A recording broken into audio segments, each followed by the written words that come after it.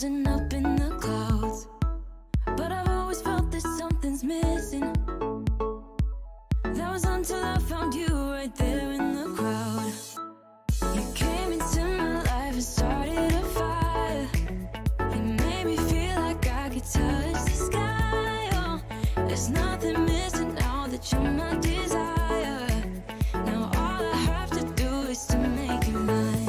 'Cause I know, and you know what we could be. Like a song, like a perfect melody.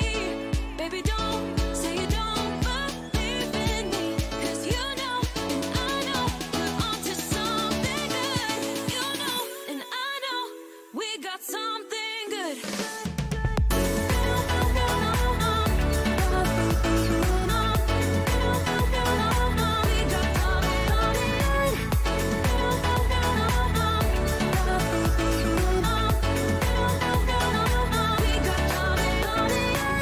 I've been waiting for the one forever. Finally I got you, baby, here in my heart. When I'm with you I feel so much better, oh yeah. Before you I was just a shell, so stuck in the dark. You came into my life and started a fire. You made me feel like I could touch the sky, oh. There's nothing missing now that you're my desire. Now all I have to do is to make you mine. 'Cause I know, and you know what we could be. Like a song, like a perfect melody. Baby, don't say you don't believe in me. 'Cause you know, and I know, we're onto something good. You know, and I know, we got something good.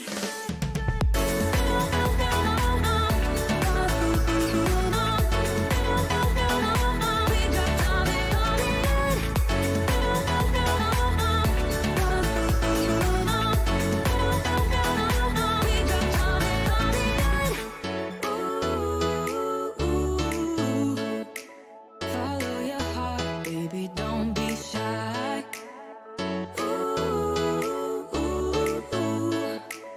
Just follow yours and I'll follow mine. 'Cause I know, and you know what we could be. Like a song, like a perfect melody. Baby, don't say you don't believe in me. 'Cause you know, and I know, we're onto something good. You know, and I know, we got something good. Something good.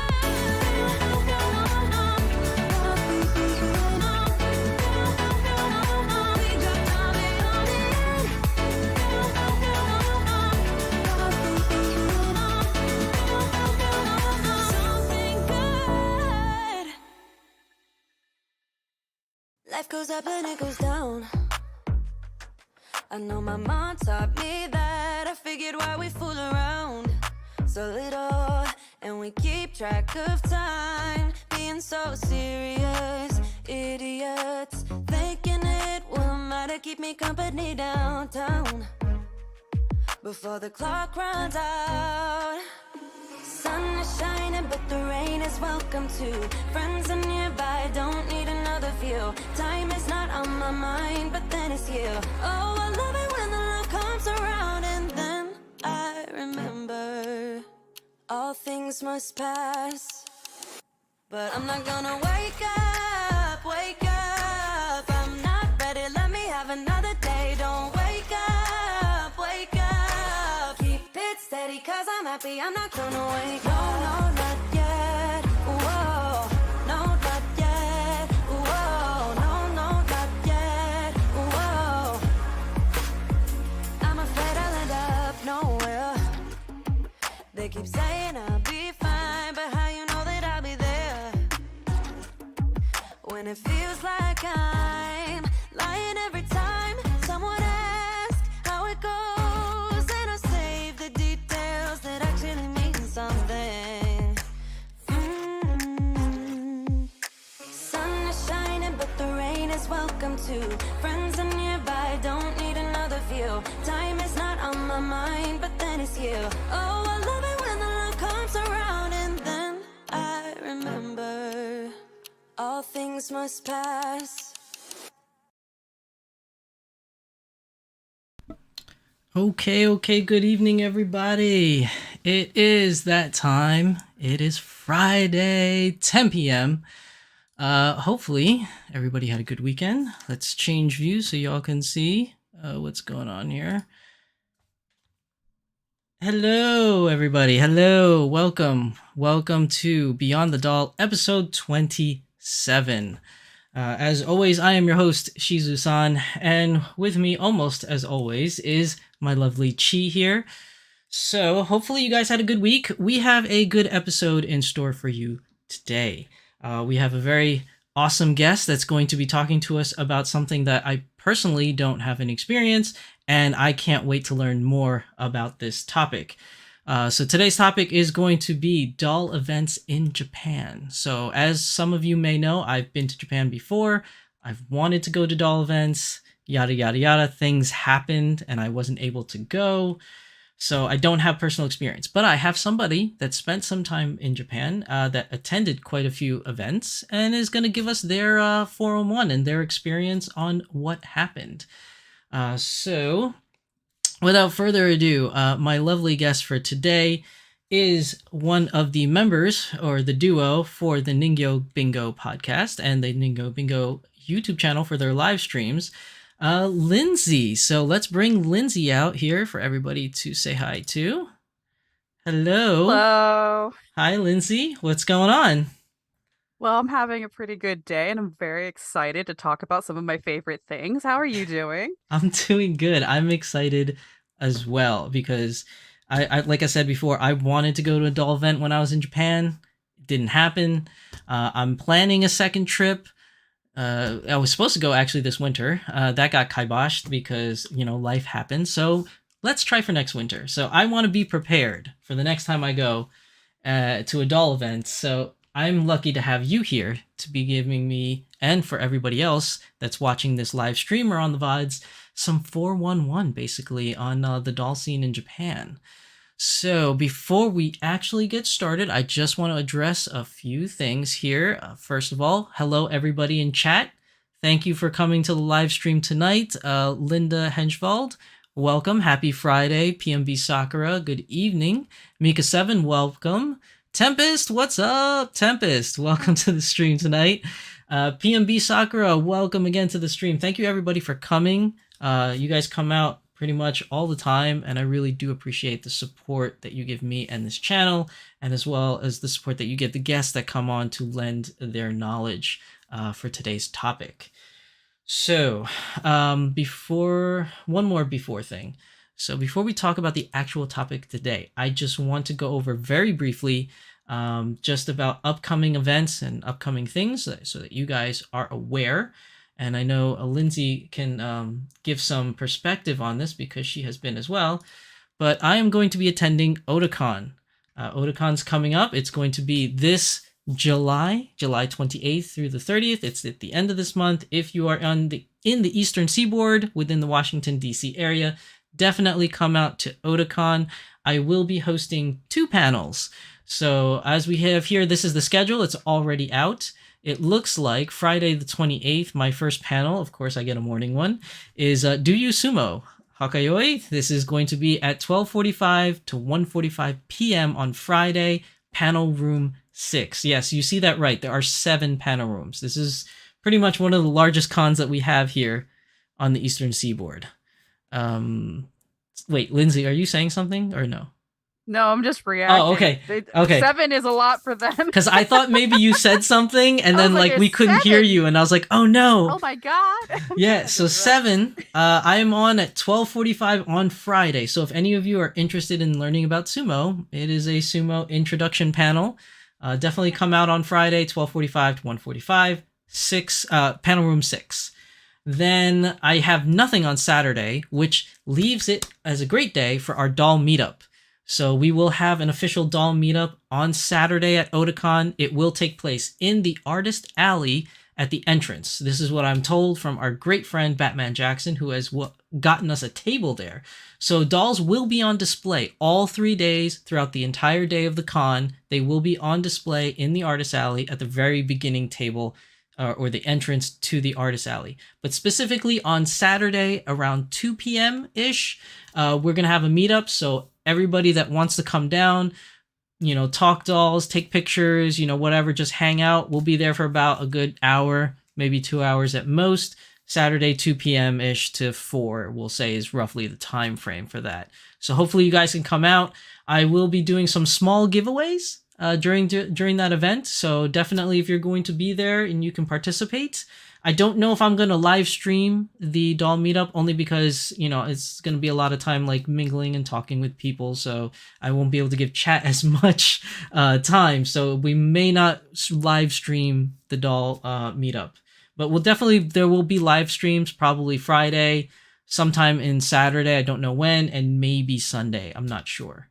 But that brings me to my other panel. So on Sunday, okay, at 10:15 to 11:15 a.m., I will be doing a doll shopping in Japan panel. So I'm going to be talking about all the cool doll places that I hit up when I was in Japan, so that any of you that are traveling to Japan, you'll know exactly where to see all the cool stuff. From my understanding, all these places still do exist. They survived the COVID thing, so all these places I will be talking about still exist and are in the area. Some have relocated, so I do have new addresses for them when we get to that part. But that will be at Panel Room 6, 10:15 to 11:15 a.m. on Sunday.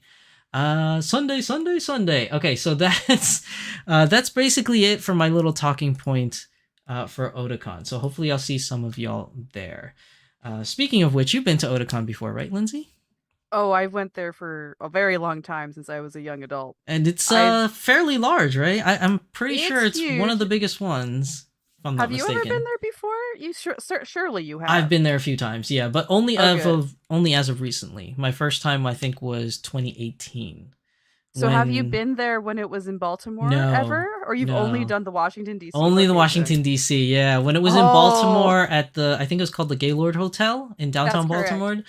Yeah, I didn't get to go. I didn't know it existed at that time, so never actually went. And then, when I found out, a couple of my friends were like, let's do it, let's go. And it's been going ever since. It's great. I love it. It is definitely the place for the East Coast fandom to go. I've met people there from as far south as Florida, as far north as Maine, as far west as California. Everybody comes over on this side if that's the one you're going to go to. Yeah, it's definitely a good one. Oh, Tempest is going. I didn't know you're going to Otakon. Yeah. Well, I guess I'll see you there, Tempest. You're gonna bring a YoSD? Nice. That makes it definitely light and easy to carry. For those who don't know, Tempest is my partner in crime for Ningyo Bingo, so it's nice to see her. Yes, Becca, otherwise affectionately known on this channel every time she pops her head in for a special visit or as a guest appearance. But yes, Becca is the other half for Lindsay and their Ningyo Bingo podcast and your most recent live stream on YouTube. Yes, we tried a new thing and it kind of worked and it kind of didn't, but it mostly worked. I watched it. It was a pretty good stream. I'm sad I wasn't able to be there live. I had family obligations, so I wasn't able to go. But definitely caught the VODs. It was a good stream. You definitely talked about a lot of cool topics.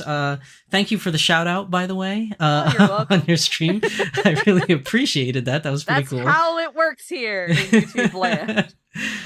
So, for those individuals that are here at the stream, welcome Yoshi to the stream.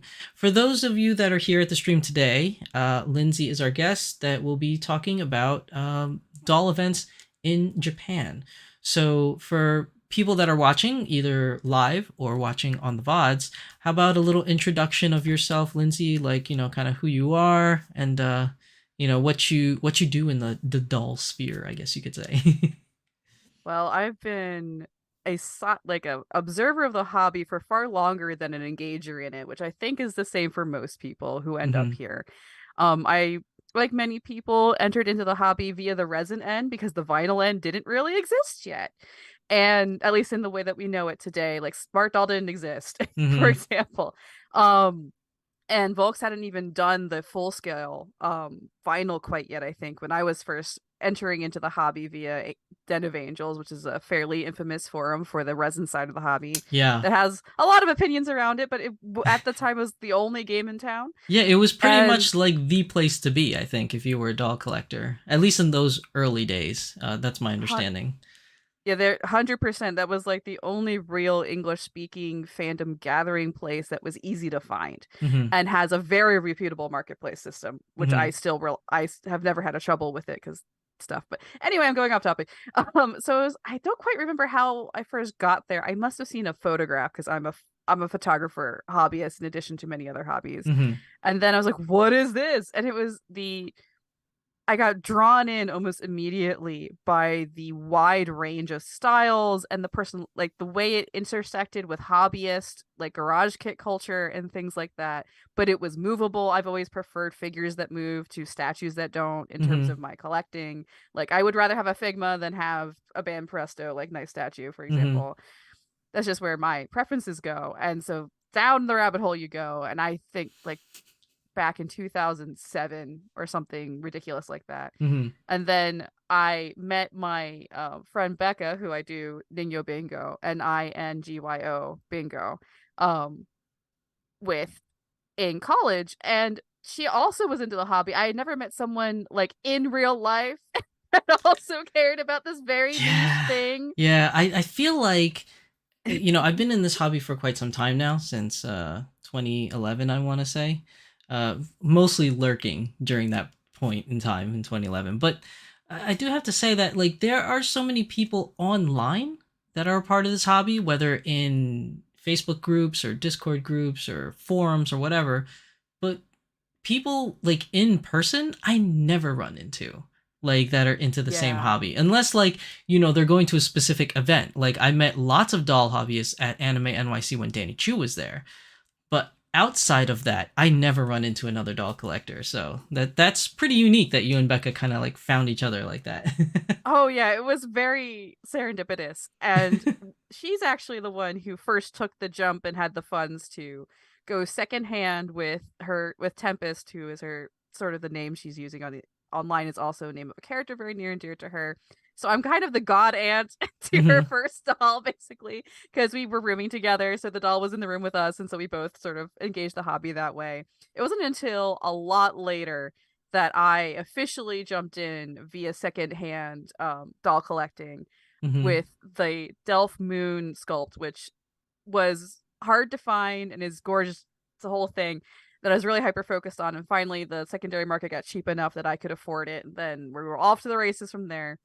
So mostly my engagement in the hobby is sort of a lurker. I have background in cultural studies and things like that, so I come at it from that lens a lot. I'm also from like the artist end of things, and so I know a lot of things, not necessarily a lot that I have personally collected.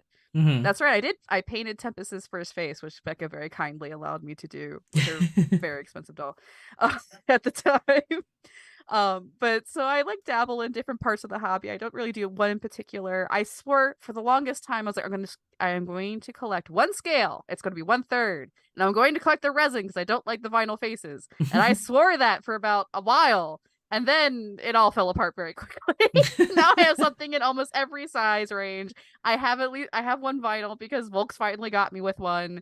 I have several different companies of different Hmm. types. I I end up in like the art doll side of the hobby more than anything else. And so now I'm But just isn't that inundated always in it. how it starts? It always starts that way. You're always like, they're so expensive, to get into Hmm. the hobby, to get your very first doll. And then, like, when you get them, you're like, this is my one and only. I'm gonna cherish this one because I This is can't. all I'll I do. can't afford any more. And then, like, a couple years later, you're like sitting there with like a bunch of dolls, and you're like, yeah, I don't know what happened with that. I am literally sitting with two like small the plastic gotcha ones from Antu in front of me, and one full set that I unboxed on our live stream on to Mhm. my direct left. And I'm like, how did this but we all know how it happens. You get in there, and when you can afford it, and the prices come down in a lot of places too. So Mhm.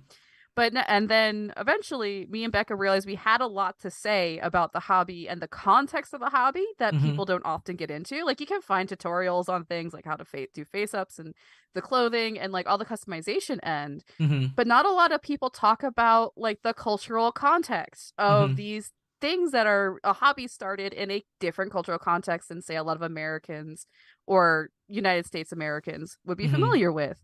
And we had a lot to say and share, we felt, that no one else was saying or sharing. And so we decided to do a podcast together since we talk to each other all the time, might as well record it. Mm-hmm.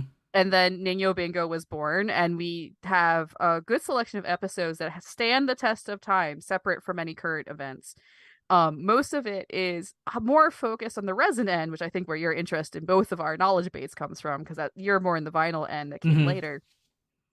But we both have a lot of experience in all different parts. Becca has like I don't know how many smart doll-esque / Dolphy dreams she has at the moment. But we talk a lot about those kinds of things, contextualizing things, sharing kind of a deeper look into the hobby than just a surface level participation. Mm-hmm. So if anyone's interested in listening to us talking about that, if you find me interesting here, just wait until you hear me with Becca where she reins me in. We are available on everywhere podcasts are sold, as it were. You know, that's another thing too, is I think either we roughly started at the same time or you guys started way before I did. I can't really pinpoint when it was. When did you guys start the podcast exactly? That is a great question. Since Becca's in the chat, she might be able to. Because I started the YouTube channel, I think in 2015. I started the YouTube channel, and like usually around then, like I wasn't a big podcast kind of guy. Like I never really listened to podcasts, which is weird because now I have this quote unquote vodcast that I do every other Friday. But I wasn't really into it. Like I was more of like a visual medium kind of person. So YouTube was like my thing. Like that's kind of like where I always look for information or, try to find stuff. But it's interesting though, because I know that podcasts in general, they're just really popular. So for you guys, when you decided to go into the podcasting, because that I believe that's first, right? Before you do anything like live stream with YouTube. Correct. So when you started the podcast in the very beginning, I know you kind of briefly touched upon it, but what was your goal in doing the podcast? And like, why did you decide during that time frame, podcast versus like, I guess a YouTube kind of medium? Like what was kind of like the thought process on that? Well, I've done some looking while you were talking, and our first episode is officially from November 12th, 2015. So we were a little ahead of you, but not by much. And our episodes come out rather infrequently, I'll have to admit. They are good ones when they do appear. My schedule in particular is the problem. I'm very, very busy. But basically I'm trying to remember what the real genesis was of why are we doing this? And as in most things, I believe it was Becca's idea.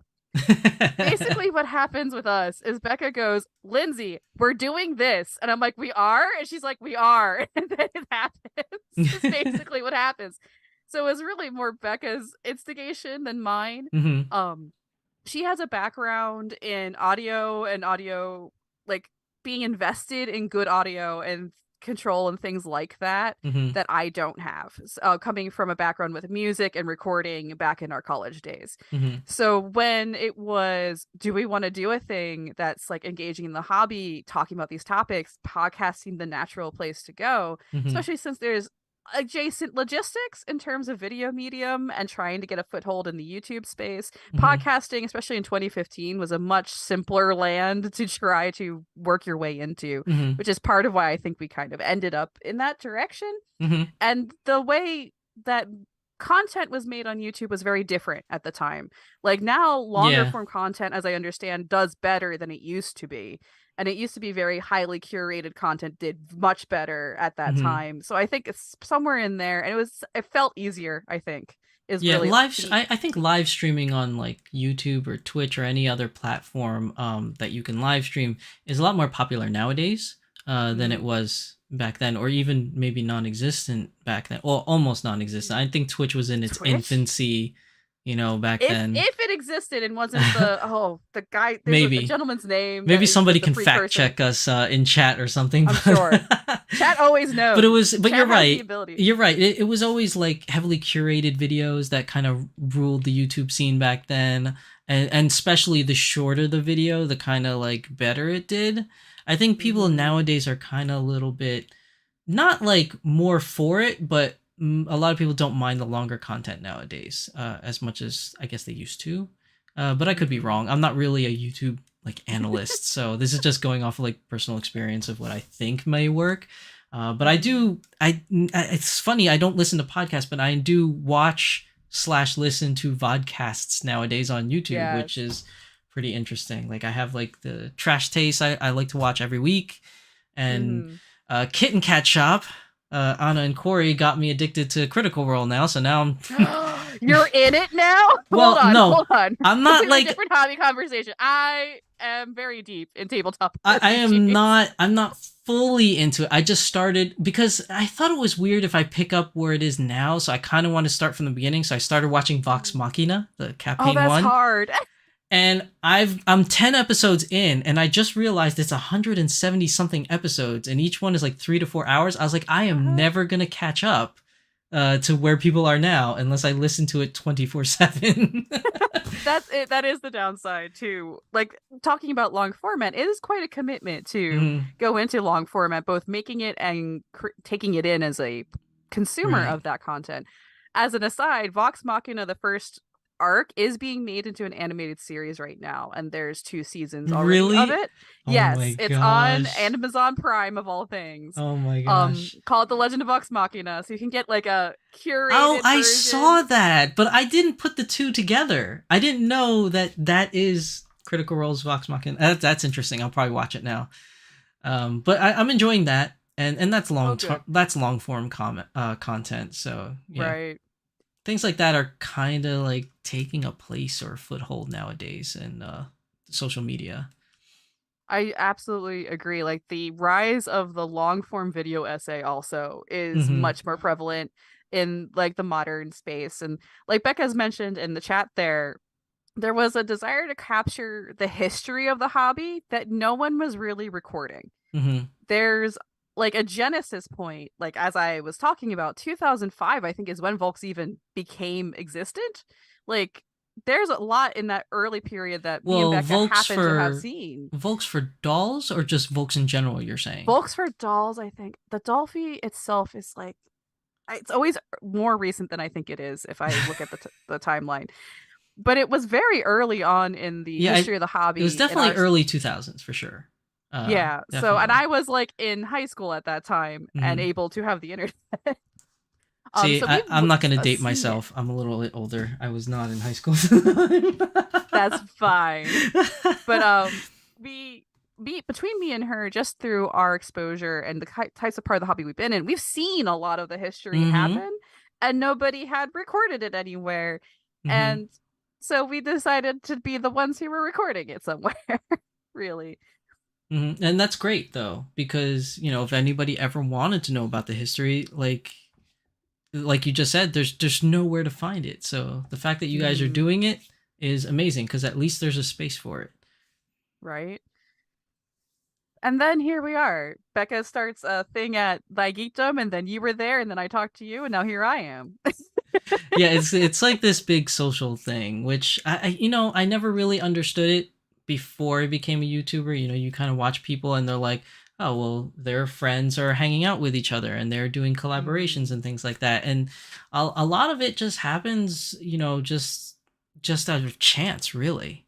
A lot of it is just chance. Like I met Becca at Anext because we apparently competed each other for a spot for a panel unknowingly. Like we just both submitted doll panels, and I got 1 year, and then next year I got rejected, but then Becca got in. So it's like, at least they were fair. Yeah, we came to like check each other's out. We're like, well, looks like there's a doll panel that they picked other than mine. So like I went to hers, and then she went to mine, and then like we just kind of met, and then from there, you know, we did a couple things together, and then from there I met her sister, then I met you, and then like you know, through doing that and then going to Anime NYC and meeting Danny Chu, I met like other creators, and then you know, everything is just by chance, really. It's not really something that's pre-planned, and it just works out like that. It's just weird how things work out.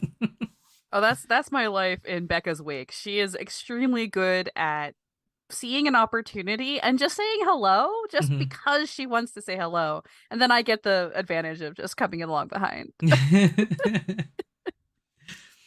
So But with it's fun. the It's fun. podcast, right? Um, Yes. so you've been doing it for some time, and then you guys, I know you took a break, and then now that you That's guys putting it are very nicely. Thank you. now that you guys are back, what made you decide to change the medium now? Because now you're not in a regular podcast format. Now you're coming back as a live stream on YouTube. Mhm. So what kind of was the thought process behind that? I know, Becca has mentioned it before when we were at that Geekdom Con, but like, now that I have you here, let's get your perspective on it. Well, basically, as I understand it, as in most things, Becca instigates these things. Becca decided she wanted to do it. So that's why we're doing it, is the short answer. The longer answer is it's much easier to produce long form combat. Combat, yeah, okay. Maybe for some people. Fighting. No, I misspeak constantly. It's much easier to produce live content than it is to do the curated audio podcast because it takes zero editing in the end.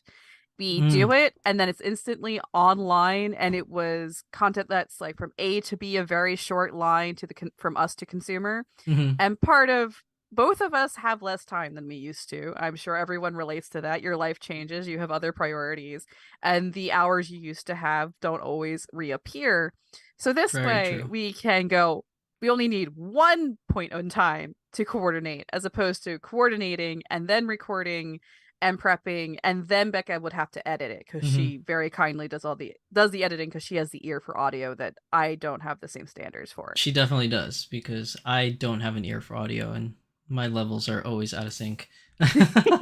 Yeah, she's making comments, but that's why that's her specialty in this. I bring a different side of it, and she takes that on, and I don't blame her for not wanting to spend the hours it takes to properly process audio for the standards that podcasting requires. Hmm. Whereas live content, everyone has different standards for that. And if I'm a little peaky because I'm yelling, which happens, um, then people aren't as upset about it. And Becca doesn't have to crunch me down to like make it good for podcast audience, because the standard there is much higher than it is in like Hmm. live content. And live content's an option now, where before it wasn't as widely like, oh, I'm just going to go to Twitch and I'm going to watch a streamer all day. That wasn't Yeah. really Yeah, there because, about 3 or 4 like years you ago. said, the podcast, you still have to edit.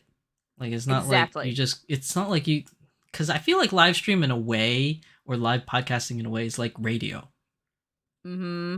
But like not everybody had access to be on radio and get on a radio Yeah. station. So it's kind of like what it is now with doing all these live streams, but you have the added benefit, if some people want to, is to put video to it. Exactly. Some people will take like the podcast audio and put it on, but it's easier, and we're more likely to make actually make content this way, and it lets us use the visual medium to our advantage. Hmm. Like when our first live stream, folks can go and take a look at, I unboxed something, and I could Hmm. talk through the unboxing from a company that isn't always very widely known yet, and Hmm. we could just talk about it and then show you what we were saying rather than having to describe it in the podcast medium where there's no visuals.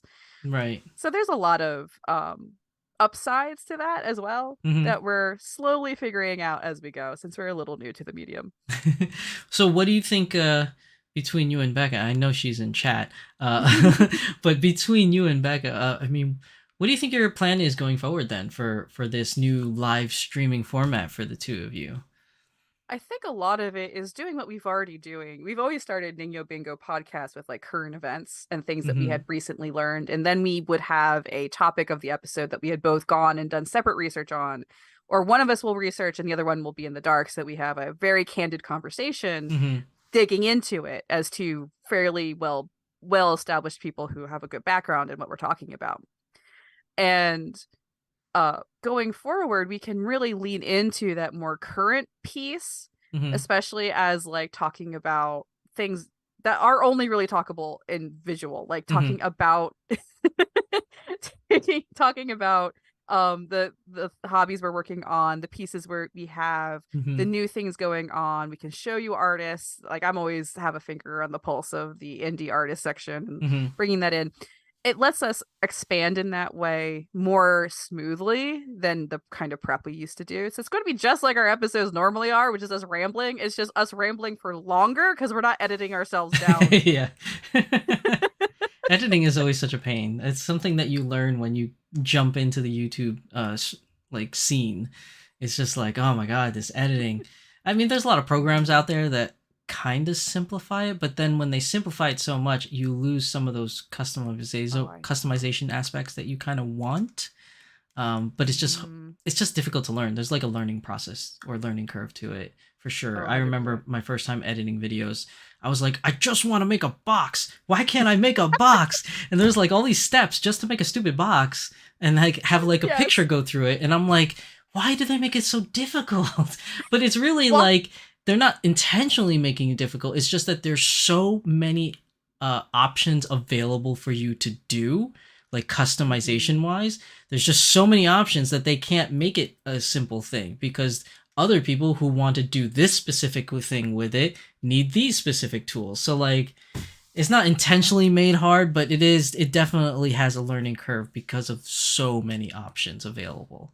It's not as simple as like, let me just make a box. It was like, do you want a box with a hole cut out? Do you want a box with just a frame? Do you want a box with rounded edges or softer edges? Do you want it like frayed? Do you want it vignetted? Like there's so many options that I got frustrated in the beginning. It's like, I just want a box.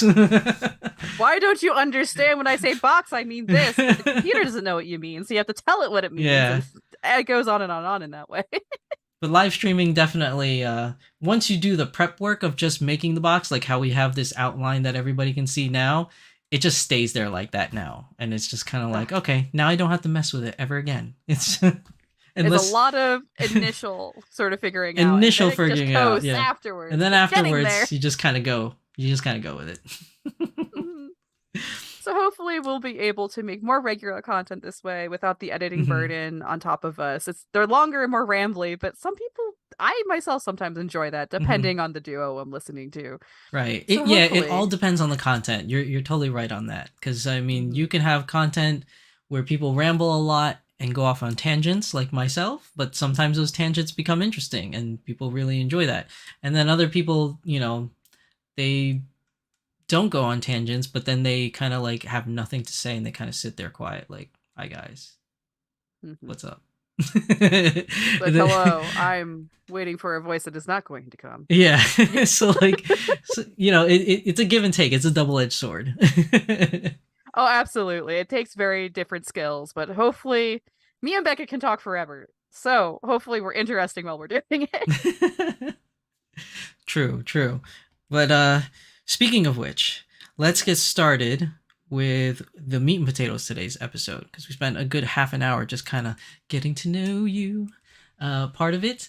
And I think chat or anybody watching the VODs is kind of like, what about the doll events? So let's do that, huh? Let's get into it. So one of the main reasons why we have Lindsay here to lend her guidance is that she spent some time in Japan. How long was it exactly that you were there? I was there for about a year as a student and 2 years as an adult. Okay, cool. So about 3 years total, roughly, and then maybe some other times, maybe you went back for visits or something like that, or I've it was only just visited once. those 3 times, those 3 years. Mostly what happens is I go to Japan and I stay there for a long time, and then I come back, and then I go back for a long time, and then I come back, and then you come back. So one of the things that Lindsay and I was talking about during the Geekdom Con was because when I found out she spent some time in Japan, I asked her if she went to any doll events. And luckily for me, she did. And that's where she's going to lend her expertise. So one of the big ones that I really want to address, because it's near and dear to my channel, because most of my stuff is vinyl related for the most part, is Volks' very own Dolpa Festival. For those that don't know what Dolpa is, it is Doll Party. And it happens multiple times during the year. I think it's a total of 3 or 4 times, I think. 4. So 4 times during the year. And it's held in different venues. So sometimes it's in Tokyo, sometimes it's in Nagoya, sometimes it's in Sapporo. Sometimes in Kyoto. Right? In Kyoto. I think Sapporo is very Kyoto rare, one's right? different. It's not really Dalpa. They don't call it Dalpa, Oh, but it's kind of a the Dalpa that's hometown, different. right? They Yeah, call it the well, hometown hometown. Nagoya's the something. hometown one because that's where the Oh, first that's stop is. Nagoya. Okay. Yeah, Nagoya's the hometown. It already starts. Yeah, it already starts. There are 4 Dalpas. There's 1 or 2 Kyoto ones, which is different, and 2 are always at Big Sight, which is in Tokyo, and 2 are in Nagoya. So that's how they split them, and they're all staggered through each season. So there's basically one per season. I feel like there was one in Hokkaido or something, wasn't there? Like I a think special there might event have time been. where they just moved it to Hokkaido and be like, hey, let's just do it here 1 year. Sometimes that like hometown one goes different places. Oh, okay. But there's always 2 Big Sight events, one in the winter and one in the summer. And they have different numbers, is my understanding. Yes, like, I think they count them. Yeah, the Dolpas I think were at 49 or something, or 48. Yes. And then we just had 49. And then the hometowns are like something like 7 or 8 or something like that. Or the next one is 8. Next one's 8. Yes. I don't know if they count them by hometown or if they count them by the city that they're in. So it might be 8, the 8 for Nagoya, or it might be the 8 in general. I'm not entirely sure. So just so we can give people a visual medium that's watching on the live stream, is we have this to show. This is the new one that's coming up on August 20th of this year. It is the Hometown 8 Doll Party, which this one is going to be in, where is it? Kyoto? Nagoya for this one. Thank you very much for that. I always get them confused like all the time. But this is the Nagoya one. I can read what it says. Is the help. Okay. See, there you go. I'm cheating. You have that added benefit. Yes. The chat stopped updating. Oh, it should update now that we did. Yeah, I always have problems with chat. I don't know why. Because it's not a browser link that's linked. It's the streaming program that pulls it. It's the API. Yeah, so sometimes it freezes, but eventually it catches up at some point. Sorry. But if you're watching it on YouTube like directly, like you can see it in the live chat. It just won't update on the actual screen that you're watching, which is unfortunate until I can get it to work off a browser source.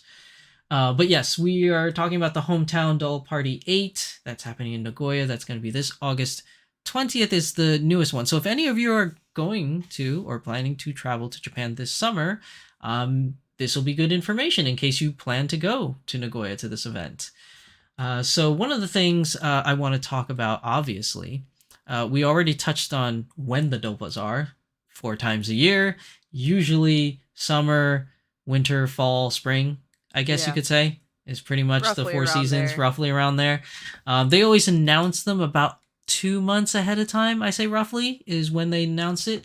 So if you are planning a trip, you never know, those things will come up, beforehand. Because if you're planning a trip anyways, most of the time you're planning half a year out ahead of time. That's usually at least my personal preference. Like I start planning and looking for hotels and tickets like starting a half a year out. But that's just me. I don't know. Maybe some of you are like last minuters. But this one that's coming up in August, why don't you tell us, Lindsay, about a couple things? So the first part is when you decide to go to a Dolpa is tickets. So how do we get our hands on tickets to go? Because I know this may or may not be a little confusing for people that are new to Japanese events in particular. Oh, absolutely. It is not going to be how you expect it to work. First, take your expectations, put them in a box, throw them out the window. The way Volks specifically works, and a lot of events do this as well. The Volks does this slightly differently, and I'll explain what that means, because they've updated some things since I was last there, and I was intrigued to read about it, partially in response to COVID restrictions that are in the country. So you don't buy a ticket exactly, you buy a guidebook that acts like your ticket. Right, so, it's kind of like their version of a Volks News, but specifically for this event, I guess. Correct. Kind of thing? Okay. So there's basically, you have a choice. You can either, for Dolpa in particular, they do this is slightly different than how they used to do this, but the way they do it now is there's 2 pieces. One is your ticket into the event space. One is the guidebook. You can choose to buy just the ticket or buy it with the guidebook. I don't know why you would, because you get all the cool stuff if you have the guidebook. You can't go into the limited Sumika shop that's there, which I'll explain later. You can't go in for the lottery to get the special limited dolls if you don't have the guidebook. You can't do bingo without bingo without the guidebook. We'll explain what bingo is if you don't already know. You can't do any of the fun stuff without the guidebook. So if you just buy the ticket, what does that get you? It gets you entry into the event. It gets you access to a very significant dealer's hall. Mm-hmm. Is basically what that does for you. Oh, so that's it. Okay. That's it. Yes, you need the guidebook for everything else that is sort of special and fun about the event. So I don't know why you wouldn't. Mm-hmm. The way you obtain these is you have to go to a Volks store and purchase them over the counter. They'll be selling them ahead of the event for a certain period of time. I'm looking at how long is Nagoya selling for? They always tell you they always have a special website just for that event because their information does change. I believe it goes on sale. It went on sale the 1st of this month and is on sale until the 17th, at which point they stop selling them over the counter in a Volk store and you have to buy them at the event itself. So you can choose to just show up and buy the guidebook and ticket together. Now, here's why you don't want to do that. They have changed how the lottery entry system works, which requires you to know something about the Volks events that's kind of specific to them, but is not unfamiliar to anyone who has waited in a line to buy something that's limited. Volks at Dalpa, part of the draw is they are releasing limited things that they will never make again. And Dalpa is your first crack at trying to get one. And the way Volks manages the greater demand than what they can give you, like special edition Dolphies Dolphy Dreams that they will not sell in any other way. If you want your sabers, if you most of the like that kind of thing. Their special edition Dolphy Dreams, which your audience might know better than the others. Their special edition like Ariel special edition resin as well will only be available for a limited time. And to be fair, they have a lottery system to win the chance to buy them. So we hear lottery and we think, oh, for free. And it's like, no, no, it is not for free. But the way they handle it, Dalpa, which is the only way you can go into the lottery and walk out with the item and the doll in your hands, is that ticket has a scratch off space on it. I saw a picture of like a badge, and then there's like a little, well, Google Translate, it says use a coin to scratch it to reveal your number or something like that. And I didn't know what that meant. Yeah, this is the new part from when I used to do it. This is in response to COVID restrictions also to entry, where they have limited amounts of people they can have in a certain space that's for a certain amount of time. So they do gated entry via those tickets. The first people who get in, there's group A, B, C, D. Group A goes in first, and then they have to wait. And that's random, right? Like, you don't know if you're group A until you scratch off your ticket, basically. Correct. Okay. So when you have your ticket, you scratch it off, and it will have a letter, and it will have a number. And you really want that number to be low. Because that's the order you get to enter the event in before everyone else. That's the number that tells you if you're going to have the chance to get a limited thing. So it's weird though. So if you don't have A and you end up having B, are you pretty much out of luck in getting that limited doll? It's like, I didn't get an A. Depends on what number it is. There's a whole science that people figure out about, is it even worth trying to wait in line for something, depending on what you're there for. If you're there for a limited doll and you're not in A or B, and if your number's higher than like 400, forget it. Don't even worry about it. It is not happening. They don't make them in those amounts. I've heard different pieces of advice that some people say 400 under your shoe in, some people say 300. It changes over time because the amounts they make are changing. So that's something you would have to update yourself on.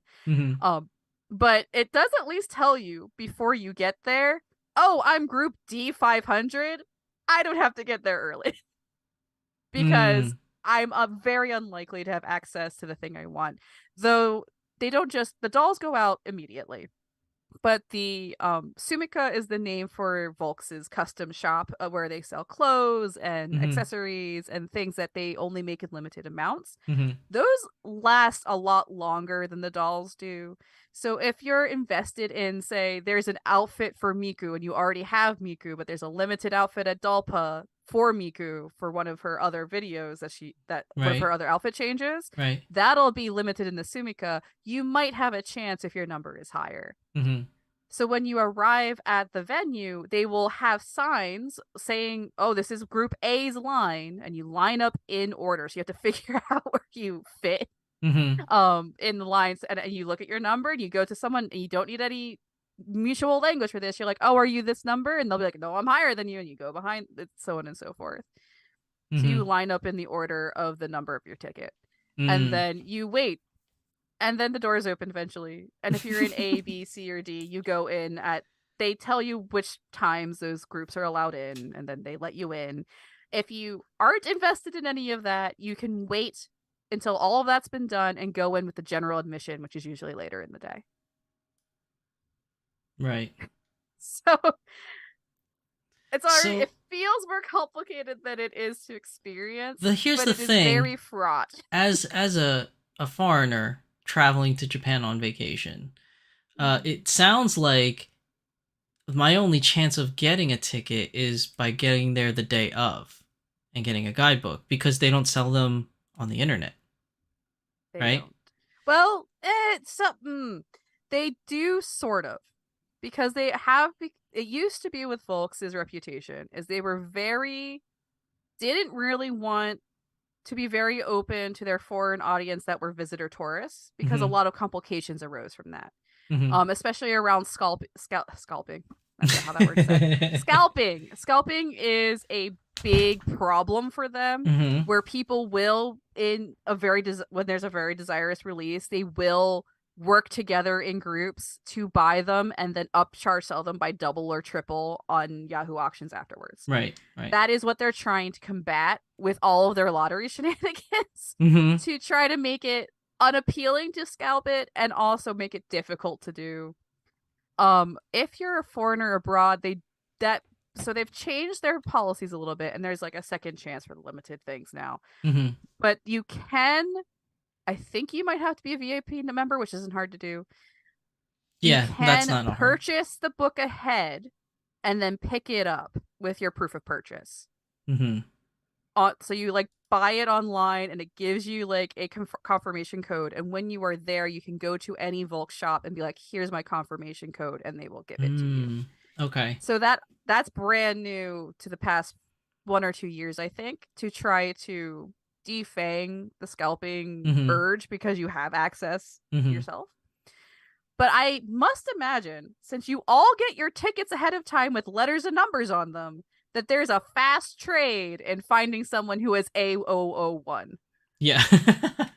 or somebody selling their happening. ticket. I'm sure that somebody got the ticket and they're like, "I'll sell this for like, I don't know, $1,000 or something like that." I don't know. I'm just making up numbers. You're not.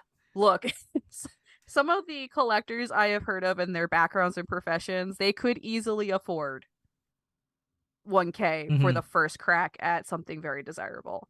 It gets a little wild in the wings of this. It's so weird though, because if you're kind of like a shoo-in, if you're less than 300, there's no point in going for number 1. Unless you want to make money and you're not there to actually buy the thing, you're there to scalp. Yeah, that's true. It used to, when I went myself, which was several years ago now, and without COVID restrictions on groups being in a single room. This is part of what they're also managing, is admitting people in groups so they don't have like 10 million people at once to follow COVID restrictions, because that's taken very seriously over there. And you will find everyone will pretty much be masked in these events. That's normalized, and you should be doing so over there. There was a very long line, and you went through the very long line, and there was a box, and you put your hand in the box and you pulled a number out of the box, and that was your number to get in, or your number for the lottery chance. For the lottery chance, okay. So if you pulled a number and your number was 29, you went into a separate line and then realigned, reorganized organized yourselves Mhm. as per the number you had grabbed. Like this whole Mhm. admission ticket part wasn't even a piece. You just had the guidebook. Mm. And you just physically pulled out a number and you had the chance of getting anything. And Mhm. then that was how you lined up. And if your number you pulled was greater than 300, you're like, forget it. Just go to the main event. Don't even get in line. And then later, to further try to avoid the scalping situation with like ticket exchanges and things like that, Mhm. they changed it so everyone pulled a ticket and then they randomly chose which ticket was the start of the line. So they would have ticket 1 through 900 and then tell you and pull from like randomly, all right, the start of the line is going to be 563. Ooh. So if you're 562, you were going to have a very sad moment So because it you were just doesn't even last, matter if you had A001 at that point. right? That's Mm. how they were trying to get around the scalping Mhm. situation at that time. But Mhm. now with the limited attendance rules because of COVID, they staggered admissions and they made the number system part of the thing you were bringing. It also discourages people. Like if you have an impossible number, you might Mhm. go later in the day, so it defrays how many people are there at the same time, Right. makes the crowding less bad, that kind of thing. So it's like it's a little bit of a deal, which for me as someone who was going through a different version, but still had to like go through the hoops and jumps. I was living there, which helped a lot. So I was there a month ahead Mhm. to go through all this. It makes it feel kind of you're more invested in the event because you had to try harder to do it. To do it. Yeah. Which is interesting because Becca says in chat that there are some cool old archival videos of old Dolpa where there was a stampede when the vendors hall opened. Oh. That sounds crazy. It is because not only is Volks offering limited things, but all the dealers in the place, some of them are very famous Hmm. creators in the doll hobby. Like Which I very famous. definitely want to talk about when we get to another section later in this thing. But Yeah. yeah, there definitely are famous people or famous. What do they call them? Like ateliers? They Are call they them ateliers they call or? them dealers in the parlance of Volks themselves. Like it's a Mm-hmm. dealer's registration. Mm. I guess it would be like if you're familiar with Artist Alley, it's that. It's basically that. But Okay. it's basically Artist Alley, but they call them dealers. Mm. And they might have only 3 of something, and you really want that. I will talk later about how you experience Mm-hmm. that with Idol actually. Yeah. But that's also some people are there for the Volk side, some people are there for the dealer's side, and Mm-hmm. there's like hundreds of dealers that will be there. Mm-hmm. If you're very lucky, you might get something very bespoke or rare. So there's a lot of limitedness around a Dalpa event, and getting into it feels special because you kind of had to work at Yeah, it. you had to work to get it. You had to work to get in. And then once you're inside, it is Tokyo Big Sight is a beautiful space. Oh, It is speaking of which, huge. so that everybody can see, this is Tokyo Mhm. Big Sight where the event is held. Well, not every single event, but when it is in Tokyo, this is one of the spaces that they use. And it's a very popular space used for a lot of different events. It's not just Dolpa. Like a lot of things are here at Tokyo Big Sight, which we'll talk about some other events that happen there actually as we go through Mhm. today's episode. But for people to see, this is what Lindsay was talking about. Like this is Tokyo Big Sight, and this is the line situation. This is a recent one too, because you Yeah. can see they have the letters up in the Mm-hmm. air. So they have like the line A, the line B. You know, all the people There's are a like D. out I think it there. goes all the way to E potentially. Oh wow! Like, and you can see the people. Like, there is a quite a good number of people like in those lines. Oh, I they wrap around the Yeah, building. I don't know how far this goes, but like from just this photo alone, I mean, there's a lot of people there, for sure. Oh, there's like at least when I was attending, thousands at least in line, Wow. and I was not the earliest person So to would you say, arrive. to give it more for our American audience that's watching, for those that you might be familiar, would you say it's more of like a, I don't know, like a Otakon type line Mm, situation, or like a New York Comic Con type line situation? Like, what are we talking about here with people? At least in your if opinion. it's a situation, if you went to Otakon when it was out of the Baltimore Convention Center around early 2000s, the pre-reg before Thursday line is what it was, Hmm. which is when it wrapped around that giant center like 3 times. is sort of what you're looking at. I've only attended Otakon while I was in Baltimore, which I've gone to at least 15 of them, but Hmm. at that location. I don't know if they have this issue anymore, but Oh it no, used to they be still very do. famous. Oh, well, there you go. It's the Otakon pre-reg line is the energy. Yeah, because when I went to Otakon, the line is very very big. Yeah. Even for pre-reg, when you go or for Thursdays to pick up your badge early, it's usually pretty big. But definitely, if you go on Saturday, that Mhm. line is massive. And I've heard horror stories of people waiting in that line last year. Luckily enough, because if you're a panelist like me and you do panels, you actually get in earlier. So you actually skip the line. So it's one of the benefits of being a panelist or a benefit of being an exhibitor or an artist alley Mhm. person. You go in before anybody else gets to go in. Um, but yeah, I've only heard horror stories. I've been very lucky that I've been doing panels every single time I went to Otakon, so I never actually had to suffer through it. But I had to suffer through Anime NYC lines and New York Comic Con lines, and those are pretty bad. Uh, It's not Anime Expo, I'll tell you that. Anime Expo is its whole own separate oh yeah, existence have you over been to there. that one? I heard that one's a beast. I have not myself, but I was hearing the reports from this year that it was especially bad. I think partially because of the post-COVID energy, Hmm. where it's like we haven't been able to go. Oh, we're all going. So it was a little. I think it was overcrowded for their particular space. But But I've been hearing the do you think reports. Dolpa would get to that level of Anime Expo type attendance? No, It's not the that kind of hobby's big, not right? the hobby's not big enough to contain that many Mm, people.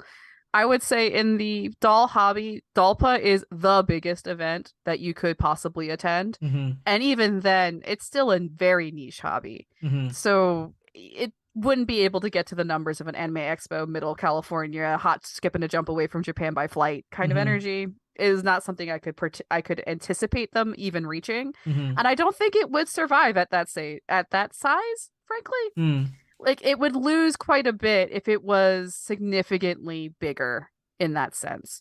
Like mm, when at least when I was there, Volks takes over an entire wing of Tokyo Big Sight, which is a significantly large size, completely contiguous room.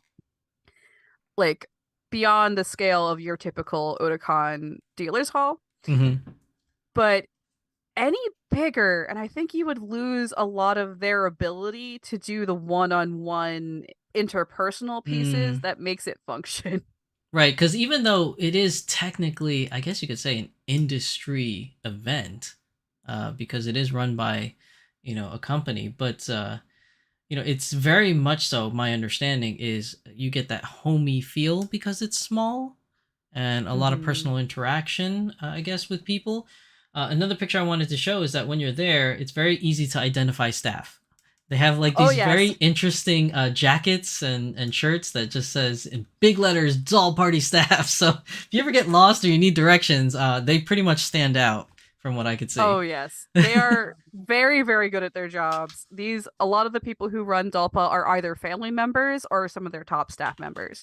I think that might be some of the individuals you're seeing here. One of them looks vaguely like it might be Mika, who's a daughter of the family, but I couldn't tell you for sure. Hmm.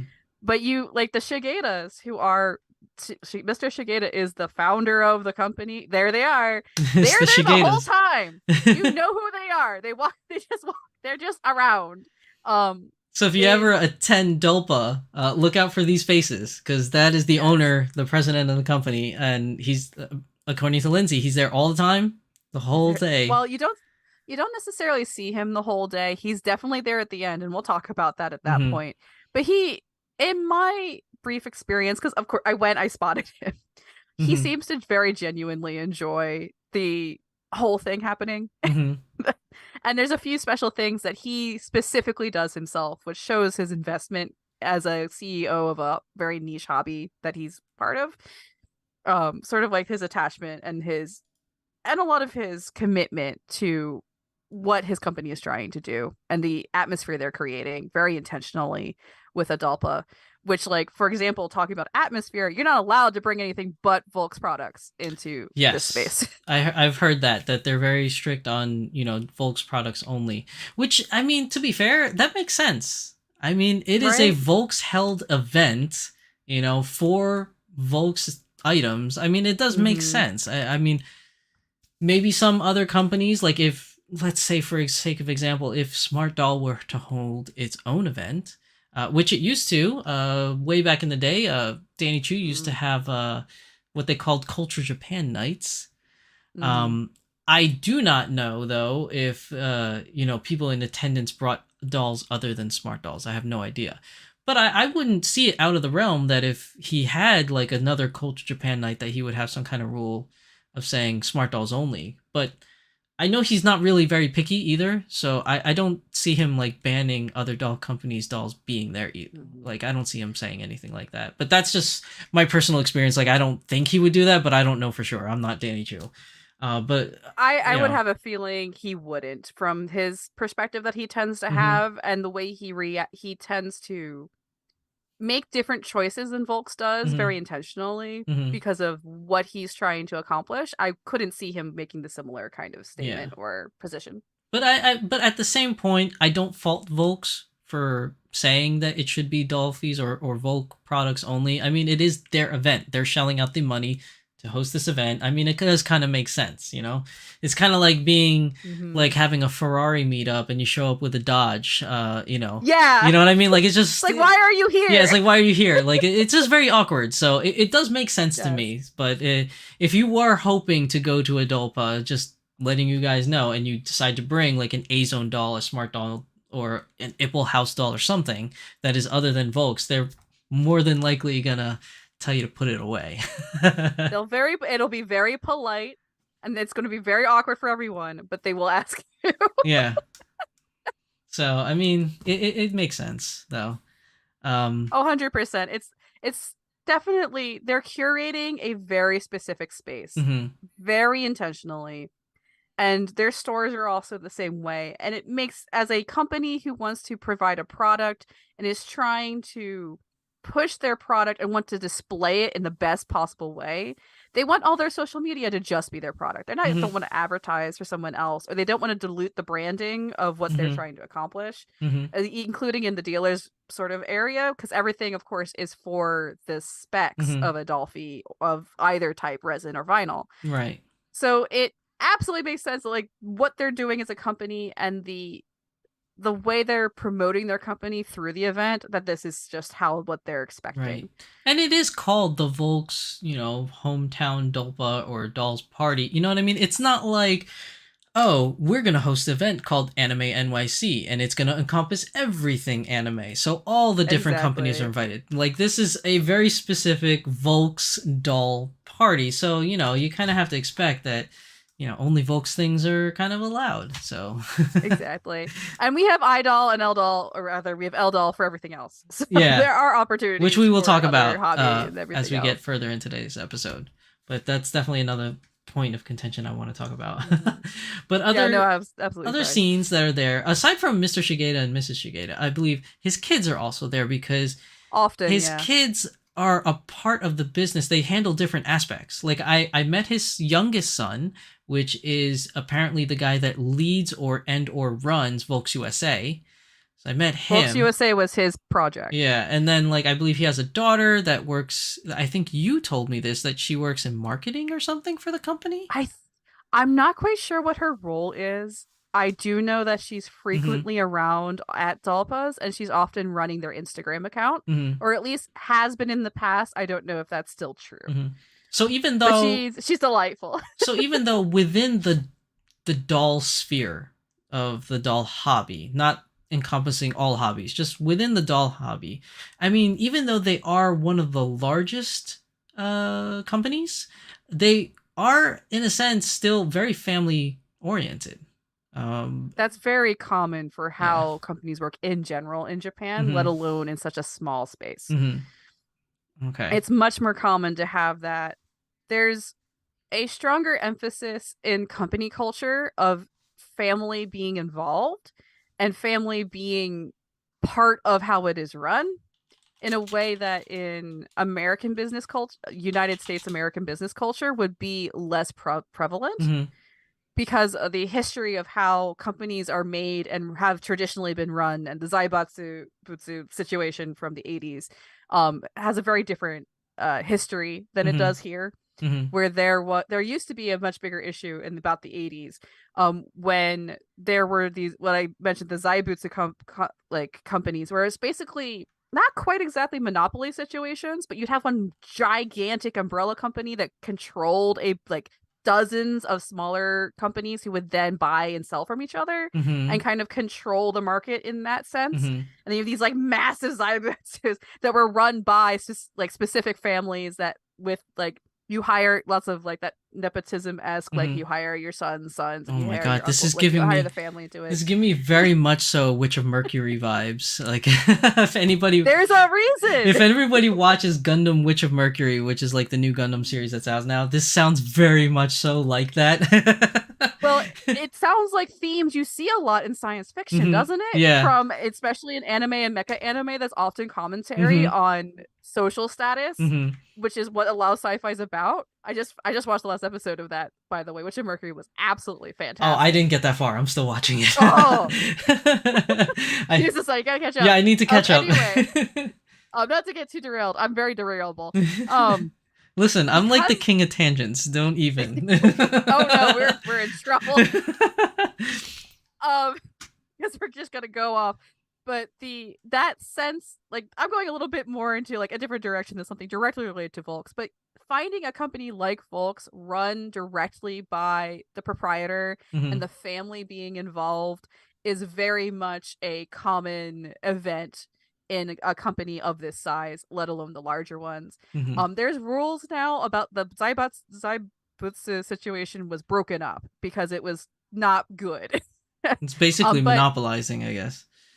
it's monopoly, but in a very different direction. Mhm, A lot of them were broken up very intentionally by the government, and there's some laws in place about them, but it's still a thing that happens and is still a strong social issue that gets addressed mhm, and is so prevalent that even in 2023, Witch of Mercury is showing you sort of these themes that are very common mhm, in social commentary about that and how that's not always very good. mhm, But that's aside from the Volk situation where it's such a small company, of course it's a family company, mhm, is sort of like doll hobby is small. And it's a smaller chunk of the larger garage kit hobby, which is already itself small. mhm, So it's such a small space that you have to have a very strong market presence to succeed. mhm, And I think that's a lot of what Volks is attempting. And Doll's Party is this brilliant marketing move that they've made where you have this celebration of the company that you become involved in. It's a mhm. party. It's meant to bring people Right. together, to be a place to be in. It's where they do all their exciting limited events Mhm, in person with you, mhm. with other people, creating community. And Right. they have a lot of control over exactly what's happening there because they're very aware that they live on the edge. And it's very similar Um, to like I want to say other events, not just doll hobby related, but like things like for I myself that is I wouldn't say I'm a gamer per se, but I play a lot of games. And like things that I play like Final Fantasy 14, they have something similar to a Dolls Party, which is their fan fest that happens once yep. a year in Europe, America, and I think in Japan. And then same thing with, well, I don't think it happens anymore, but back in the day, Blizzard with World of Warcraft had their own BlizzCon. You know, it was all Blizzard related Mhm. stuff. So it's not like something that's totally new to the scene. It's just this is Volk's take for dolls and their specific brand, you know, having doll party. But yeah, it's definitely really cool. So It's very if fun. you attend one of these events like Lindsay has, a couple of things that you'll notice when you're here, we have some pictures to show. So they have a lot Ah, of things that are set up for you to see. So gosh. there are many photos. I only took like a couple of them just to show as examples, but here's like a display of a resin dolls display. And Those are the limiteds from that event for the yeah, so resin. like you could see it's very thematic. Like they have like the curtains that match everything, you know, you have like the chairs, like the couches, and everybody's lounging around in the new outfits that's being sold at this event. Especially with the limited dolls that you could see the pictures of that are hanging here. They're all on display here. So this is something that you could take pictures of, and you'll see if you have like Twitter. You could see a lot of these when the doll party happens. Everybody just starts posting pictures that they took from these events, and this is just one of the things that I thought was really cool to see because it's a very elaborate display that they have there. It is so cool. Pretty cool looking. I can't wait to see it myself. And then if you want to see like, they have also stuff for the vinyl dolls, not just the resin dolls, but Dolphy Dream has its own section. For this particular event, I picked the past one because it had like these two girls on there, and it was a very nice. That's a very famous old setup. series. Yes. That's Revolutionary Girl Utena. Yes. And that was a very popular release. It's still a popular release, I think, which is weird. Oh. Like, and what I mean by that is like the show itself is very old. And the funny thing that I think about it is that even though it's old, when these dolls were released, they were super popular. Like people were clamoring over it. And I was like, is this all people like my age that remember watching it? Or is it like, I don't know, is the younger community into Utena? Like, it's such an old show. I don't know if the younger community is into it. Like, or is it just individuals like myself that remember it from back in the day? Well, thinking about the price point of a typical full set Dolphy Dream, is that really within the wallet room of most people who are 25 or under? This is true. Their main target audience are people relatively of our generation and older, and the main collector base are people who are office worker, like people who have a steady job of some significance, so they have the disposable income. So a lot of their more recent limited releases that have been licensed releases, especially in the Dolphy Dreams, they've been doing this particularly. That tends to be their split. The Dolphy Dreams are their licensed dolls, and the resin tends to not be licensed. It tends to be internal design work, which makes the Disney connections with the resin very interesting in terms of Volks' typical habits. But with the Dolphy Dreams, they're almost always licensed, and they licensed Utena, they licensed like Sailor Moon. They did all the main inner senshi with Sailor Moon for Dolphy Dreams as limiteds. They've done a ton, and Lena Inverse, for example, from Slayers, we'll talk about that later. That's from the late 90s. Like for me, that was my childhood anime, as it were. So they're definitely targeting people our age who know what these are. No, that is true. They've been going back. I always thought it was interesting, like when they go back, absolutely, and they do some of these things that like happened like a while ago, basically. yeah. Utena was like new in the 2000s, if not slightly before, and we're 23 years later. So, and they did very well. Yeah, I think it's mostly too because of Anthe. Yes. I think it's just a very unique tanned skin tone because we have tan in Dolphy Dream, but for whatever reason, Anthe was slightly darker than what we normally have from tan from Volks. Almost like Dolphy Icon tan for Tawny. Very similar to Tawny. So that made her very unique, at least in the collector sphere. It did. In my opinion. Oh no, I 100% agree. There is that element to the limiteds where they will do experiments with their limiteds at Dalpa. Like the resin bodies, which I know slightly better. Dalpa is where they would always release the brand new joint versions that they were testing and then that they were trying out. So it would be a really big push to get the bodies and then split them for the heads to be separate, because the bodies would be the most recently engineered version, as they were fine-tuning what they wanted to do with them, because they were only investing in just a certain number of them to test it out as a design element. And then people get very invested in, like, I want the one with with those knees kind of situation would start happening. And the Dolphy Dreams, like as you pointed out, like Anthe here is a skin tone that we almost never see from them, possibly because it may be a quality control issue. I know the darker vinyl is occasionally harder to get right consistently unless they have advanced that engineering lately. But like in that sense, Anthe is Anthe, but as you pointed out, she's a skin tone that's very unusual. And there's a lot of people who are looking to make a custom where like, I want that piece of that. So that would have driven up even further than And I think I've seen Utena floating around on the secondhand market, but I don't really see Anthe. I think people that got their hands on her are not giving her up, kind of thing. I absolutely think you're right. It's hard to find an Anthe. Yes. If you were invested in a set, you're kind of a little SOL at the moment. Yeah. Yeah, she's definitely one of those. I think, and until they start doing more of it, she's probably going to be one of those highly sought after for quite a while. Much the same as, like, I guess you could say Saber Lily was to the community for a long Mm-hmm. time, or Mika Hoshi from Idolmaster Yes. before they started making more, I guess you could say, oval type eyes, because a lot of theirs were like really big oval, like big wide-eyed anime kind of thing, where now they're doing a lot more of the slimmer over eyes kind of going out to the side. So before they started doing more of those, the only one that had it at the time was Miki Hoshi. There was no Mm. DCH head, there was no D-Chord head that could mimic that. So her value skyrocketed. And then now that we have many more Dolphy Dream choices, many more D-Chords that are coming out with that type of eye style, her value has dropped significantly at that point. But I can see Anthe being very popular for quite some time until they start doling out more, I guess, icons, I suppose, which Becca has pointed out in chat that Volks USA is going to be having an icon lottery coming out in August. So definitely going to try for that again. I've lost. Oh, did you try? I've lost did you lose it every last time? icon lottery. I have not gotten my No. hands on an icon because I want that purple one. As most people in my chat know, I'm a big sucker for purple. So it's like, No wonder we get along. I am the same way. I keep losing for the purple one. Yeah, Going for it her is again. purple, my weakness. Yeah, purple's I am the same my way. weakness. I don't, to be honest, I don't know what it is about purple that really draws me in. It's like a numerous amount of factors. It's just, I just like the aesthetic of it. I just think it looks cool.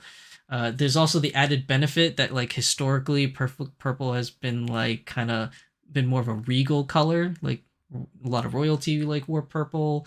Like, I don't know, like something draws me to purple. As you can see, like Chitose's got a lot of lavender. Yeah. So yeah, I don't know, but yeah, I'm trying to gut for that Dolphy icon. We'll see how that goes. Good luck. That's going to be in high demand, I think. Yeah. So good luck. Yeah, I know. But one of the older ones, because we're talking about it, Tangent King over Yes. here, we're talking about some older shows that were made into dolls. What I'd really like for an IP for Volks to pick up, if we're going the older anime route, is Magic Knight Rayearth. I think I would die. I'm a huge fan. It's probably one of my all-time favorites for the older shows, and I'm a huge fan of Fu Hooji, and I would die for a Fu Dolphy Dream. Oh, they would do the armor on them if they did the Magic Knight Rayearth. Oh god. And they offered the full armored versions of them. Yeah, so it'd be so good. And then they could do the school outfits as a separate secondary outfit. See? Yep. Yes. Come on, Volks, we're giving you ideas here. You gotta jump on this. They could pair them with they do Volks in their other side of their company do figures as well as mecha figures. They would make a beautiful. Getting that license would be extremely hard for Clamp, so I don't know if Clamp has done collaborations with other companies, because I don't think Clamp specifically makes their own like figures. I think other figures make it for them. So it's not out of the realm.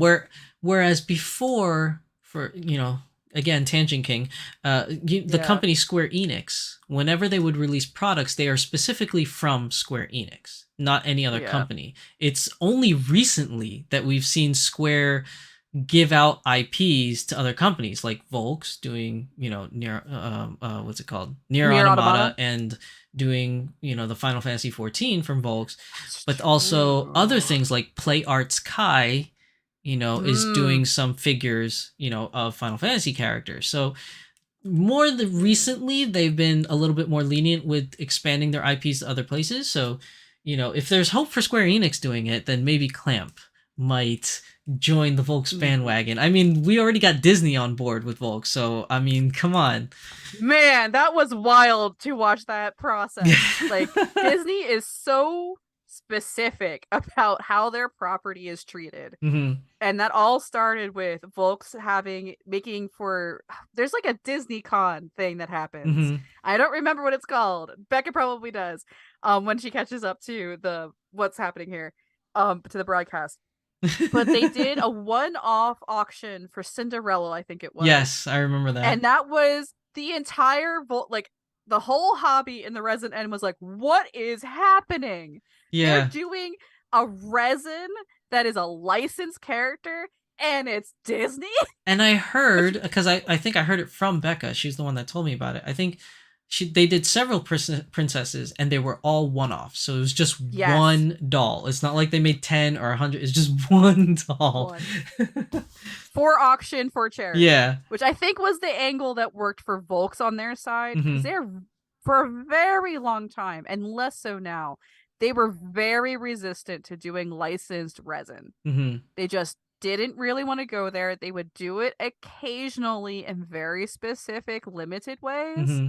And the Dolphy Dreams were like, this is where our licensing happens for a variety of reasons, I'm sure, Mm-hmm. including logistics. So like they do one-offs, like Volks as a company does monthly one-off batches that there's only one of this done by Sun, like in a special outfit with a special makeup on, Mm-hmm. that you also put a lottery in. Like you're like, I want to put in for A6, Mm-hmm. and then you put in for that one. It's the one-off of it. Like that's something they have done forever. Mm-hmm. But then they did this. Like it makes the most sense that it was a charity event. Mm-hmm.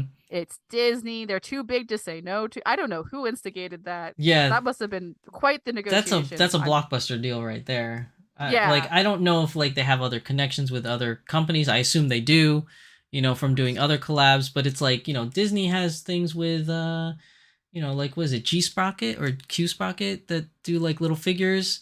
So maybe somebody from that company talked to Volks and kind of made handshakes or whatever.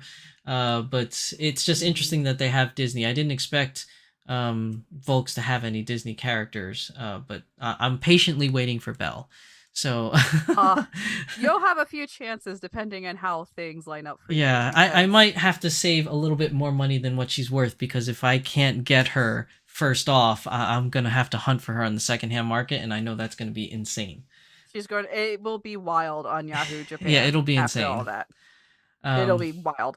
Yeah. As an aside, since we were talking earlier about how limiteds work and everything, Volks, as also a anti-scalping move, has something called an after event, which we can talk about later, where you have a chance overseas to put in for the lottery for the limiteds that came out at Dolpa. Right, yeah. So anything that releases at Dolpa, like Utena and Anthony here, I think it's usually about a month after the event. It's like 2 weeks to a month. Yeah, like there's definitely somewhere a lead around time. that time. I think it's a production lead time so that they can start producing the number that they're going to have on offer before opening up the lottery. Like they do one batch, and at Dolpa, when you get them, you just have them. The box is there for you to take. Yeah, you walk home with them. Yes, exactly. I think it might be partly manufacturing, partly logistics set up to. Yeah, so there's like some time after event. After the event that you have the after event where you can put in a lottery to win these dolls, which I haven't won that ever either. I won it once. I've never. One time I really wanted it. I've never won a Volks lottery ever.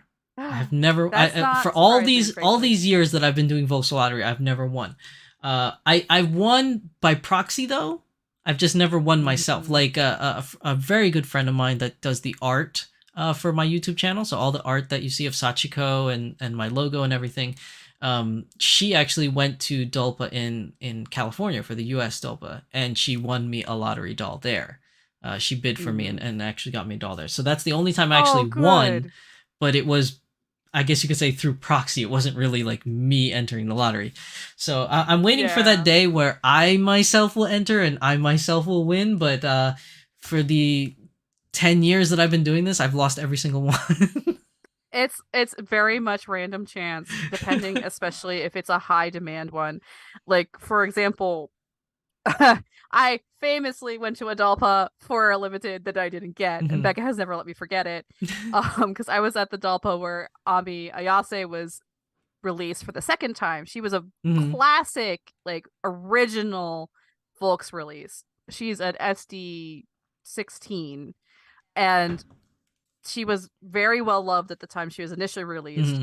They re-released her, and part of that was she was the debut of a brand new jointing system that Volks had been working on. that was much more flexible and could hold middle poses in a scale that was not something where that was happening. Mm-hmm. SD16, which is roughly like, it's a little taller than your normal 60 centimeter, was also a brand new piece they had added to their lineup at that Is time. that the one that's So known they as the SDGR16 or just SD16? just the SD16 Oh, okay. at that time. SDGR was a separate line, and the SDGR 16 situation hadn't developed yet. Okay. But the fact that she was in that brand new body jointing that they had re-engineered and had optional high-heeled legs that weren't available for SD16 very frequently Mm-hmm. made her extremely desirable. And I went, I'm here. I'll just try. I might not get it. I currently have the funds for it in my account. I'll just try because I'm here to try it. So why not? So I Right. got slightly invested in through that, and I went through the process of I showed up at Dalpa at 7:30, and I stood in line until it opens at 9. And I went through the line, and then you get your random number, and the number I pulled was in the thousands. And I went, Oh nope. no. I gave up immediately. You just went into the event, huh? Yes, I did. So like, what's the nice thing with the numbers is you know when to give up. Mm-hmm. But famously, that didn't go well. I had a very lovely time outside of that, and I met some people over there who I went to Dalpas after that. Mm-hmm. But it was quite the whole situation, and Becca has never let me forget it ever. Because she was highly desirable, which meant on the aftermarket, she did the same thing that happened to the Dolphy Dream you were talking about earlier. Mm-hmm. Her price is still ridiculous because she's so well loved and so beloved as a sculpt and as a body and everything else. She just has always maintained her value. Right. Yeah, So... some dolls just have that, whether it's yes. by popularity or by some very specific gimmick, like a specific like eye shape or skin tone color. There's always something. There's always something. Next always something up, at the Dalpa.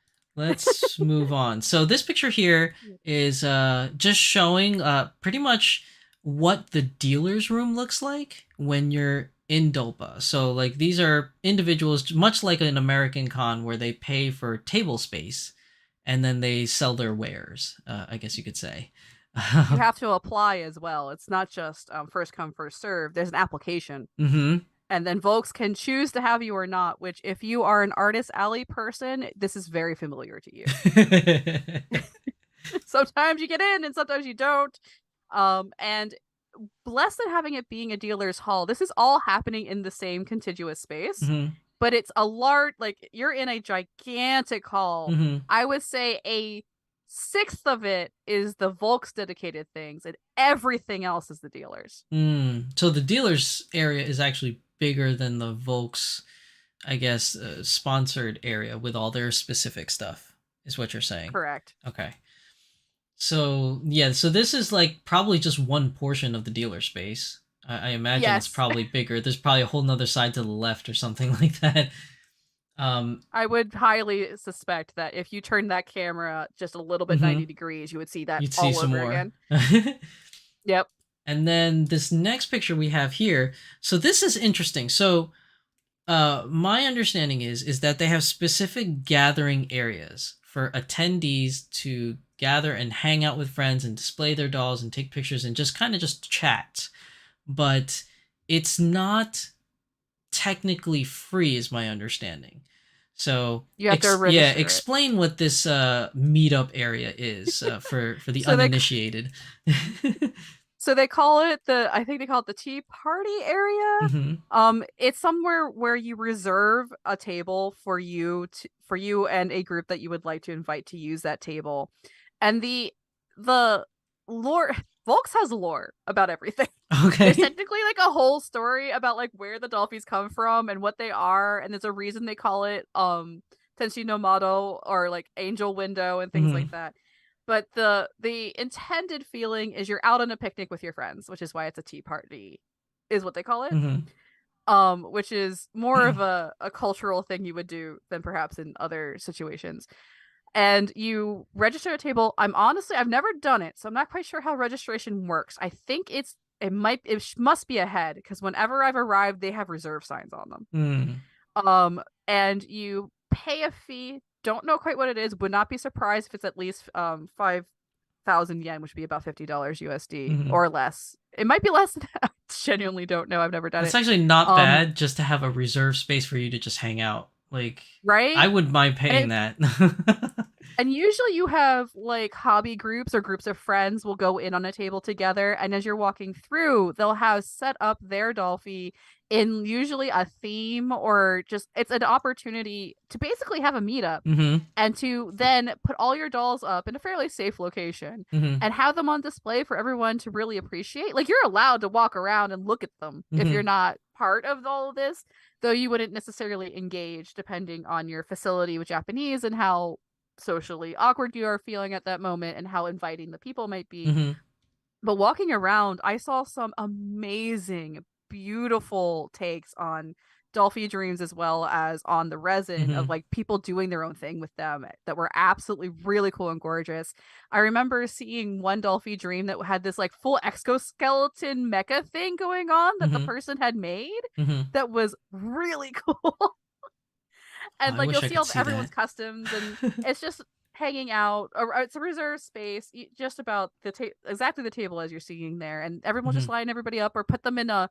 You can tell when it's like a bunch of friends were like, we coordinated. Yeah, like, you know what what I find interesting about this that I wish we had here in the States is that it's just really cool. Like, if you had like a doll gathering like this, and then you purchase a table, and it's a way for people from. Because Japan is a relatively small sized country compared to the United States, right? So significantly, it's a little bit. I want to say it's a little bit easier for people all over to Japan to come to this event because they're not as far away as, let's say, New Jersey and California is, right? Yeah. So when you have an event like this and you buy a table space, what I think is really cool about it is if you wanted to with friends, you could buy out a table and call it like, this is the Central New Jersey doll group. Yes. Come meet up and hang out with us. Or this is the Southern California doll group, or the Texas doll group, and then you have your signs so that this way anybody that attends their event, they can meet like-minded people in their area in person and get to know them. And then when they go back to where they live, they know people in their area they can hang out with, which I think is so cool that I don't know if they already do it in Dolpa, but I think it's just a really cool idea. It's definitely an opportunity for fans to come together who might not see each other in person all the time. Like, the likelihood that their regional isn't low. It's very more likely to be a hobby group or a group of friends coming together, or a group of people who, like, I know you from the internet and we got to see each other at Thy Geekdom, like that kind of situation, where they would be coordinated. But it's a very good point that it would be our hobby here, talking from the position of the United States. Right. We don't have a lot of easy access to meeting other people with what our hobbies based around in person very easily. Right. Especially now that COVID's kind of wrecked the world. Yeah. But that there's such a value in being able to do that, especially when our hobby is expressed through three-dimensional objects that are best appreciated in person. Oh yeah, for sure. Like, these dolls are beautiful, absolutely gorgeous in photos and in videos, but something about them is different when you see them in person. It's 100% different. And I see it in people's reactions and what they say to me when they meet me in person, like at events. They're always like, oh, I've seen these on the internet and I was always curious about them, but now that I see them in person, it's a whole different thing. And everybody says that. Every new person always say that when they meet like me or meet one of my dolls, they're just like, wow, it's just so different than what I see on the internet. And I feel like that's what this medium needs. Like like a place to group up. And I've always been a big fan of that and a champion of, trying to get people together and just trying to grow this hobby, which is why I go to all these conventions anyways. Is I just talk about these dolls and display these dolls everywhere I go, to kind of like an ambassador of the doll hobby in a way, like just trying to spread it so that there's more knowledge out there, or to let other people know that when they walk around and they see it, they're like, oh, there's other people that like this, like me. Maybe next time I'll bring my doll, and then there could be a doll meetup or whatever. So I know that in in Texas, they have their own thing going on there They have for Dallas Rose. Oh DollCon gosh, Resin and Rose. Resin Rose. Anime Expo has their very own vinyl doll group that meets up every year at Anime Expo. But we don't have anything here, which is why Becca has done the Geekdom Con thing, and I'm hopeful that'll grow. So we have something here on the Eastern Seaboard side.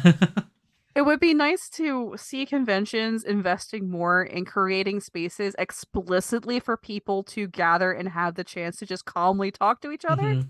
Like one of the parts of the American anime hobby that I've been in before is cosplay, Mhm. as both a cosplayer and as a photographer.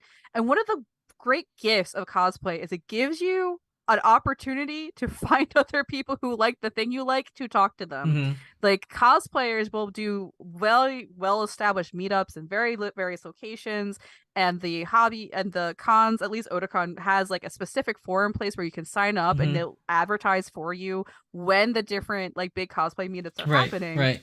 And that's a great opportunity to just, oh, we're all just going to be here because we like X. And Mhm. I would love to see that offered for other elements of the hobby that benefit from just having that venue to sit down in a public place with people you don't know, but in a safe feeling place For to sure. then engage with them. Yeah.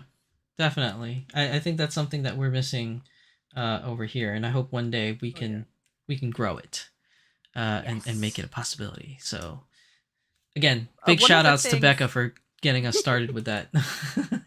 one of the things that I don't think you quite ended up finding a picture for, which is always near this area, Hmm. is the private photo booth area Oh that they yes, I always did have. not get a photo of that. There is one out there. I just didn't snip it in.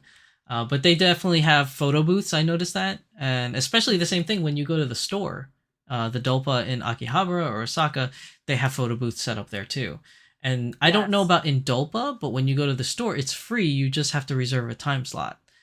So I I don't believe know it's how it the works same there. at Dalpa. I Okay. do think you like you take turns. Mm-hmm. But I don't believe it is a monetary thing that you need. Mm-hmm. I don't think you pay money to access it. Right. But Right. because it's Volks setting them up, they are so like we've already seen like when they're showing off their limiteds, they go 150% Mm-hmm. on making this beautiful theme display that is Right. like immerses you in the world of the aesthetic they're trying to do. Mm-hmm. And their photo booths are 100% the same. Mm-hmm. Right. They are so gorgeous. Yeah, which is funny because when I was at the Dolpa in Akihabara, they had a photo booth there. It looks really good. But the thing that I thought was really funny was that they have a miniature cardboard cutout of Shigeta-san, and like you can just have your dolls posing with Shigeta. Like I love it's like that. the same size as Shige as the 60 centimeter doll, but it's just a It's like cardboard in cutout of scale. them. Yeah, it's in scale. And like I Oh have a picture of it. It's somewhere in my archives, but it was just really funny. I don't know if they do the same thing at Dolpa, but no, not that I've ever seen, in but I wouldn't be surprised if they do in now. the Akiba store they definitely have a 60 centimeter cutout of Shigeta that you can pose your dolls with. Akiba gets to be sassy. They're in Akihabara. Everyone's wild and silly there. They're allowed to be sassy. I don't know if they'd be able to do this anywhere else, but I believe it in Akihabara. It's pretty funny. Oh, I love that so much. That tickles me very well. So moving on, this is something that I always thought was interesting, and I know you have experience with this, so definitely Yes. explain this. So in Dopa, there's this famously event that happens there called the bingo event. And they don't really, for us international people that never attend the events, they don't really do a good job at explaining what it is. They just say there's a bingo event. So I'll let you take this one, Lindsay, on explaining what this bingo thing is. All right, so here's what happens. All right, so you go to Dalpa and you got into Dalpa, and if you're very lucky, you got into Sumika early enough to get your limited edition doll that you really wanted. And then you go after that, and maybe you have the tea party to go to, maybe you want to use a photo booth, and you probably spend the lion's share of your time, like I did, at the dealer's end, Mm-hmm. hoping to get something cool and unique that someone made. Mm-hmm. At the end of the event, when there's maybe an hour left, which is usually around 3 o'clock, and that is something to keep in mind. Japanese events usually end by 4. Mm. They start at like 9:10, they end by 4. It is not an overnight thing. It's not an all-day thing. It's Yes. only a few If you're hours. specifically if you're coming from the United States, it's not like US cons where they end at like 2 a.m. or something like Yes. It's that. not all weekend either. It's not more than one day. It is one day in one hall, and you're expected to come incognito. No one's supposed to know why you're there. Like people don't. That is just to briefly touch on it. When you go to Dalpa, you are not openly bringing your dolls with you. Right, so You you are can't not on ride the the train train with with a them. doll in your hand. Like it's got to be packed away, kind of thing. It's not. It's like no one will yell at you, but everyone will side eye you and be like, "You don't know what you're doing." Most typical Hmm. Japanese fandom events, fandom is tolerated by being out of sight, out of mind. Hmm. So they're very protective of that status, that they get away with things Hmm. because they're following unspoken rules. So it behooves you to help them by following the unspoken rules. For example, in doujinshi events, which is as close to our kind of convention energy that we can get to. If you're a cosplayer, you're not wearing your costume to the event. You have it with you. You change there. But in terms of Delpa, you bring things with you, but they're in bags, they're incognito. A lot of people have rolling suitcases Hmm. to bring them in. And then inside the event space, obviously, people have them and walk around with them. Hmm. But at the end of the day, what you can do is you had the guidebook. This is why you want the guidebook. Hmm. And it used to be that your bingo card was the last page in your guidebook. But I believe now you have to find them. There is, and it'll be very liberally marked. There is a person you go to and show your book, and they cut off the corner and they give you your bingo card. So everyone gets one. Hmm. And it's a bingo card just like normal bingo. It's the kind where you can like push through it because you don't need a marker to mark your Oh, you numbers. just kind of like hole punch through it. Yeah, like there's like a tab that Hmm. you on your number spaces and you get a free space. Everyone has a free space. And then we all gather together by the stage where Mr. Shigeta conducts bingo. And when I did it, everyone sat on the floor like we're in kindergarten with our legs crisscross applesauce. And we all had our bingo cards and we all gathered around Papa Shigeta and he did bingo. Now, bingo is more than just we play bingo and you get something. There is the machine. The machine. So on the stage is a very rudimentary in terms of its engineering, but complex in its appearance thing that they made.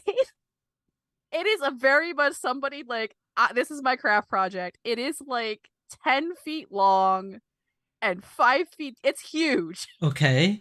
And on one end in the front is a bunch of handles Hmm. that are tied to ropes. Hmm. And the ropes have been intricately woven randomly through the machine and attached to a prize. So you don't know which one's attached to which. Hmm. And there's usually about like 20 or so prizes. Okay. The prizes will range from outfits that are limited or aren't being sold anymore to other sorts of things that like aren't available Hmm. to like sometimes they have the limited dolls in there. What? So you can even get a doll But from this? oh, let me tell you. There's a special 2 or 3 types of dolls you can only get through this. Oh wow. And there is no other way. You cannot purchase them. They are unpurchasable. If they find out that you sell them, they get very upset. Because they are considered gifts, like very genuinely considered gifts to people who are very lucky enough to get them. Hmm. And it matters a lot personally to them. Hmm.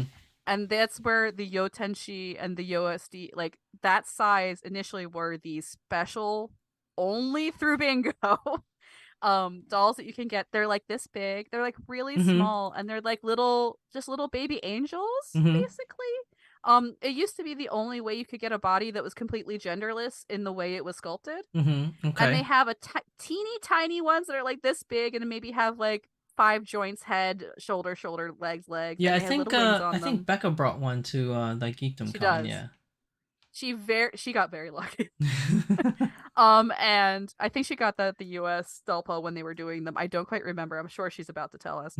And they have a USD size. So USD is like their 1/6 size, like very Mhm. childlike. And then they have a 1/4 size, MSD size. Mhm. And they're the Tenchi series or the Angel series. Mhm. And they are only available this way. Mm. They will not, and it's very, they get, like I mentioned, they get very upset if you say that.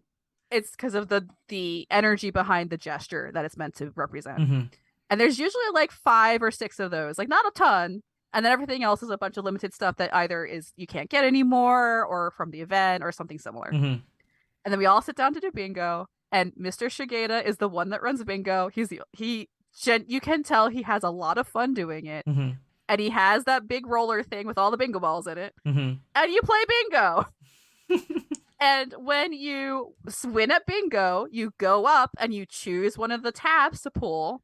And you have, it's like, Is it just I'm like saying bingo? tabs. Is it just like bingo here, where like if you win, Yes. you just scream out bingo, or do you Exactly. have to like politely get up and go to the stage, and because they have like a whole Well, someone culture will go like about this. this. They're like, bingo! And then they walk up to the stage.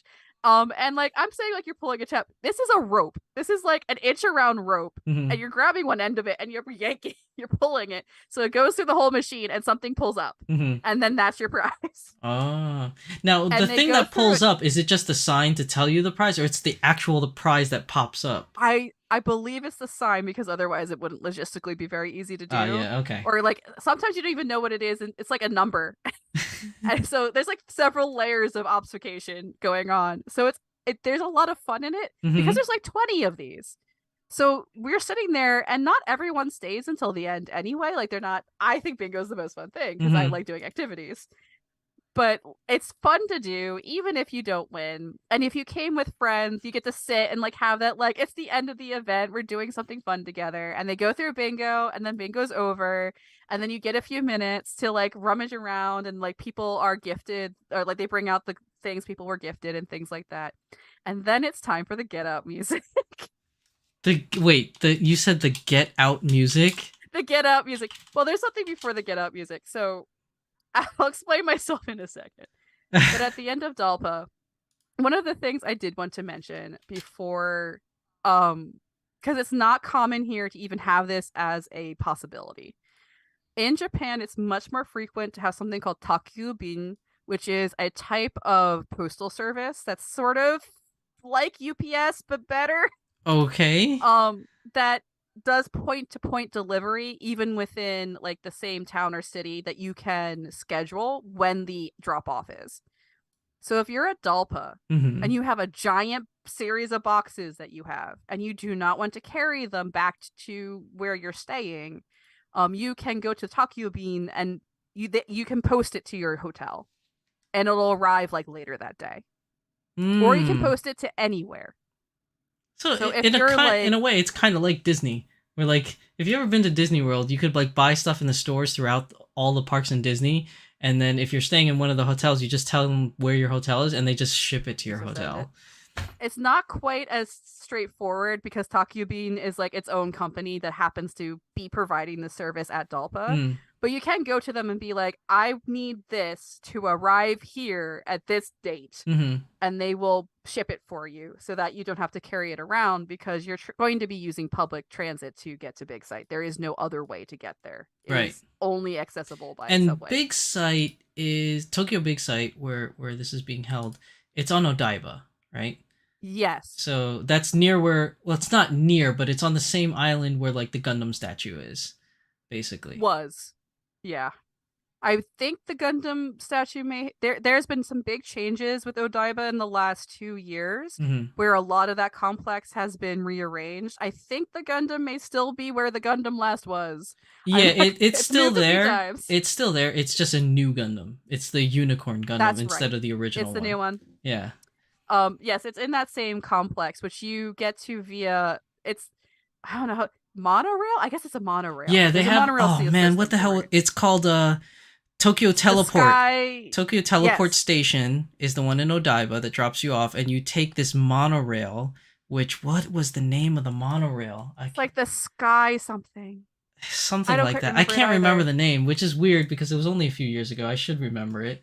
I've been on that thing more times than I have fingers, and I don't remember it. I just remember where it is.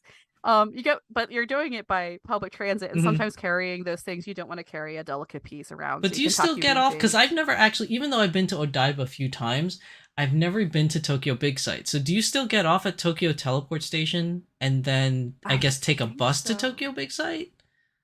No, it's Oh, walkable. it's walkable. Okay. It's there is a specific.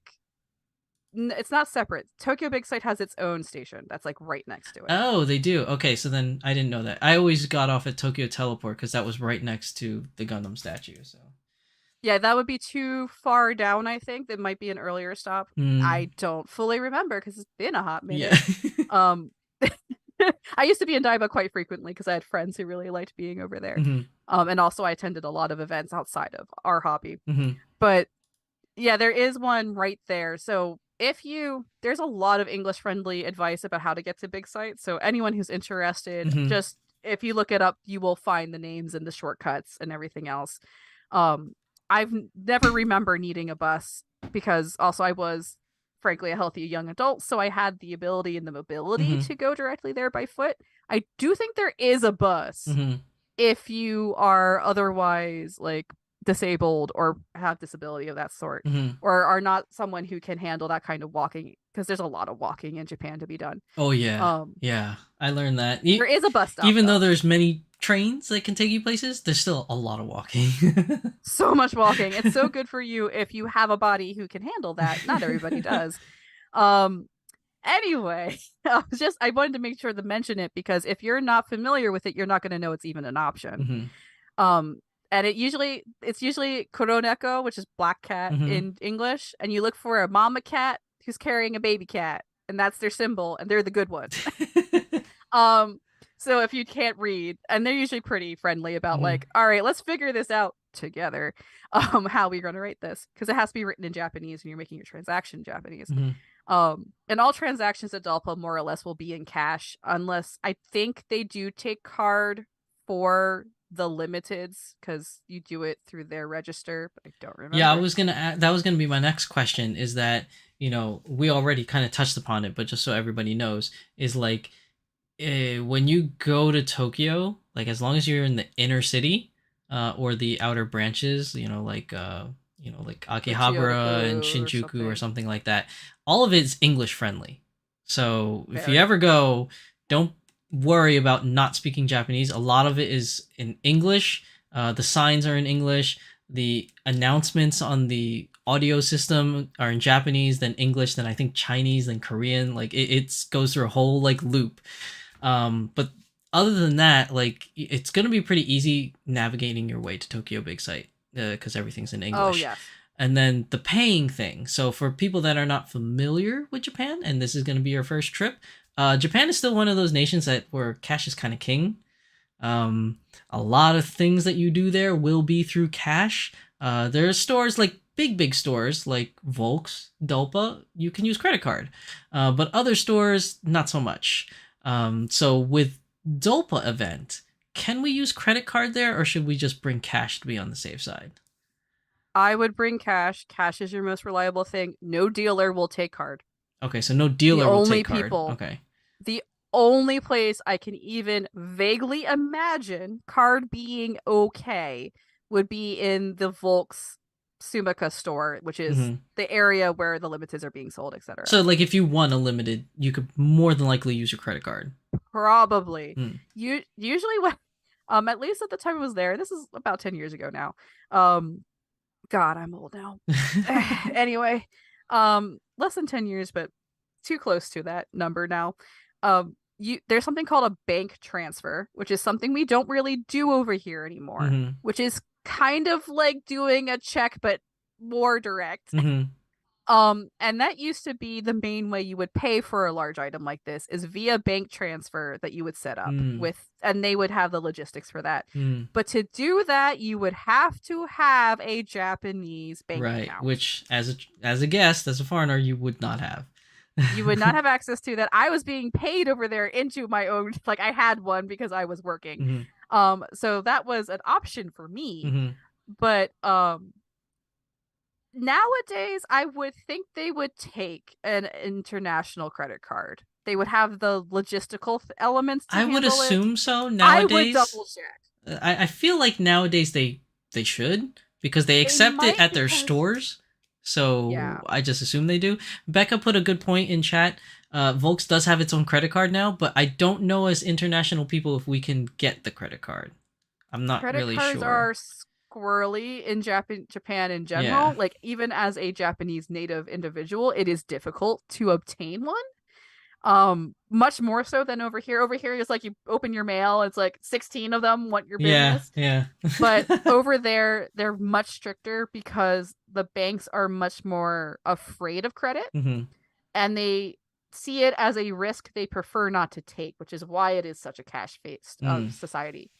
They don't like credit. They don't want to give you credit. They don't like being reliant on the type Right. of banking that requires lots of credit flying around Also, they'll get mad because if you they're buy risk something averse. in credit card and then you come back to return it. they, they don't like that. Yeah. They don't like that at all. No, and in Japan, like that's a thing to remember with Volks. They are when you buy a limited item, there are no returns. Yeah, there are no returns. But You are I just mean committed. in general. Like if you're in Japan Oh and you yes, buy something with your credit card and then you're like, oh, I want to return it now. Yeah, that's not going to work too well for you. if you're from abroad and such like that, it's going to be very difficult. Um, so like these are important logistics to keep in mind. If you're planning to go to the dealer's room and you want to pay, you might end up spending like 500 US dollars. You need to have your it's only going to be they're only going to accept yen, of course. hmm But like it's going to be cash, just like Yeah. if you were an artist. Even worse, well, modern artist alley over here, people have ways to handle credit card. They are not Yes. going to Yeah. over there. And another thing Um, that's important to note too is that if you're afraid traveling in Japan with all this cash, uh, it's not like Japan is like super safe, like the most safest place in the world, but it's pretty close. Like it it's is pretty close to that. People leave their brand new iPhones and laptops on tables while they go to the bathroom. Like, yes, and it's still there when they come back. So and a lot of people, I'm not saying everybody carries large amounts of cash, but it wouldn't be out of the ordinary if you were to bring a large amount of cash. Whereas here, if I were to walk around New York City, I am not bringing any cash with me. Maybe like 10 yeah. bucks because At most like, for like if a you coffee get or if something. you get robbed, they're gonna walk away with a lot of your money. But with like in Japan, I regularly walked around with $100+ in my wallet just because that was how Yeah, you paid for things. yeah, that I did too. Like I had about like 2 grand in yen that was Yeah. in my wallet Mm-hmm. because also you don't want to make multiple trips to the ATM in Japan. You want Because to do it as infrequently as possible, so right, you're only paying that fee because once. depending on where you go, most ATMs are either closed off or you can't get to. And the ones that you can get to at 24 hours a day are usually in convenies, and sometimes they charge you a lot to withdraw your money. The the best one when I was there was 7-Eleven was the most reliable because they are an Mm, international business. yeah, They were the one yeah, I would go to when I didn't have much other choices, and they were generally the best rate at the time. It could be different yeah. I now. made that mistake. I went and I withdrew money at the airport, and that was not a good idea.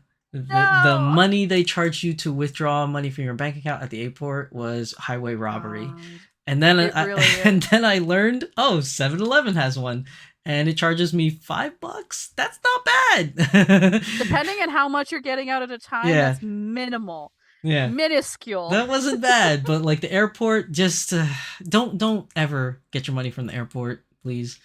Don't The do only it. reason why I did it, like I was told not to do it, but the only reason why I did it is because I was stupid and I was so anxious to get to Japan that Mm. I didn't what's the word? I didn't trade in money in the US to have like a little spending cash before I went. Oh, So when I got to Japan, I had 0 yen. What a lot of people try to do is at least get some kind of exchange here in the United States for at least a handful of yen, so at least you can get from the airport to your hotel. yeah, at least have enough that you know you'll be okay for an evening, depending Yeah. on what timing is. Because the other thing to know, if you're not familiar at all with how things generally go in Japanese society culture, everything closes at 11. everything. Yes. Like the trains stop running. I think the last train I think is midnight. I think. If you're lucky. If you're It depends lucky. I also, as a student, was not in central Tokyo. I was in an area just outside of it. And when I was living there, I was not in Tokyo at all. Mm-hmm. So in Tokyo itself, I do believe you're right that midnight is the true cutoff. Mm-hmm. But in outer areas, if you're like staying somewhere else or you're traveling in Kyoto or Osaka, like in other Mm-hmm. cities, Osaka might be midnight, but everywhere else, 11 is the Mm-hmm. worst you want to leave yourself, or else you become my one friend who got trapped in Tokyo and lived somewhere significantly different and had to take a cab home, Oh my god! which And cost him hundreds cabs are of dollars. expensive in Tokyo. Don't take a cab. They, if you can help it, the trains are great. Get the JR Rail Pass. You'll be great. Yeah. Which is why Dalpa stops at 4. And Mm-hmm. most events stop at 4. So that So that people can get people have home. time to go home Yeah. and not get trapped. So what happens at the end of Dalpa? At the real end of Dalpa, like we've done bingo, Mm-hmm. and then everyone starts leaving. But at that point, which is another reason why you kind of want to stay till the end, Mm-hmm. Shigeta-san I mean, it ends at has a 4. Why trolley. not? So. Exactly. Like, what are you losing? Yeah. And Shigeta-san has a trolley. He comes out, and in the trolley are these little goodie bags, and they usually have a few things in them. They almost always have candy or cookies or something specific to Mm-hmm. Volks that has like something special. It's not just a generic item, Mm-hmm. and it might have a pen in it, and it might have a few things in it Mm-hmm. that are like you would think like nice, but nice quality things. Like they've really put money into this. Mm-hmm. And as you're leaving, Shigeta-san will give you one. And it's his like thank you for coming gift Mm-hmm. that he gives everybody who would like to go get one. Mm-hmm. And I highly suggest you do it because you get a moment to just meet the CEO of Volks Right. and get a goodie bag from him, and he's having a good time about it. Right. And you have your goodie bag. And that's what's great about these well, I say small companies, but Volks is pretty big within the doll sphere. But it's still still a family but run. still it's a small company in the general scheme of things. Yes. And it's just nice, like to be able to meet the creators. The same thing with Smart Doll. Being able to meet Danny Chu whenever he goes to events is so awesome. Whereas if you go to other things, like I don't know, like you go see a football game or something for the New York Giants, you're not gonna ever run into the owner or the GM. Like you just almost never. You know what I mean? Like you're not gonna run into Roger Goodell. You know, if you go to a concert, you're not going to run into Taylor Swift unless you have those special VIP passes. You know what I mean? So it's really a unique experience being in a smaller hobby like this, where you actually will have the opportunity more than likely to meet the creators, or, you know, at least get like a small glimpse of them, if not say hello and shake hands. I don't know. Who knows? Well, it's the expectation of how you're supposed to react around a professional or semi-famous or famous person is also very different culturally. Mm-hmm. That allows for these type of interactions to happen. Mm-hmm. Like, for example, you play Final Fantasy 14. You know Yoshi P, Mm-hmm. who is the producer for Final Fantasy 14. Because of the way fandom culture works, he can just walk around during FanFest. Mm-hmm. And he can be assured he won't be harassed by people. Because it is an unspoken rule that if you see someone famous, you leave them alone. Mm. So, for example, with Shigeta or Mrs. Shigeta, the unspoken rule is they're here. They'll interact with you if they would like to. You do not interrupt them otherwise. So that sort of is the unspoken agreement of sorts that allows these things so to it's take not like place. I'm walking around, I see Mrs. Shigeta, and I'll be like, "Hey, can we get a selfie?" Yeah, like that's not gonna fly, I guess. I can feel my soul leave my body. It would be considered the height of rudeness. But it would be different if, say, like, but for example, Becca's been in the situation where when they used to do US Doll Paw, they don't anymore because they've really limited the way they do their business over here. Mika would be there, and she's one of the daughters, the Shigetas, and she would be she approached Becca asking, "Can I take a photo of your doll?" And then they got to have a very lovely interaction. But that was the direction that it comes from.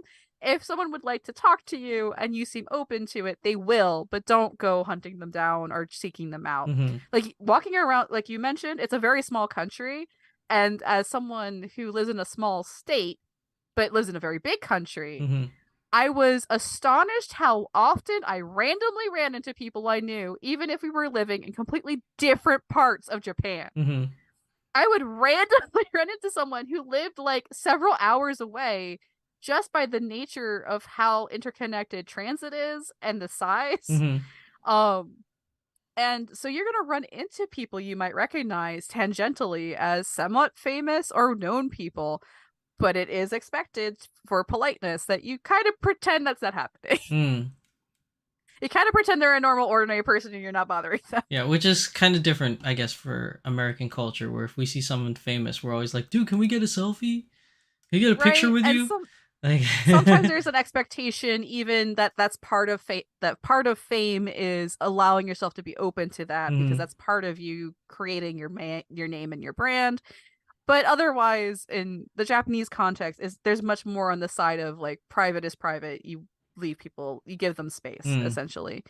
Um, but at the very, very end of Dalpa, after you've gotten your bingo card and you lost, and once you have your goodie bag and you're ready to leave, there's this thing called get up music. At least that's what we coined it when I was a student. And every event does this, including concert events. Okay, so it's Like not just doll related events. It's like pretty much every event. any event that's a public event, Mm-hmm.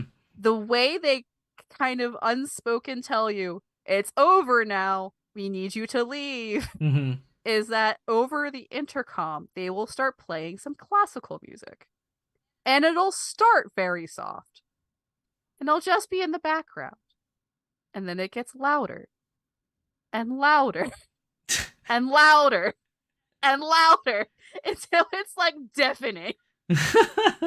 And if you are still there by the time they get to that, they will ask you to leave. So it's like What is it's it, like considered like Moonlight this. Sonata or something? Like, I don't know. It is though. It's like this like very famous classical piece. It's always the same one, and I don't remember which one it is. And it's always the same one. Like I've experienced this in department stores. I've experienced in every doujinshi event. Mhm. I've experienced at things that have nothing to do with fandom whatsoever. They're Mhm. just like a public event. Mhm. They just start playing the Get Out music, and it's telling you to leave. That'd be really funny if it was Moonlight Sonata now. Now that I It think about might. it, that would be hilarious. God, I want it to be. Yeah. Like even Comiket, this is what they do at the end of the day to like sort of encourage you to start like, oh, if you didn't notice, it's time for the public to leave. Mm. And that's when you know it's your time to leave. Mm. And that's when you're supposed to leave. So you'll never not know because it's like initially you're like, what's happening? Mhm. And then you catch on very quickly as Right. to what is happening. So that pretty much wraps up everything, I think, for Dolpo wise. We have some other events that we're going to discuss in today's episode, but Dolpo is going to and did take up the bulk of today's episode because that's what, we had a lot to talk about on. But yeah, we have other events that we're going to talk about, but is there any last minute things that you want to discuss about Dolpo that maybe we forgot before we move on? Or if anyone in chat has questions. Ooh, chat having questions. This is a great opportunity. Yeah. I love questions. Like if anyone in chat has questions about Dolpa, now would be a great time before we move on to the next event. Well, folks are thinking about questions they could have. One of the things I would encourage if you are going to Dolpa is one, go with a buddy, because I found it was much more fun when I wasn't flying solo. I was very lucky when I initially went that I ran into a bunch of other. This just all the foreigners are like, "Oh hi, you're also here," and I fell in with a group of lovely people who introduced me to some hidden gems around the city later. But one, going with a buddy is great, but if you are by yourself, don't be afraid to say hi to people who might speak a language with you. Mm-hmm. Another piece is I happen to have Japanese language ability. So I was able to communicate with the dealers and express how much I appreciated their work and have small conversations with people who were surprised and then delighted to do so with a hobbyist from a very different place. But even if you have no like Japanese to you, if all you know is how to ask for things and to ask if I can pay for things, like if you know your basic book words of how to ask about things, Mm-hmm. and if you can, you numbers are very universal, you will be able to communicate. If Mm. you have a question about like, oh, can I buy that? Kaemasu ka? Like that's a very simple phrase to learn. And they'll know that you don't know as much Japanese as they do. And they'll be very nice about it. They might be flustered Mm-hmm. because every single person there had 8 years of English and they will be remembering that they remember none of it and that they're supposed to remember it and they're not. And so that sometimes you'll get that flustered moment of, oh shoot, I had French 6 years ago and I knew I'm supposed to know French. It's like that energy. Yeah, I took French for Um 4 years, and I made it to quote unquote advanced French. Man, I can't tell you anything about French right now. Like, I don't remember any of mhm. it except for like, Exactly. oui, bonjour. Like, I can't remember. I used to be able to speak it like somewhat fluently, you know. With some Yeah, smoothness. but like now, don't remember any of it. Yeah. Like sometimes I'll hear it, like in a movie or something. I'll be like, oh yeah, I kind of remember what that meant, but not really. Like, That's the energy you'll get from other individuals. And I always got, at least for me, if you approach someone earnestly with like good mm, intentions, you'll receive that back. And 9 times out of 10, it'll become a fun, almost a fun mini experience of communication across languages mm, about something you both mutually really adore. mm. So don't be afraid about that, but that is something you're going to have to manage. Somi has a question in chat. Mhm. He's asking, if you go to Dolpa, how likely are you to run into other foreigners? Well, when I went to my Dalpa, I never saw more than 5 that weren't me. Hmm. So I was one of 5. One of five. So yeah, One of 5 obvious foreigners, to be very I'm clear. assuming, Somi, when you say like international people or foreigners, like somebody else that speaks maybe English, I guess. English. Um. Well, let's see. I was one of. I'm thinking back to my Dalpa experience. I was one of 3 Americans, and then we were friends with a few folks, 2 folks from Russia and 2 folks from Germany, where like places where English is a school language, so a lot of people had English backgrounds, so Hmm, we could speak that in common. hmm. You'll have a ton of people from Korea, from China, from all the countries nearby that may not share English with you as well. But it's not a lot. You're going to be an odd duck So it's gonna be if you're like, not a Japanese let's person. say a good, I want to say maybe 95% Japanese, and like, I would say that's a fair and then estimate. 5% is like 95%, any kind of international person whatsoever. yes, and 2% to 1% might be English speaking. Hmm. Like, or native English speaking anyway. But again, it's like we said earlier. A lot of the individuals that attend these events know a little bit of English, where you can kind of get around. Um, And they're used to this. The hobby, like Volks themselves as a company, has been becoming more and more internationally friendly. Though they really want the international folks to engage through the international website in the way that they have things set up. Like they really want you to do it that way. mm, But they become a lot more relaxed about allowing people from abroad into those more specialized spaces. Like there's there's a beautiful building in Kyoto that is called Tenshino yeah, Sato, Tenshino which Sato. basically means hometown of the angels, or origin, like the origin of the angel. Sato is a hard word to translate sometimes. It's like the origin of the angels. An angel is a big theme for Volks and their internal lore Hmm. about the Dolphy. And it's beautiful. And it used to be you could only really visit it if you could reserve a spot ahead and were a VIP member, which was only really possible if you lived there. Hmm. But now there's the global VIP system that they've engaged in. And if you're a global VIP member, which you can do just via their website, then you can just go just like the Japanese Yeah. VIP members can. Interesting that you So that's mentioned. changed. Interesting that you mentioned that because a friend of mine, a friend of this channel, who was a guest before Lovely Day, was Mm. just in Japan I don't know if she's still there now. I think she's home now. But she actually went to Tenchi Sato. Um, Oh, she good. sent me a photo of her outside of Tenchi Sato, and I said, "Oh, are you gonna go in?" And she's like, "You can go in." And I said, "Yeah." I was like, "You just need to be a member. Are you a member?" And she's like, "No." So I said, "Oh, go to the website now, sign up, get a membership, and then just go in." And she did. So while she was in Oh, Japan, good. she got a membership online. She bought it online, and she actually went into Tenchi no Sato, and she said it was great. So It's beautiful in there. There's a whole thing. They give you food. You can get cake where the cake's your size, and there's a little cake that's Dolphy size that go together. I'm It's a whole hoping thing. I'm hoping maybe in the future we can get Lavely back for another episode Beyond the Doll. She can share her experience hunting Ooh, down doll stuff because she was recently there, so I think that would be a good one. But I I don't know if agree. she's back yet. I have to find out. But yeah, as for Somi's question, yeah, it's roughly about I'd say 5% are international people in general, not just Mm-hmm. U.S. exclusive, but just anyone from outside Japan.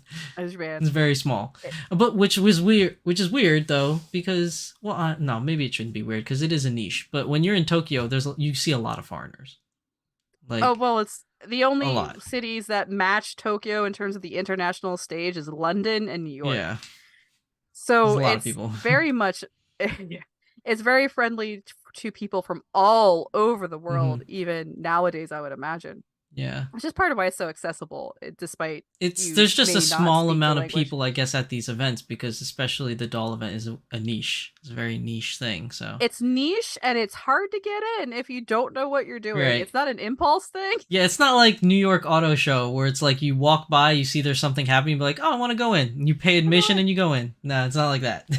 No, there's a little bit of intentionality that needs to take Yeah. place. And it used to be harder, so it might be more than when I was there because it used to be more difficult, Hmm. but it's less difficult now. So that's nice. But there are events outside of Dolpha, but I'm trying to think. Just be open to what you're getting in for and be unafraid to make friends because you all like the same thing. Hmm. You all like the same thing and only take photos if they have the little sign that tells you it's okay. Oh yeah, yeah, they're huge sticklers for that. Like if there's a Yes. sign that says no photo, don't take a photo. And if you're at the dealer's tables, if you are confident in asking, ask first. They will say yes or no. But don't assume they'll let you take a picture. And people are very protective of their privacy, and they may say take a picture of my things, do not take a picture of me. Mm. So like, and if you have a photo that has people in it who are not you, it is common courtesy to blur out their Yeah, you can faces, blur them. Yep. because many people might be very private about their hobby and want no evidence in the world that Yeah, this is what because they work do culture for over there is coworkers. definitely different.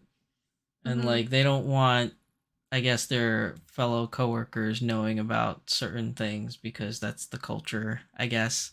Whereas here, Like you're we don't mind telling people what our hobbies are. Or at least most the people the don't.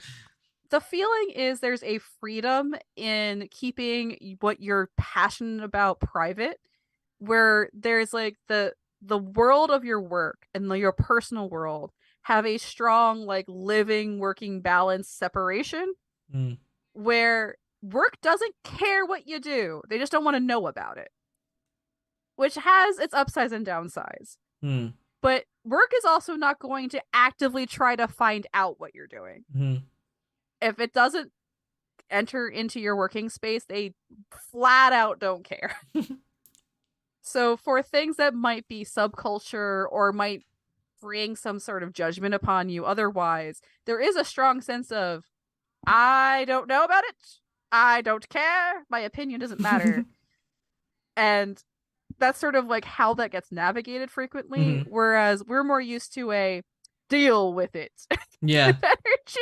very American about that. And it's sort of like it's default assumptions that are commonly leaned into.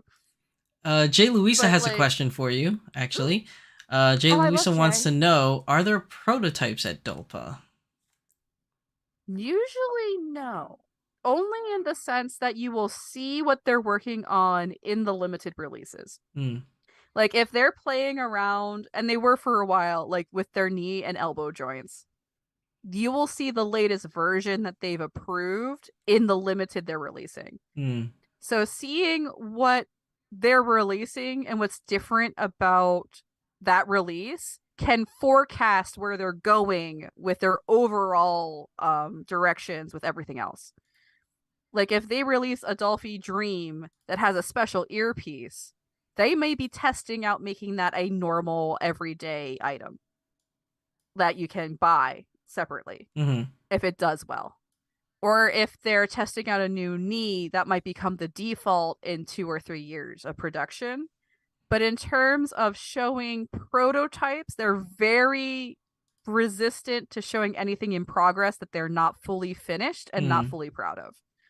They were, like, for example, they have been working on this Pure Skin bisque situation, which is a very special proprietary combination of resin and ceramic that they're putting together. And they do sell dolls in the bisque, but they only sell like 2 a year.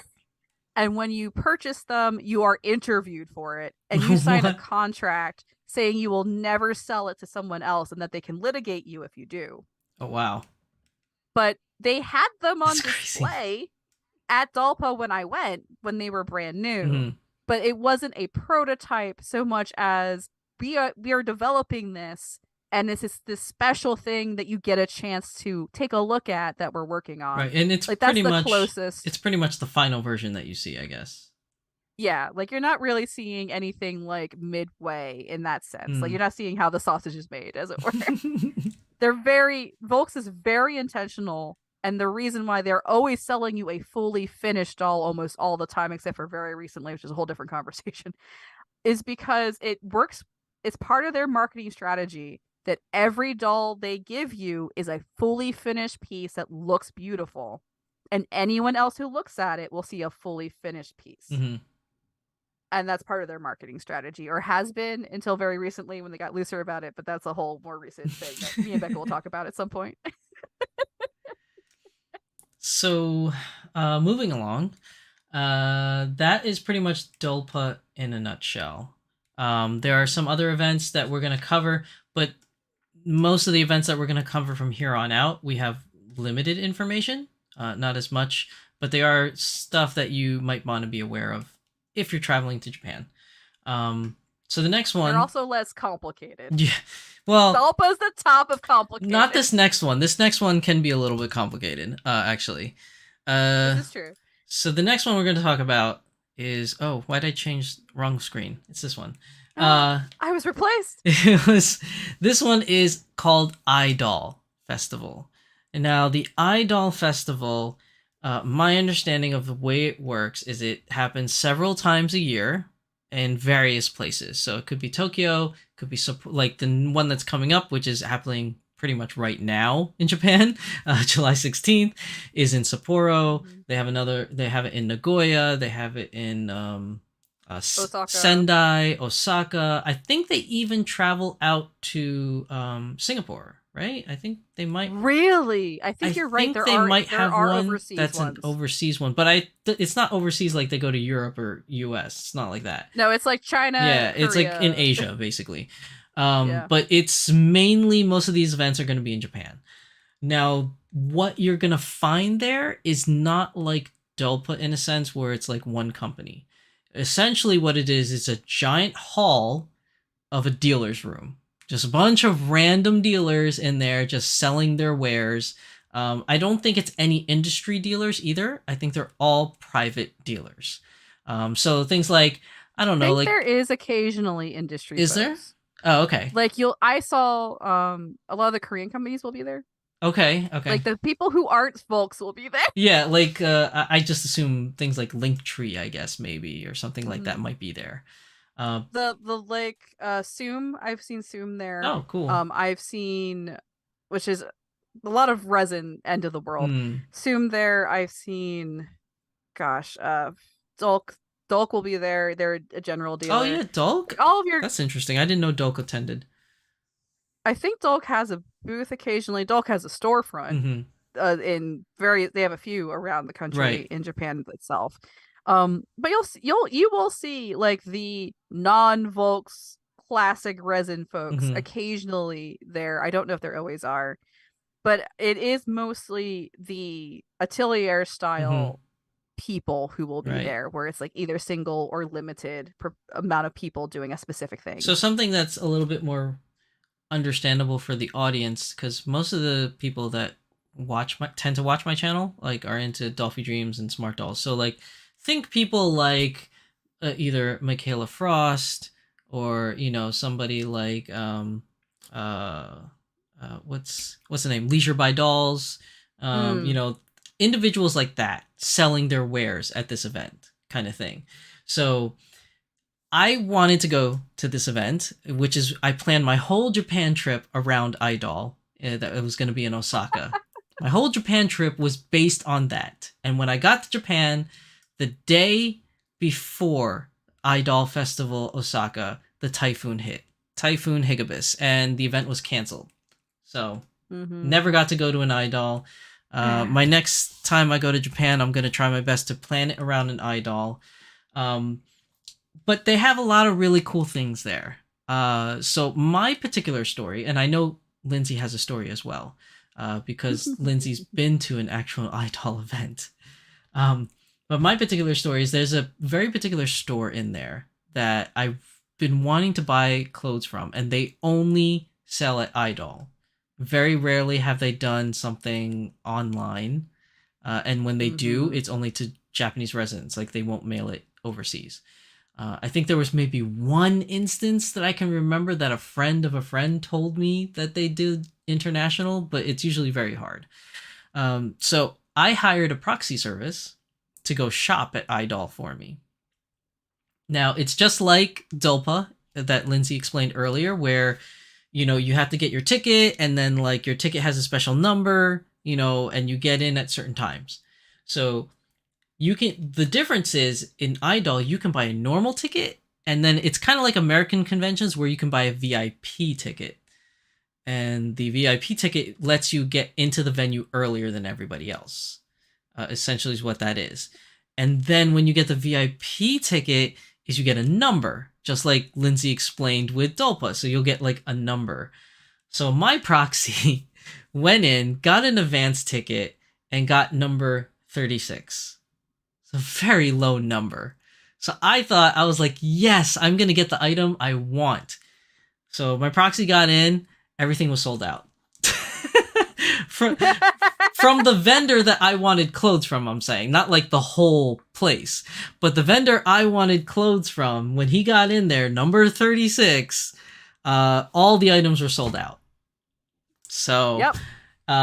it's very hard to get items from this particular vendor. I'm specifically not saying the vendor name because I have a video on my channel that's going to come out because I did get my hands on something from this vendor finally.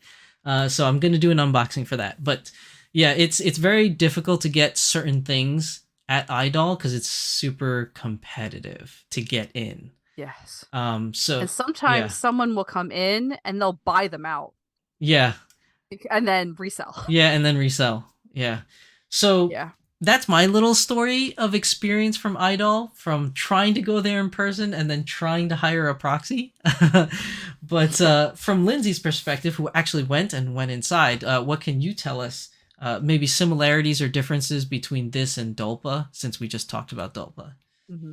Well, all the rules about the dealer's room applies here as well. You want to have cash. Do not take pictures. If you would like to take a picture, ask first. Mm. Don't take pictures with people's faces in it. um, and people will be like, they want to sell you a thing. They will happily sell you a thing. They will give you services for dollars, as it were. Mm-hmm. So don't be too afraid. You will see even fewer foreigners enter like at Idol than at than at Dalpa, even because it is a smaller event, even though it's a more diverse event. But they have everything. There's small artisan single one-off dolls. Hmm. Like when I went ages ago, someone was selling these really charming one-off little frog people that were all like they had the tiny little straw hat that they had made and they were like bespoke and there was like one it was just a whole little guy. He were very, very charming. To beautiful artisan, individually made eyes, to outfits like the ones you were talking about, Hmm. where sometimes they are very limited in the Yeah. amount that are available, to different kinds of carrying cases to carry dolls in, to doll supplies, to stringing, to full full dolls and full sets that are available depending Yeah. on who you're looking If you at. want to see the type of things that are sold at Idol, it's amazing. Go to Twitter It's really cool. and just search like hashtag Idol event, and Mm-hmm. you'll see because people take pictures of the things they buy, and some of the things that you'll see that are sold at Idol are amazing. Like I've seen full on pictures of prosthetics, like cyber prosthetics for Cyberpunk, Yes. where it's like a whole arm for both arms and like a whole like leg thing, kind of like think Violet Evergarden, and you could buy that Yes. there. But it's again something like that is very limited, so the seller might only bring like 5 arms. So, if you don't have that VIP ticket with a very low number, there's little to no chance you're going to get that. Because somebody They with a will lower number is going to get it before you. they will have optional Dolphy Dream parts. I've seen that Oh, before, where that's they'll like cool. have like the full silicone chests Mm-hmm. or the full metal armatures and Mm-hmm. things like that for sale. Yeah, and if you've ever They seen pictures on Twitter of like Dolphy Dreams or any kind of doll basically wearing armor, they're pretty much all bought from Idol. Like you see old knight's Mhm. armor or custom saber armor, or you see people like that post pictures of the dolls in full military gear where it like has the military helmets and like the rifles and most of that stuff is bought here at Idol. Like it's, it's really the only venue for that kind of mhm, selling and buying yeah, outside of Adalpa, and Adalpa is restricted, as we said, by Volks. yes. So if you want to do anything for anything else, or that's something that is outside of the Volks like universe, your only real venue for it I've ever seen is Idol, and also small atelier storefronts like the Mhm. ones you had mentioned at the top of the show. Mhm. Yeah, this event is the whole reason I planned my Japan trip.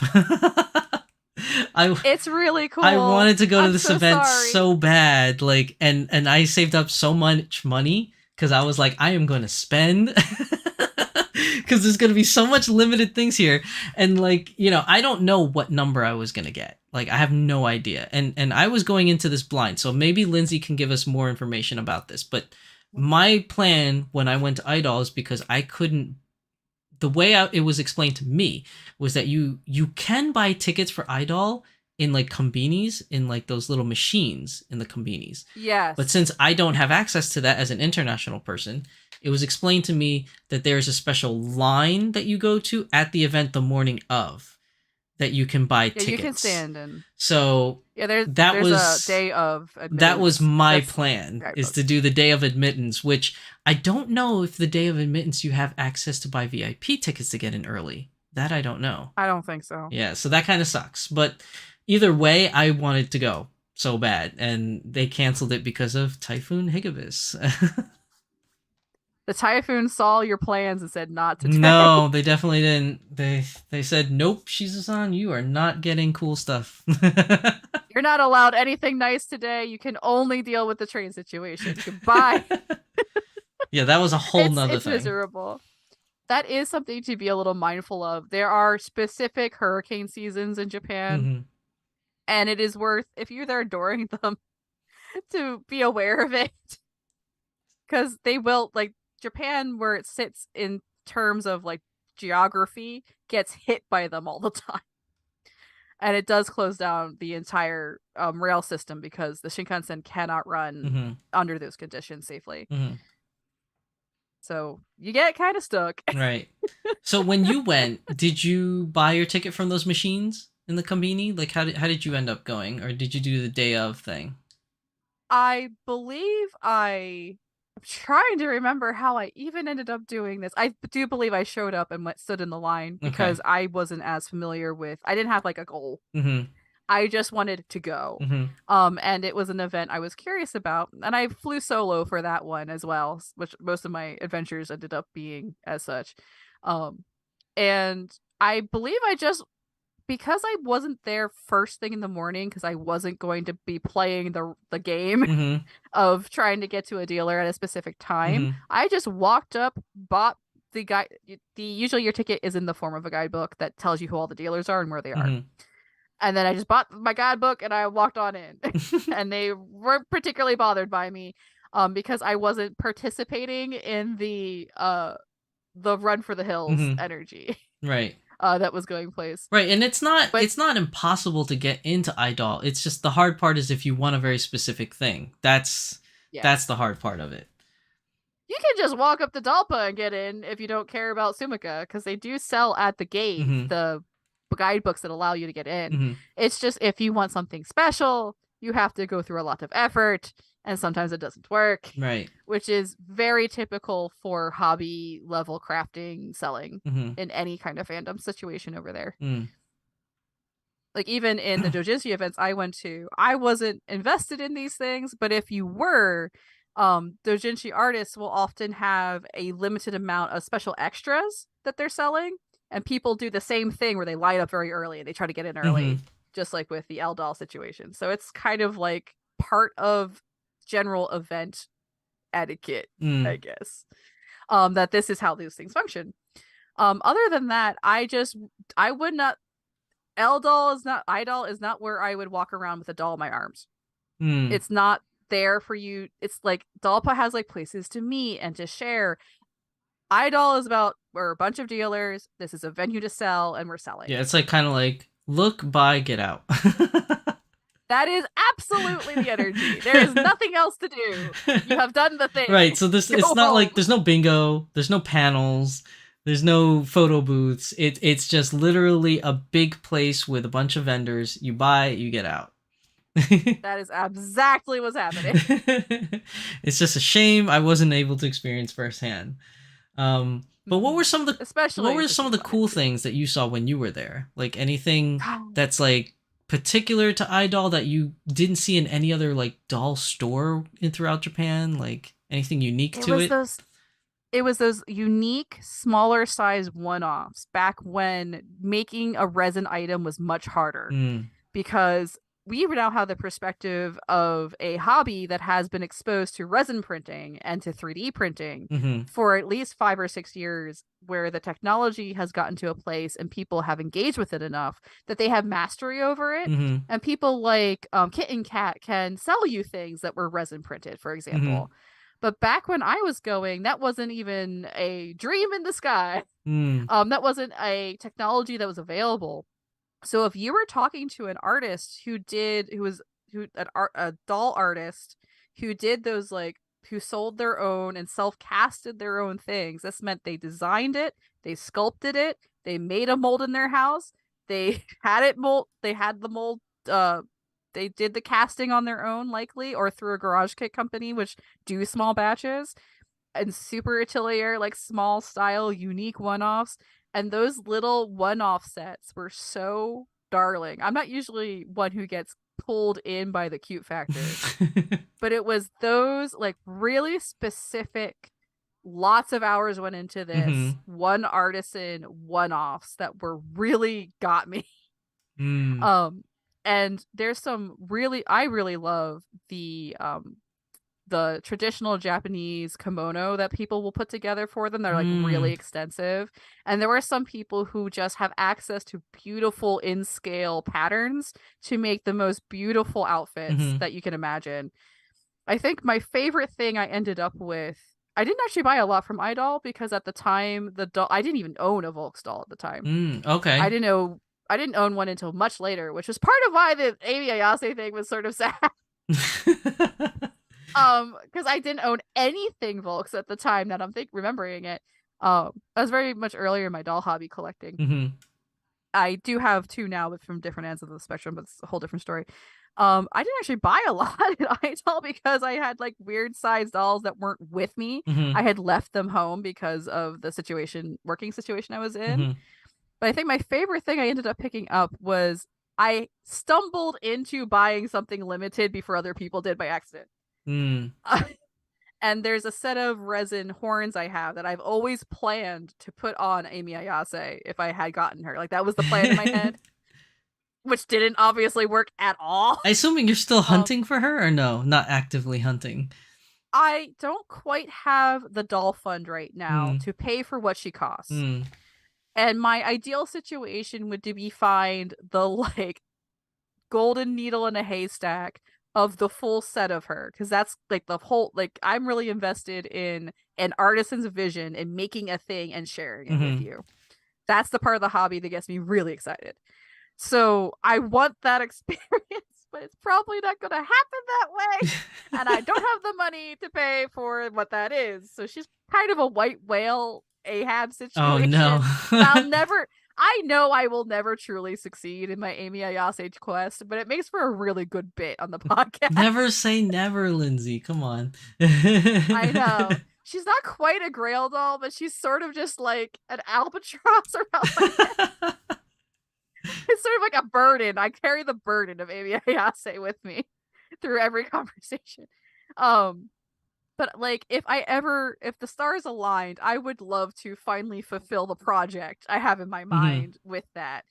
But in the meantime, I've been very distracted. But they're just really beautifully made and textured, and they came from an artist who did these alternative animal heads that were replacements that could go on Volks Dolphy bodies. They were sized for them, and they were so unique and gorgeous and beautifully airbrushed and just aesthetically surprising and beautiful.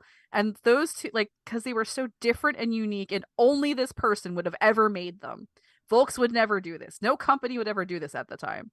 That it's those little surprises that really were fun about going to an event, because you'll see artisans and work and inventiveness that is not possible on a larger scale. So they're just these golden little gems of unique things that couldn't exist in any other context. And that's the part that I find the most interesting. Like, I had more fun walking around and looking at those things and not having the money for them, because they do tend to be expensive, than anything else I was doing. Yeah, at the time. That's another thing that people need to be more aware of. If you think that buying things at like Dolpa is expensive, my understanding is that the things at Idol are even more expensive. So yes, the items that I hired my proxy to buy were full doll outfits. Well, almost full. Like, it was like the whole outfit minus the shoes, right? So it didn't have the shoes. But things like that, like the outfits I was looking at were in like the $300, like $400 range for just an outfit. So, you know, these are highly customized outfits, and a lot of them are one-offs. Like, most of the creators make an outfit for that season, and then, you know, they make a whole new outfit for the next season that they attend Idol. So, like, you know, they're very intricate, like really, really intricate, from what I can see.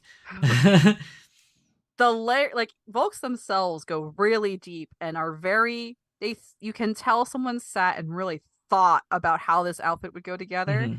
But Idol one-offs go to a whole different level. Yeah, they definitely do. Of like the tiny details. If anybody has seen some of my older videos on my channel, I did this one older video about I guess it's an atelier, somebody that makes doll bags out of leather, and I did a whole unboxing video. And that individual, One Pin Fun is their name. They attend Idol fairly regularly, like, you know, at least once a year, and they sell their wares there. But luckily enough, if you're interested in buying any of those items from One Pin Fun, they do have their own website that you can buy it from. So some of the vendors that attend Idol have their own websites that you could buy things, and some of them are just strictly at Idol and they don't sell anywhere else. So yeah, it's a little rough if you're looking for something in specific. But if you're just going to just enjoy it, have fun, and just see what you want to see, it shouldn't be that hard to get in. You just have to know when and where the event's going to be. And that part is a little bit more difficult, at least in my opinion. So when you go to the Idol website, you can use your Google Translate to translate things. But most of the things with the information on the website is like this picture, where Google Translate doesn't translate pictures. It translates text on the website. So a lot of their stuff on their website are in picture format like this, where it won't translate. So you're looking at this picture and you're like, I can't read what this is in the upper right. I can't read what this is in the middle because Google Translate will not translate those parts. And a lot of the website is like that. But you can make out certain things like here we know it's in Sapporo. This is the date and time. Like that thing you can make out without any Japanese knowledge. Some of the parts on the website you have to be really sneaky about. If you can use the Google Translate app on your phone and then hold it up to the website on your computer, and then it will translate the picture. You can do that, but just from Google Translate alone on your computer, it won't translate a photo. But the that is a disadvantage where I could read it and you can't. Yeah, I don't always remember what it used to be like to look at an image like this and have it be gobbledygook. yeah, like I can't read. I don't know what any of this says. Like, what can you translate? What is this upper right here in blue? Oh, 'Cause actually, what I does that can. say? Hold on. I'm actually on the website itself because I wanted okay. to take a look at some of its information. Because And I'm going to get myself a high quality version of the thing you're looking like at. I'm looking at. Sometimes when it's Yeah, it's a little blurry. smaller. But yeah, I'm looking at it and I'm like, I'm So wondering what that says, but I'll never know. across the top, like above the word Sapporo, Yeah. it says doll figure handmade like dealer exchange selling event. And that you can see me translating in real time. Sapporo Idol Volume 9. This is actually, if you are a casual person, this is a basic thing that's worth knowing. Most dates are going to go in the order of year, month, day. So from the biggest to the smallest unit. So what you're looking at is 2023, the kanji for year. 7th, the number 7 for the 7th month of the year, which you can count to, so you can figure out what they're talking about July. And then the 16 is the day. So it's tomorrow or nowish because of how time works. So here in the East actually, Coast, we're at the very beginning of the 15th. Yes. So right now in Japan, it is. Let me see my Google thing. It's the 16th already. It's today. the 16th. Oh wait, no, it's not the 16th yet. No, it is halfway through the 15th. Yeah, it's right now. It's 1:50 in Japan on the 15th.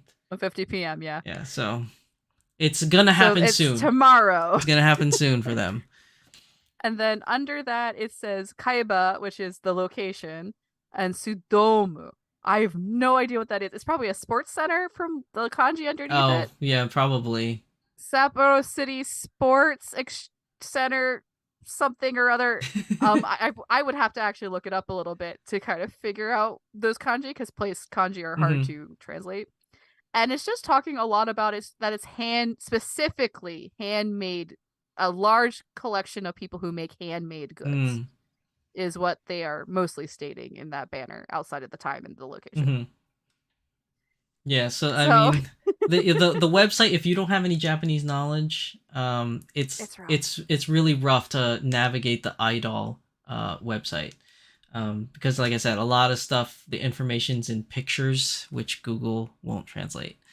And then the parts that Google does translate, in my opinion, doesn't really do a good job of understanding what's going on. Well, part of the problem is Japanese.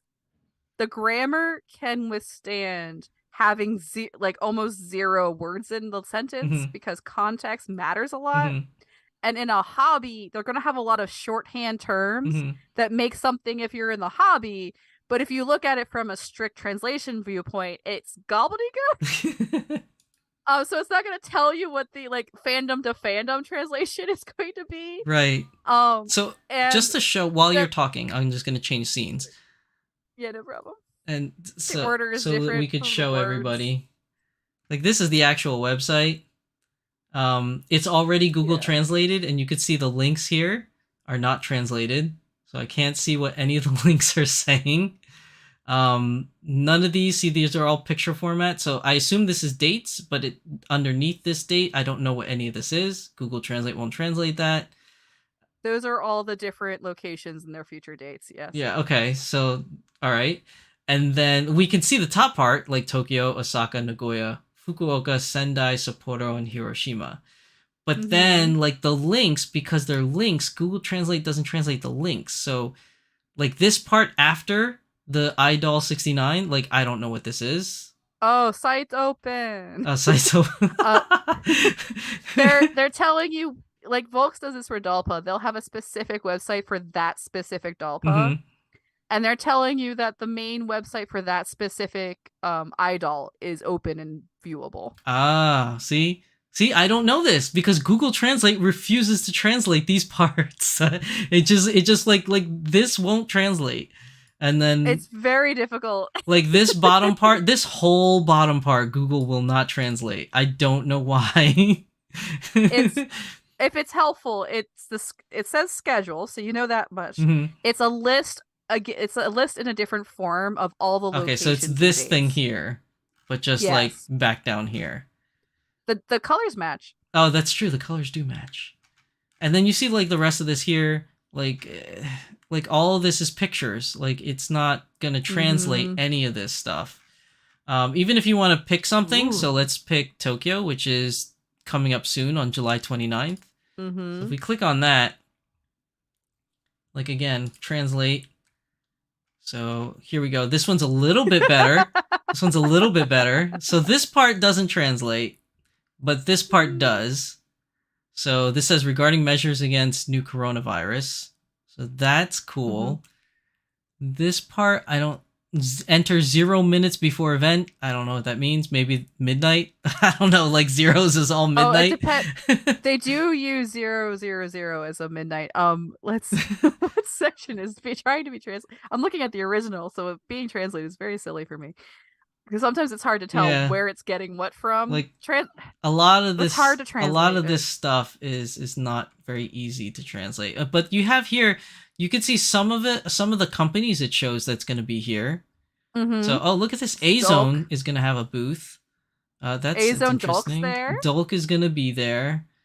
I don't know any of these other. These are all corporates. At the top, they're saying they're adding that Nendoroids will be people like the Nendoroid hobbyists will be there. Oh, where is that? At the very top. Oh, the very top. In this thing? It's one of the banners. So it changes. Okay. It does change, but one of them is saying that they've opened that Nendoroids, which have become a big hobby piece, are now part of the that's iDoll. Interesting. Allowed dealers for them are allowed in. That's interesting because that's not handmade. No, exactly. So like they're allowing in customizing of other companies' work because they're very popular. Like the Nendoroid doll, because they're so accessible, that customization hobby has exploded recently. So yeah, I mean, like this is definitely something worthwhile attending if you can schedule your trip around it. Just try not to go during typhoon season like I did. So so it looks like you don't run VIPs into that. Are $20 and the day of like the normal tickets are $10. Oh, that's cheap. It's much cheaper than Dalpa, which is like 30, 40 something dollars. Yeah. I thought it was $50. You do get snacks. You get Dalpa snacks at the end. From Mr. Shigeta, nonetheless. Exactly. So yeah, that's iDoll in a nutshell. It's a very unique thing that you'll pretty much only get in Japan. We have nothing really like this here. Well, I shouldn't say nothing. I guess the closest thing... Resin Rose has a close. Resin Rose, PNW, BJD up in, I guess they're Oregon now. It used to be Seattle. And Dallas Dollcon or Dollcon Dallas are the closest things that you can get to this. But most of those places, again, are local sellers. So that most of them are U.S. ateliers or dealers or vendors. Like I don't think anyone that usually sells at iDoll is going to travel to any of the ones here in the stateside. But you don't have nearly the pull, the draw, or the anything. I don't know if Europe has anything different or they do. You know, Asia maybe. Europe has its whole own like artisan doll culture, and they have their own event that's in France. Oh, really? I don't quite remember what it's called off the top of my head. but there is it happens in France, and all the atelier like doll artists, like including Mary Doll Round.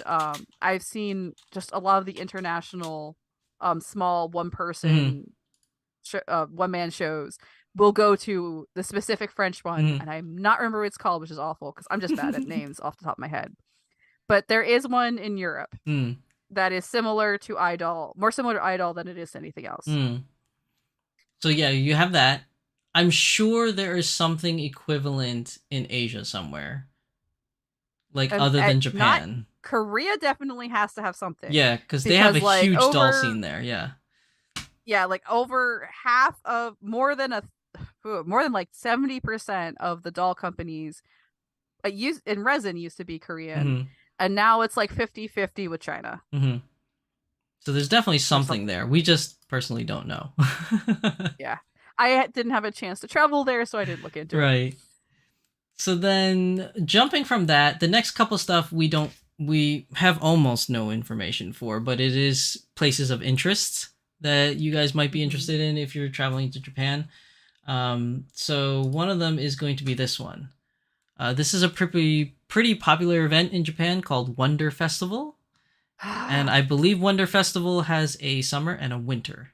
I don't know if it has a spring or fall, but I know there's a I summer and winter for sure. I think it's just during the summer and winter breaks that are typical. Okay. And essentially what you're going to see at Wonderfest is I guess it's like an equivalent like as the New York Auto Show where most of these companies that attend Wonderfest is going to be showing a lot of upcoming products, either prototypes or what's going to be released later on in the year during quarter 3 or 4, things like that. Um, Most notably from recent events, the last Wonder Festival winter, not the last one, I should say, the last summer one prior to this, A Zone did their big announcement of the Q7 body for their dolls. Mm. So, that was when they showed you the body and it was like all in gray. It wasn't like a completed thing, but it looked amazing. So things like that you'll find here. I don't know how big of a I guess dealer side that they have or a vendor It's side. From what I understand, there is a significant one. Okay, so they do have places where you could just buy a bunch of things as well.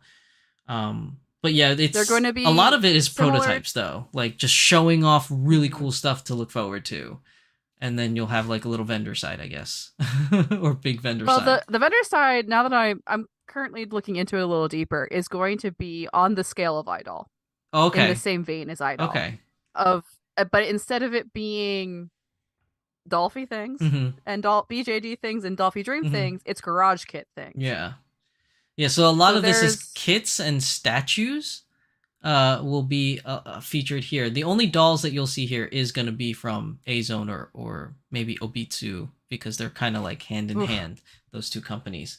But you won't see like things like Smart Doll or Volks at a Wonder Festival. Oh well, no, I take that back. You'll see Volks, but not Dolphy Dream or Dolphy. You'll see the other side of Volks, their modeling kit side, where they like have model kit planes and robots and cars and things like that, but none of the doll stuff from Volks will be at Wonder Festival. But correct. it's definitely something that's interesting. And as you can see from this infographic here, there's going to be one happening on July 30th. So any of you going in July, end of July, this will be a cool event to just check out. Like, I think it'll be a lot of fun just to just see stuff. And especially if you're watching my channel, like, I'm big into anime, so I talk about it all the time. So I assume a lot of my viewers might be interested in anime as well. So this is a pretty cool event that if you're in Japan and it just so happens to line up with your trip, try and see if you can go. Looks like a really cool event. Anything I else you have to tried. say about Wonder Festival, Lindsay? I tried. There was a specific dealer who was releasing ahead for a series I dearly love called Tiger and Bunny, Oh, and I Tiger and really Bunny. wanted to give it. Yes, it's one of those like this shows you just certain shows you fall in love with. Mhm. That was one of mine, especially when I was there. Mhm. And they were releasing these heads that were replacements for a different thing they had replaced, but they had given up. They were much better and they were beautiful. And I was gonna try to fight the fight to get the limited thing that they probably only had three of. Mhm. And then it was right around the time I was leaving Japan to move back to the United States. And fortunately, some friends of mine very kindly invited me on a trip that was really remarkable because they really wanted to show me someplace that we hadn't had a chance to, and I was going to leave. So they really wanted me to see it, but it was during One Fest.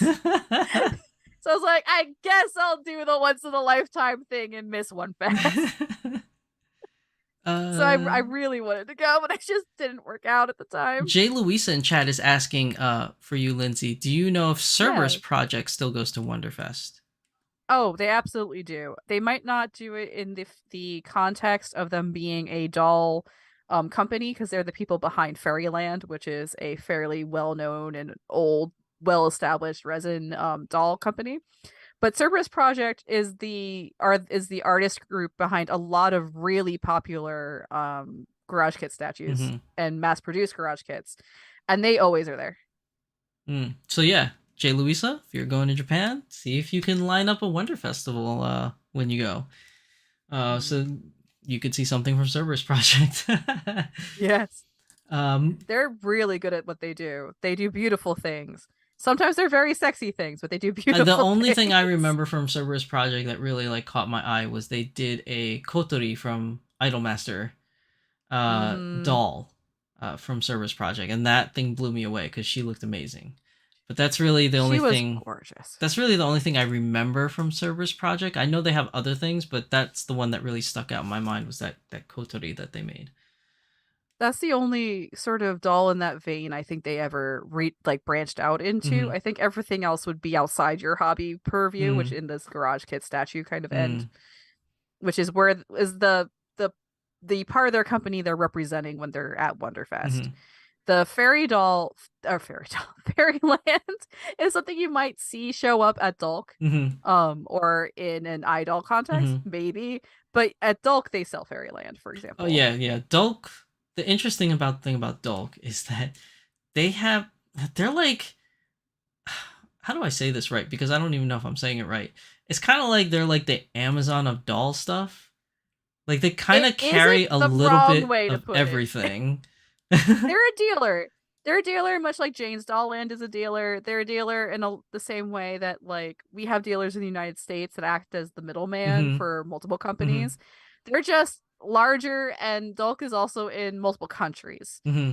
So I do they may I don't quote me on it, but they may be a Korean company originally. Mm. With a Japanese branch, and they also have an English speaking branch. Yes, but Not an English. the English website for Dulk, you'll notice when you go on it, uh, it doesn't have the same collection as the Japanese website. Like if you go No, on the it English doesn't. website, you'll be like, "Wow, there's some cool stuff here," but I really expected more. Like they have like let's say 5 pages of stuff, whereas if you go on the Japanese Dulk website, there's like 30 pages worth of stuff. It's like Oh my gosh, it's always the way. there's just so much more on the Japanese version.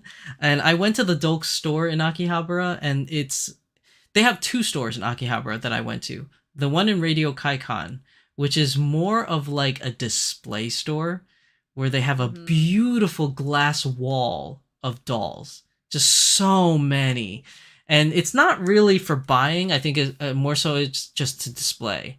But if you want to buy any of the dolls that were on display, they would refer you to the other store, which is across the river. Which sounds far, but it's not far.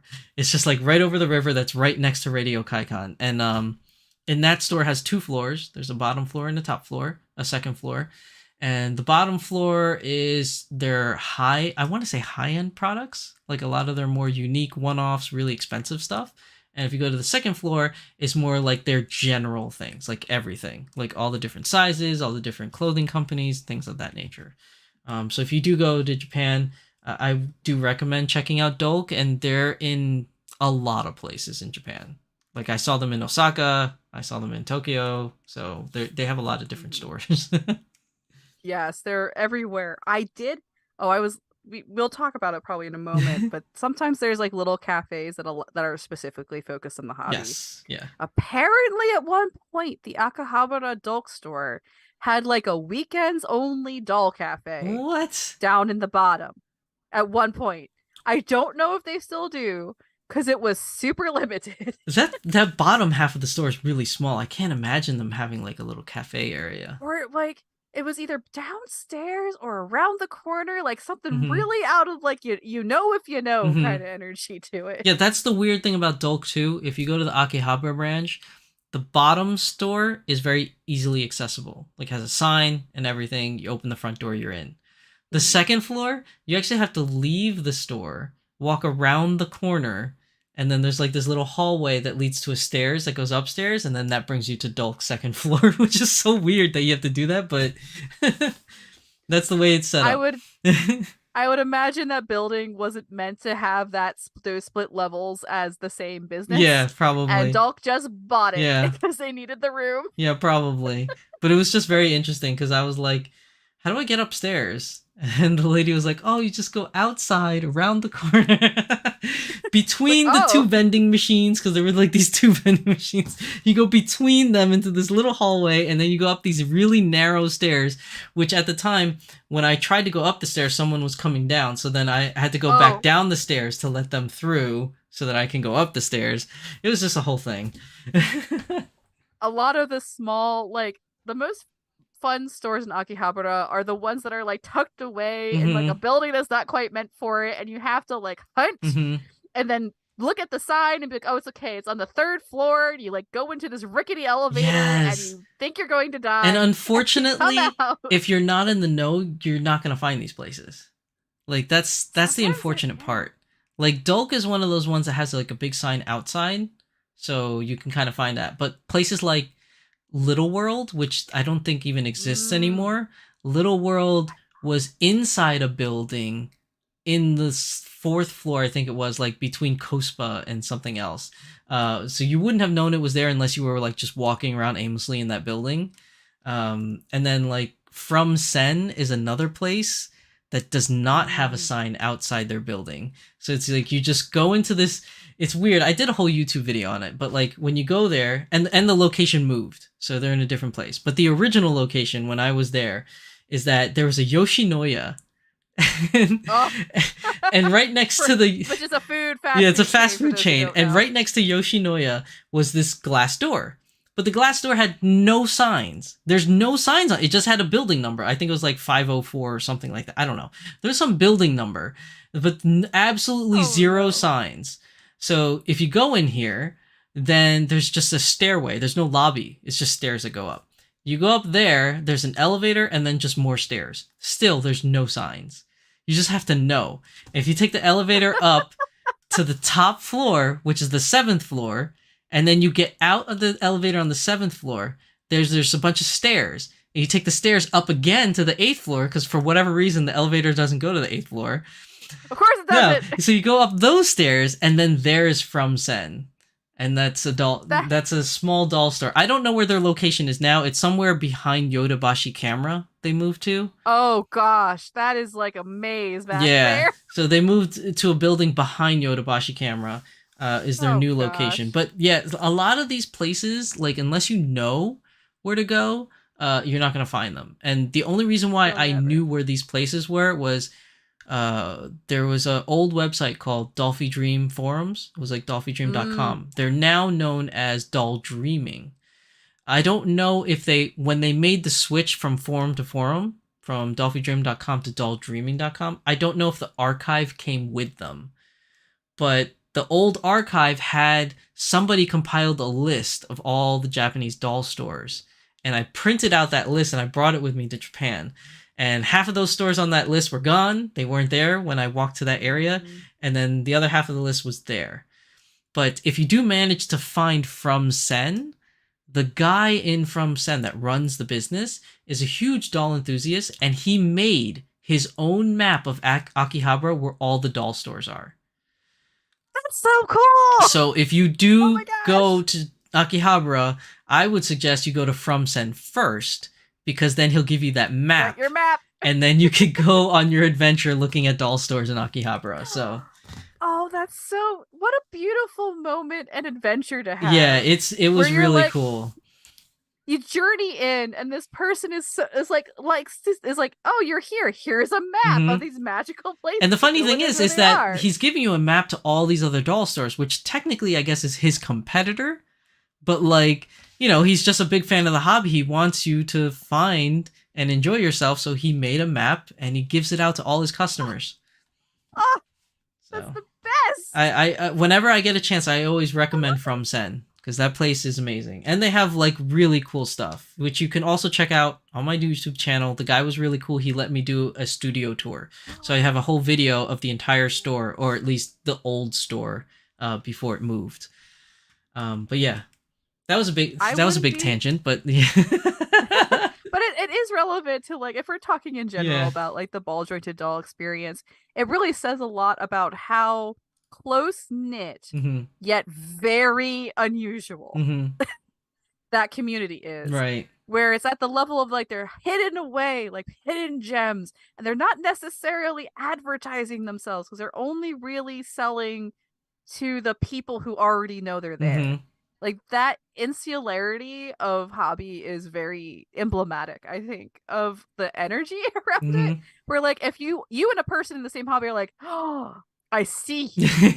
we have a special handshake. No one else can know. Right. I see you. It was great, and the gentleman that runs the From Sen company is just like the nicest guy.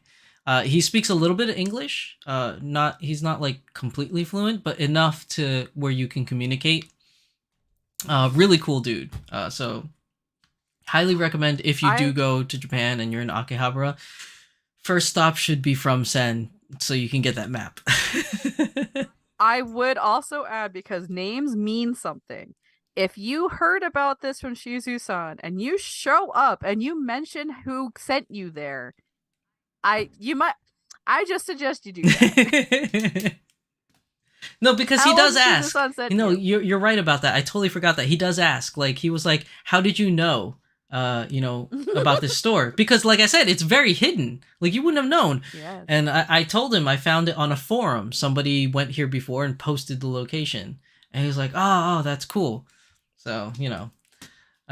Knowing a guy who knows a guy is how everything works, including the hobby. So you can make one friend, even if it's for 2 seconds. That will be your gateway into all the rest of it, because it is a very insular hobby. It was definitely cool. So for those of you planning your Japan trips, that's definitely a stop you should go to. So moving on, speaking of other things. So the next topic is not a store per se, although they do kind of sell things. This one's called Cadre Dior, which is a doll cafe and store. So they do sell some things. But essentially, I went there when I was in Osaka. If you go to their website for Cadre Dior, they'll have the new website, because the new address, because they did relocate from the last time I was there. There's a lot of that going on because of COVID. So last I was there, they were in like this second floor area, and essentially you buy tea or coffee, and you have a table and you just drink, and they have some little like treats, like little biscuits or something like that, or cookies that you could buy to eat. But mostly you're there to just hang out and talk to other doll people. So when I was at Cadre Dior, and I know that I told this story before, but in case other people that are watching right now didn't hear it from the prior episodes, was when I was at Cadre Dior, it was the day before Idol Festival, before the typhoon. So I was in Cadre Dior, I was drinking my coffee, and the place was packed. Like, there were so many people there, and when you sit at a table, everyone had their doll with them on the table, and everybody's talking to each other. Now, unfortunately, when I was there, it was packed of Japanese locals. So all of them were speaking Japanese. I was the only foreigner that was in there. So I really wanted to like communicate with people. But one, I was a little shy to kind of just... And I didn't want to interrupt their conversation, because a lot of them looked like they knew each other and they were already mid-conversation. So I didn't really want to interrupt. But the magical thing, I guess if it is magical, was that we were all there, you know, having a great time, drinking coffee, and then all of our phones beeped at the same time. Like, everybody's phones in the cafe started beeping with the emergency warning beep. And everybody looked at their phone, just like I did. I picked up my phone, I looked at my phone, and it gave Typhoon Higibis warning. All train stations will be closed for 3 days. Better, like basically, essentially what it says is if you want to Get home now. Yeah, get home now. Like take the trains now before they shut down because it won't come back on for another 3 days. And then the next message was after that, our phones beeped again. It says Idol canceled. So you could hear in the room of Cadre Dior, everybody was like, "Ah!" Like people were like disappointed because that's what they were all there for, was to go to Idol Festival. So that was a very unique experience I had with everybody, even though I didn't talk to anybody. But yeah, that was a cool place. So if you want to go to a doll cafe, it still exists. It's just at a new location, which if you go to their website, it's on there. Like you just have to go to the link for contacts or access. It says on here access, and they'll have like their address there. But yeah, I don't know, and I know I spoke to you, Lindsay, about this before. I can't imagine Cadre Dior is the only doll cafe in all of Japan. There's got to be one, especially in Akihabara. But I personally couldn't find one when I was there. So I don't know if you know of one, or maybe, I don't know. Like I was looking. When I was there, as I said, you find a friend, you'll open the world up. I made friends at one of the doll plazas that I went to. And they were like, there's this really cool cafe. That's exactly like the one you're describing in Akihabara. Would you like to go? And I was like, heck yeah, I'm going to go. I don't say no to these things. So I went with them and it was really lovely. And I was trying my darndest to try to find it again, information wise. But anything I was finding was like 5 years old. And I wasn't finding anything recent in any language I was using to search in. So I don't know if it survived. That's unfortunate. It might not have made it. But I feel like there's got to be one. I would be shocked. The problem these days is there's a very famous doll cafe, but it's a maid cafe where the maids are dressed like dolls. It's not what you want it to be. And I kept running into it. I was looking up for things. And it'll say doll cafe. I'm like, no, that's not what I'm looking for. So if anything is there, I'm not aware of it. It could be also only open on the weekends or very limited open. Many shops that are like this will be very limited hours or not open on Wednesdays, like that kind of energy. I remember it being near the Mandarake building in Akihabara, but beyond that, I could not even tell you where to put your nose to even try to see if it was there. I looked really hard. I wasn't finding anything, but also, it might be one of those specialist situations where you're not gonna, unless you know a guy who knows a guy who knows a guy, because they don't really want random people walking in. But you mentioned a maid cafe where they dress up as dolls. Yes. Just really quickly, I did have a maid cafe experience when I was there in Japan. Oh. Because I took a guided tour and one of the stops was at a maid cafe. But they didn't take us to this one. It's just a really embarrassing story, but I like telling it anyways because I think it was funny. It was a maid cafe. It was called, and maybe you know this because I'm going to try to pronounce the Japanese name. It was called... I'm very proud of you. It was called Zettai Ryoiki, I think it's called. Ryoiki. Yeah, you did a good Zettai job. Ryoiki. And the way it was translated to me through my guide was it meant absolute territory or something like that. Yes. So it's that. Do you know what it's referring to? Yeah, now I do. Okay. I didn't when I was there. I did not know what it means when I was there. So they were like, yeah. It's slang, friends. It's called Zettai Ryoiki. And I'm like, oh, that's a cool name. What does it mean? And they were like, absolute territory. So me being the dumb foreigner that has no idea, I was like, absolute territory? Is that like the new frontier, like Star Trek? Like, what does that mean? And so very embarrassingly, the maid had to show me absolute territory. and as a happily married man, this was very uncomfortable experience. So the maid picture you're in a maid cafe, so it has regular tables, like regular square tables, and there's one person on each side of the table, and the maid is in the middle, like taking your orders, like a normal cafe would. So the maid walks right up to me, and like, which was weird because I think Japanese people like space, like personal space. Generally. They generally do, but she came really close. Like, she was very close. And then that's also part of the experience they're offering, is like this sense of intimacy. So she lifts her leg, okay, and puts her leg on the seat of my chair. And then very emphatically points to the space in between the end of her stockings and the edge of her skirt. That little exposed area of thigh. And she says, "Zettai ryoki," and she starts pointing to it. And I was flushed red, incredibly embarrassed, because I was like, this woman is showing me her bare thigh right in front of my face. Like, She was having a good old time. I don't want to be rude and not look, but I also don't want to be like this weird, lecherous old man perv and keep looking. Like, so it was like a very awkward situation where I was like, oh, and then I was like, what else is around here? She knew what she was doing. It was very, very embarrassing, but funny, also, to say the your least. tour guides did not explain on purpose. No, they definitely didn't explain on purpose. And my tour guide, which was a very lovely lady, and I really do like her. She was so funny, but she was laughing her ass off on the other side of that table.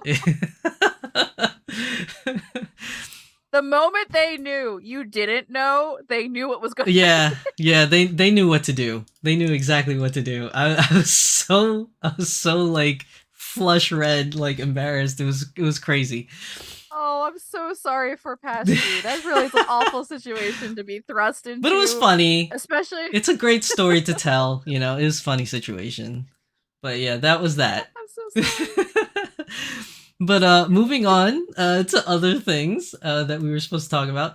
Another thing I thought was cool was one. I don't know if how many viewers that are watch this are very into the Instagram community for dolls, but one of the very prominent posters on Instagram for the doll hobby is known as Vega Starlight, and he recently went to Japan and found this lovely place called Bar Element L, which is located in Osaka, and it is essentially what it says. It's a bar, but it is a doll bar. So everybody that goes brings a doll, and they sit there and they drink and hang out just with their dolls. Same thing as the Cadre Dior Cafe, but with alcoholic drinks.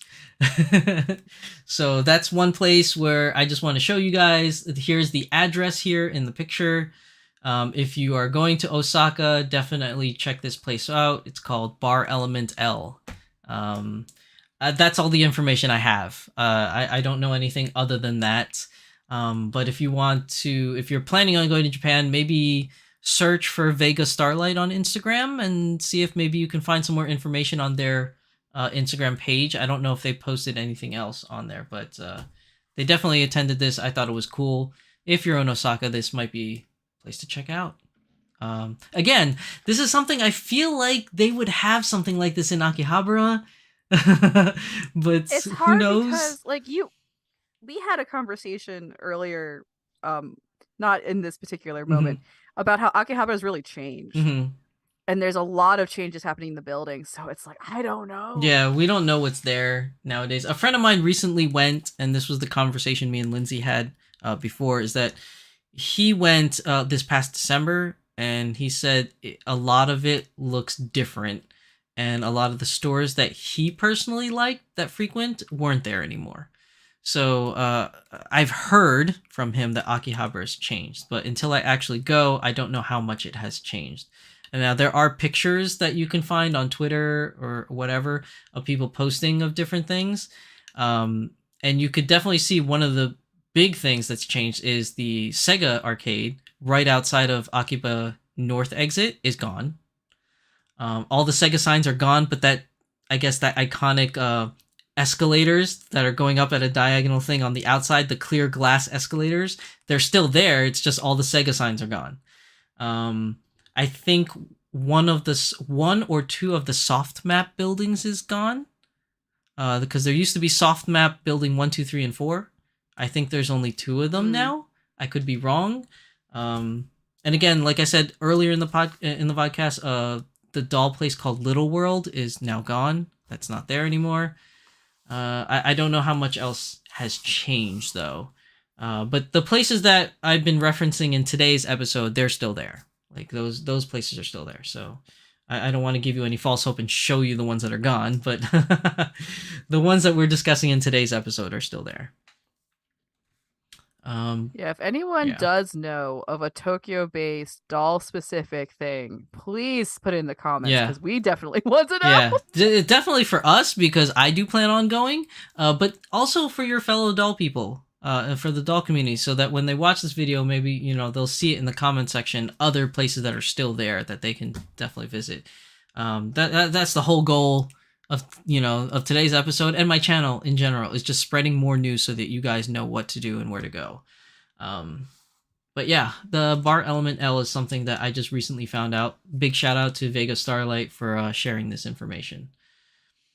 Let me see, and I believe that's it for all of our places for today's episode.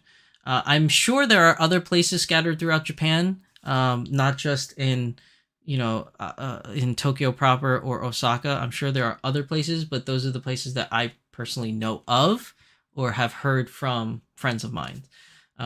Anything else, Lindsay, that you can add for places in Japan or any other doll events, maybe, that you could share? The only thing I can really think of is in terms of like how you comport yourself. Mm-hmm. Earnestness and politeness goes a very long way. And even if you are a person coming to this without a lot of Japanese language and you're interacting with people, it's like with the spider, they're just as scared of you as you are of them.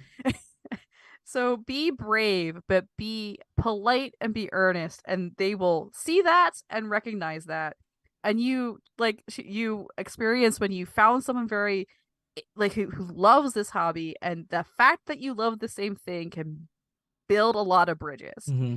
So be willing to have that moment and say yes and to try is the way I ended up in a lot of these situations with both Dalpa and going to certain experiences I had. Just keep your eyes peeled, keep your eyes open. Mandarake is a great place to go for secondhand. Yes. They're one of the best secondhand places. There's a big, giant 7-10 story building that's Mandarake. It's a big black building. It's very easy to find in Akihabara. And Nakano Broadway is the other place for secondhand that I like to go to, which is another Mandarake, but it's somewhere else.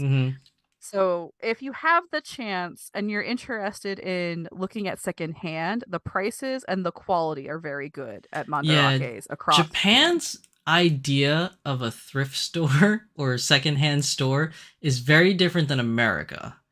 Like if you go to a thrift store or a secondhand store here in America, most of the items are very old.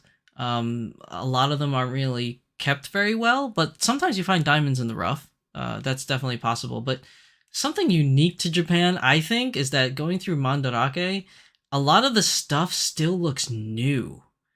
And the thing that's weird is that they'll say on the sticker or on the product, they'll be like, damaged. And I'm looking at the box, I'm like, where's the damage? Like it says damage and I don't see it. And then like the store clerk will like point to like where the damage is. I'm like, that's the damage that you're calling damage and you're knocking the price? Okay, I'll take it. Like it'd be like this little tiny scratch, but they'll knock off like some money off of that just for that tiniest little scratch that for me, I didn't even notice it was there. So like it's definitely very interesting. They will also absolutely take it out of the box and show you if it's not obvious because they have to. Yeah. They have to point out where it is. They have to have your agreement. Yes, I know it's here before they will sell it to you. So they'll always point it out and you'll always go, really? Yeah, it's definitely a cool place. So if you are worried about quality from secondhand stuff, it's not really what you think when you go to Mandarake. A lot of the stuff is still brand new. Maybe a little dust on them because they've been sitting on the shelf for a while, but like for the most part, just pretty much brand new. Oh, Batman Jackson, welcome to the stream. Sorry, Ooh. forgot Otakon prep. That's okay. I told everybody about the doll table that's gonna happen at Otakon, so I told them where to go. I looked at my schedule, Batman Jackson. So Saturday for 2 p.m. to 4 p.m. sounds like a great time for the doll meet. Just so you know. But yeah, I think that's all I can think that's of. all I could think of. Yeah, about the niceness thing that you touched upon a few seconds ago. One thing I want to mention for a very nice person was I went to a hotel when I was in Osaka. I had 2 hotels. I had my Tokyo hotel and my Osaka hotel. And when I got there, before the typhoon warning happened, I spoke with the front desk guy, and his English was okay. It wasn't like that great, but enough to communicate. Again, they're pretty good with that. And I asked him, because I'm a fan of the Oryx Buffalo, or they used to be known as Oryx Blue Wave, which is a baseball team in Osaka. And the reason why I'm a fan of it is because that's where Suzuki Ichiro came from before he went over to the United States to play for the Mariners and everything. So, I like them because of that. So I always wanted to go to the stadium. So while I was in Osaka, I wanted to go, and I didn't know how to get there. And so I asked the front desk guy, I was like, do you know where the Oryx Blue Wave play? Like where the stadium is? He had no idea. He was like, I don't know. I don't watch baseball. So that was like, oh, okay, that's not a problem. And he's like, but hold on a minute. And he went to the back and he got some other people to come out. And then there was 2 other people that were working behind the area, and they were all on their phones Googling the information. And then they wrote it down for me and told me what subway to take, whatever train or whatever to take and how to get there. And I got there no problem. So, never be afraid to ask for help, because they're so very nice about helping you out if you want to get to a specific place. There is a very strong sense of customer service culture, especially in the hotel industry as well. So if you need to ask anybody, that's a great person to ask, because that's part of their basic training as well. Like that. Here, the thing a lot of people will say is people are very nice, particularly in the context of being around in Japan and feeling lost. And a lot of what I think of when people are talking about that, because sometimes it slides into generalizations that aren't always very good. Even if you're saying a positive thing, sometimes you're not saying it in a positive way. Is that one, as someone who had a lot of Japanese friends, they have no hesitation to complain about anything. Their standards of service are extremely high, and they will yell about it if it's not. Which is why service is the way it is that there's this other side of customers going, excuse me. That way they have no compunctions about going full raise the earth if something is not being done the correct way. So you're saying that Japanese people go full Karen on the service industry? If the opportunity arises, if it gets to that point, they have very high standards, is basically the expectations are high. And the other side of it is, if you think about yourself, and if you were standing in New York City and you knew how to get places and you saw someone hopelessly lost trying their best, how would you feel about it? You'd want to help them out too. So it's yes, a very universal yes and no. Human nerve. I don't know if that's really a good example per se. I understand what you mean, your point, but New York people kind of just in my opinion, just tend to themselves. This is true. There's too many of the tourists. There's so much nonsense that happens in New York City that most people, if they see something out of the ordinary, they'll just keep walking and ignore it because they don't want that attention. They don't want to get sucked into maybe a potential problem. So that's why you have travesties happening in New York City where somebody could get beat up or somebody could get robbed when there's people all around. It's just because those people don't want to get involved, so they just keep on. I don't want to be a part of so they just keep on walking. And I'm not saying all New Yorkers are like that. I'm just saying it's been known to happen from time to time. There is a stereotype that is occasionally proven true. Yeah, is what is as all stereotypes kind of live in that space. But I get the. But they do have very high standards. Yeah, I get the point I definitely get the point you're trying to convey, though. Most good-hearted people, though, will try and help individuals that are lost and you know need some pointing in the right direction. That definitely You'll be sure. okay. It's okay. You'll be okay. Everyone's scared and doesn't remember how to talk. It's fine. Somi says, I had the same reaction buying from Mandarake in the past online. Yeah, because, like, especially when you... Because Mandarake is another thing. You could buy online. You don't necessarily have to be in the store in Japan. And a lot of the times online, they'll even rate their products damaged or, you know, broken box. And, like, you'll look at the pictures that they post, and it's like, that's not really that bad, actually. So... You know, they're very, I don't know, like strict, I guess, in the quality of the product that they're reselling. So yeah, it's definitely a great secondhand place to shop. Yes. For sure. As before mentioned, customer expectations are very high. Mm-hmm. So they wouldn't tolerate it any other way. But yeah, but I think that's generally it. If nobody has any other questions, we're just gonna move on to the last section of today's episode.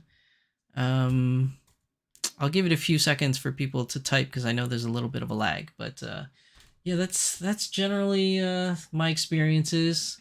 There's more I could say, but that we could save that for another day because we're trying at least we're trying to stay focused on like doll events or you know doll related, I guess, stores or places. But yeah, We're making our best try. making our best try. As two tangent, we're both tangent inclined. Yeah, we're both tangent inclined, so like we combo. kind of jump from places every now and then.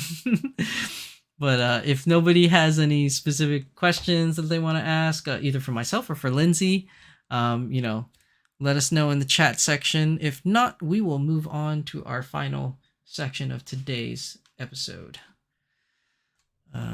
And of course, if you have any questions that were not addressed today, or you think of something later, or if you're a YouTube viewer and this is way after the live chat, you are always welcome to send an email to Nino Bingo or to our Facebook group. We watch those DMs very closely, and me and Becca are happy to share whatever we can share with anyone who needs help. And those of you that don't know, in the description of this live stream is the Ningyo Bingo YouTube page website. The hyperlink is there.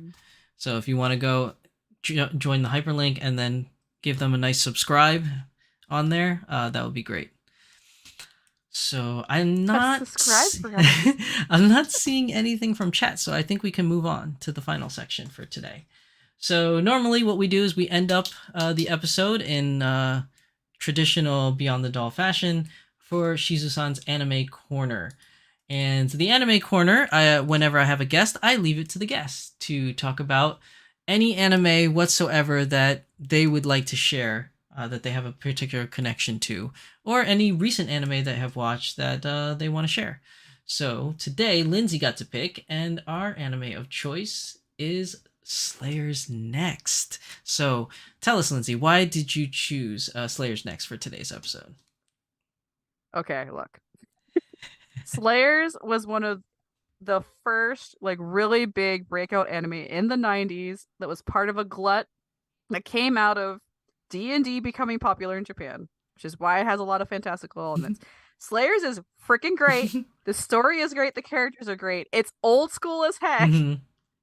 And you have to tolerate it for that. Like, it has very classic 90s era anime jokes, but I ask you to watch 4 episodes. So Slayers was a very popular light novel series that was published episodically in a magazine called Dragon Magazine. And it was extremely popular. So popular that the light novels were made into an anime series. Slayers Next is the 2nd season. And it is the traditional place that you send people to start watching the series, because that's when they figured out how to make it. Because season 1 was them taking a light novel that was written in first person and trying to make it work as an anime when not a lot of that had happened. And they didn't figure out how to do it until about halfway in. So the beginning's really rough. Yeah, but Slayers Next is good. Full disclosure, I actually never saw Slayers Next. I saw the original Slayers. And I saw that so long ago when I was a kid that I don't really remember most of the story other than the fact that Lena Inverse was the main character, and then you had the other character, I forgot her name, the purple hair one. Um, There's Amelia, there's Zelgadis, there's a few people who have purple hair. I can't remember her name. It's probably Amelia or Naga, might be someone you're Yeah, it might thinking be of. Naga, but the other than those two characters, I remember being in it. This is gonna be stupid, but maybe you know where I'm going with this. There was a very particular riddle or song that they had, Oh, and like that is the one thing that I will never forget about this show because it really stuck out because it's so funny, and I don't know how inappropriate it is in today's world or today's society, but it was really funny then, and I'm gonna take a stab at saying it right now, and it's they used to sing this song about Lena Inverse where it would say, "Little girl, little breast scared the dragon from its nest." yeah. Because they call the great magic of Slayers, as old as it is now, and as old as the animation is, it's definitely like its age. Yes, it is Is that aged. the characters are so interesting. And watching them interact, and it is a comedy, it's a comedy drama where it starts out making you think, oh, this is a comedy silly thing of the week, oh no, it got very serious, oh no, this is really cool world building, oh no. It's sort of the arc of watching Slayer, specifically the second season. They start out very silly, things get very real, and you realize you're really invested. But Lena's whole part of her whole deal, she's very small. She's a small Yes, person. very tiny. She's extremely confident in everything she does, but she has this one insecurity about her physical appearance because she has a very good friend who's a very large, ample chest, and her older sister is the same way. So the humor of it is she is a confident person who has this one insecurity. And then she has a nickname that is a Japanese pun that doesn't translate at all. So that's why they have the rhyme. And because it doesn't translate at all, it's like a two-pronged pun where on one end it reads as dragon killer, and on the other end it reads as someone who doesn't have a very voluptuous body. But it's like it is definitely a very 90s style joke, but the series respects its female characters outside of those roles and is meant to be a dig at series that were very objectifying of their female Yes, characters. because It's a response. if anything, the 90s era of anime was like the Wild West. There was a lot of stuff that was released in the 90s where it's like I can't imagine them really releasing it the same way now. Because a lot of them were either wildly inappropriate, mildly like racist at points. Oh my god! Like it was the 90s was crazy with anime. It was absolutely wild. What Slayers is trying to do is it's taking the tropes of the fantasy adventure and doing a send up to them and critiquing them. It's actually very smart underneath the sort of surface level jokes that still get you anyway. And the main character, especially as like a small bodied female character, carries the show with they never forget that she can blow up an entire city, which is sort of played for humor. But they always treat their female characters in that sense of they're competent and capable, and sometimes everyone gets a little bit to be a butt of the joke. I dearly have might be slightly nostalgia. I love it. It's my comfort series. It's the one I watch when I'm sick, and I've watched it like 16 times. But it holds up to viewing. And if you are interested in exploring this older series, skip the first season. You can go back. It's fine. You don't need it to understand what's happening. They will tell you what's happening. Slayers Next is really the best part of that anime. There is a third season that we try to forget about, but it's like if you love the series, you watch it. You don't have to. No one will blame you for it. But I just give it the 4-episode chance. See if you get sucked in. It's a really lovely ride. The world building's great. The characters are fun. You'll get attached. And it does unexpected things that in retrospect make perfect sense.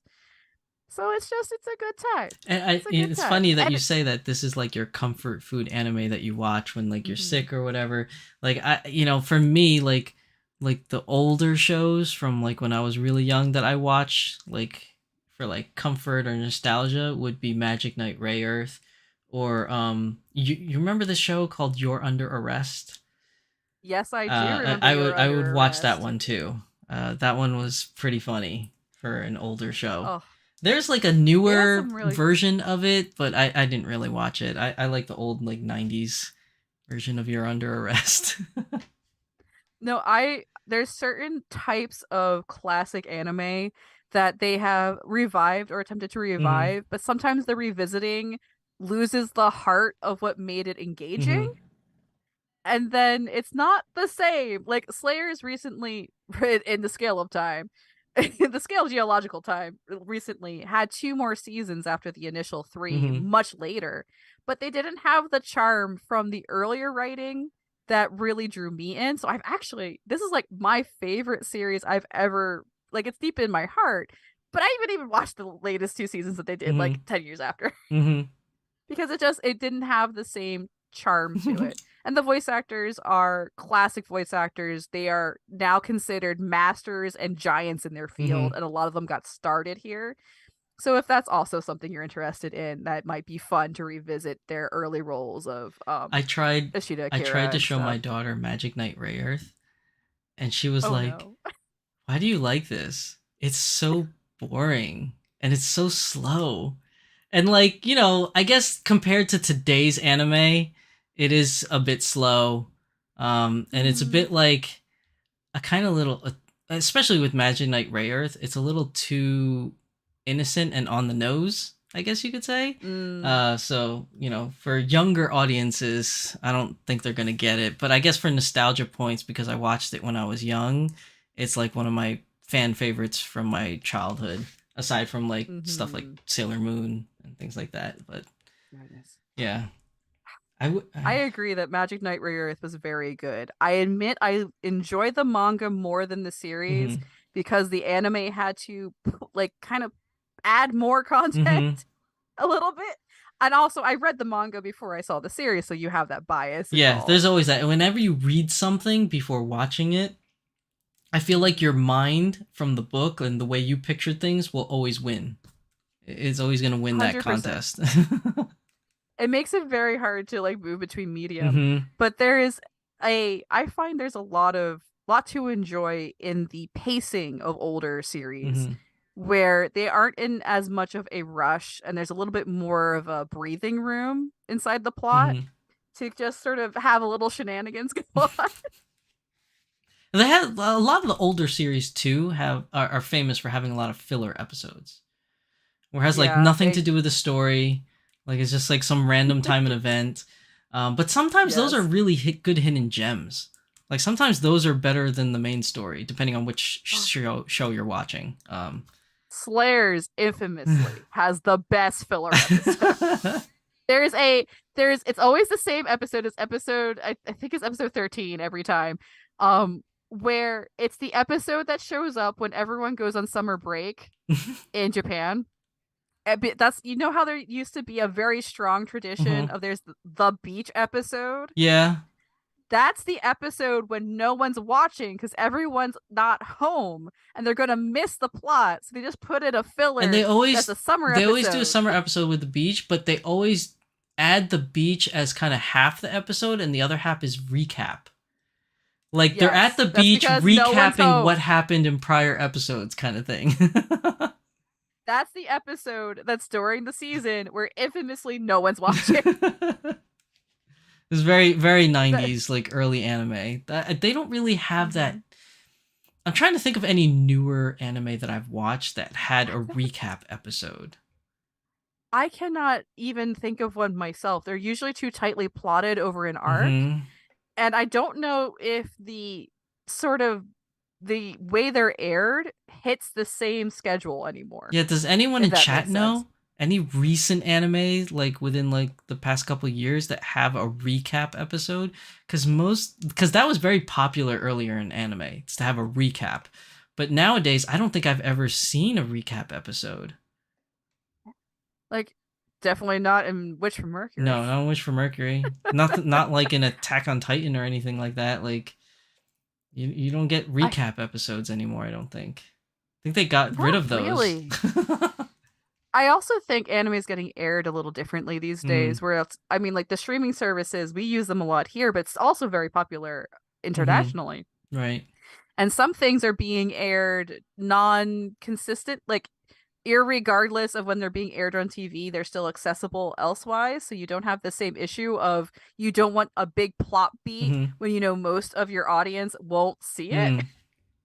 And then will have been left behind because they didn't see it. Like that's not the same consideration, Yeah. maybe. I don't know what I guess the point of it like back in the day was just not only just filler, but I guess if because if it's airing on TV back in the 90s, we didn't have the internet. So I guess if you missed a couple Mhm. episodes, that was your way to catch up. But then if you missed the recap episode, what good was it?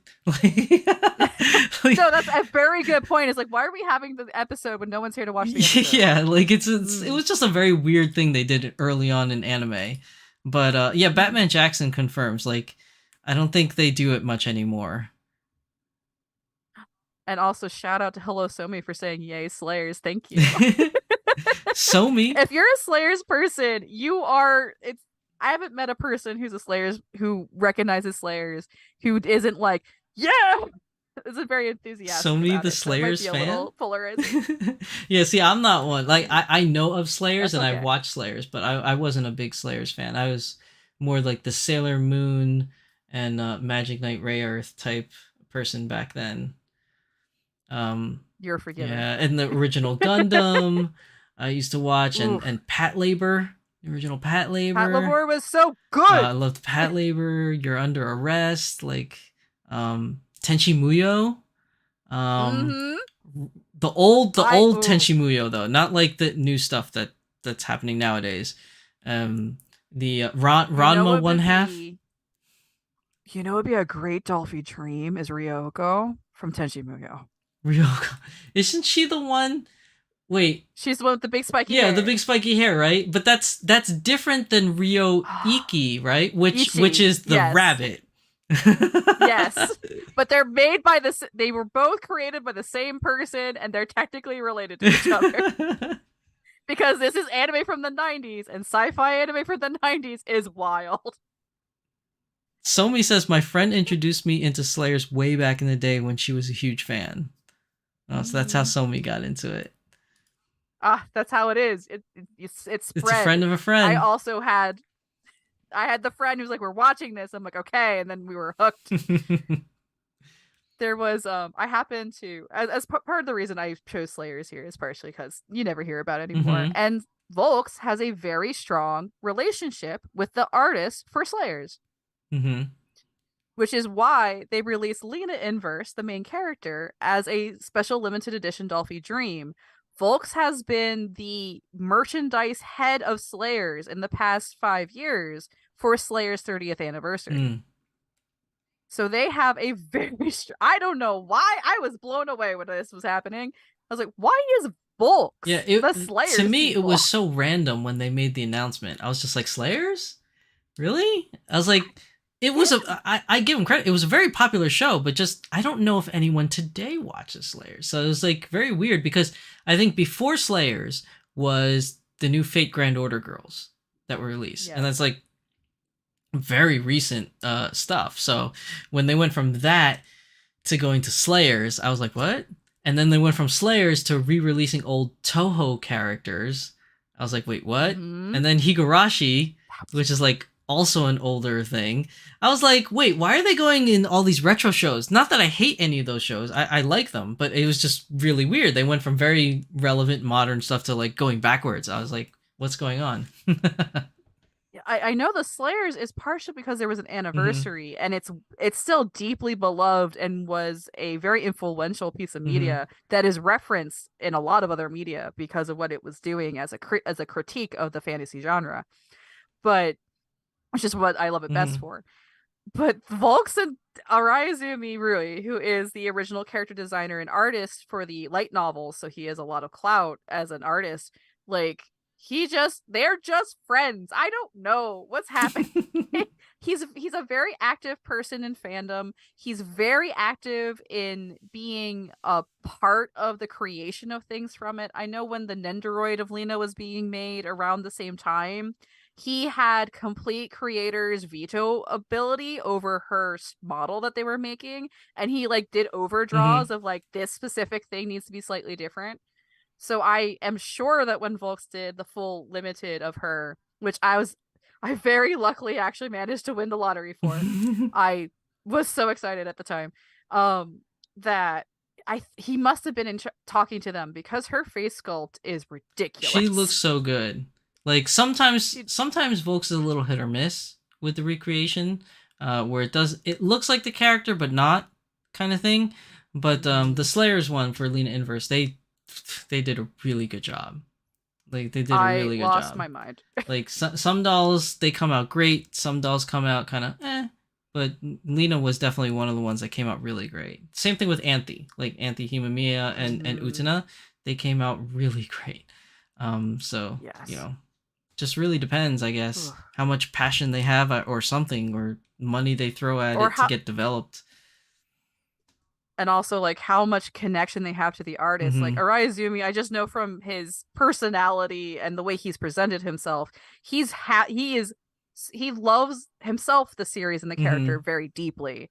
So he would want to be involved and he would push to be involved. And if they asked him if he wanted to be involved, he would say yes. Right. I don't know how much every other artist would have room to do that in their schedule. True. He's just who he is. Now, to further compound this topic, we have the anime corner of Slayers Next, and then we have Dream Doll, which coincides with the same show. So you picked this character, which is the one on the previous page, is on the right-hand side.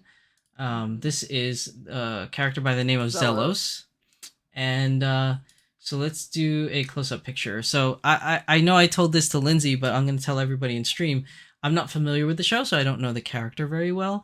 But when I tried to find reference pictures for him, almost all the pictures had the one eye closed, like the winking eye, and I couldn't figure out why I can't find a good picture of him with both eyes. And then Lindsay kind of explained a little bit of why that is, so that's why we have this picture. Yeah.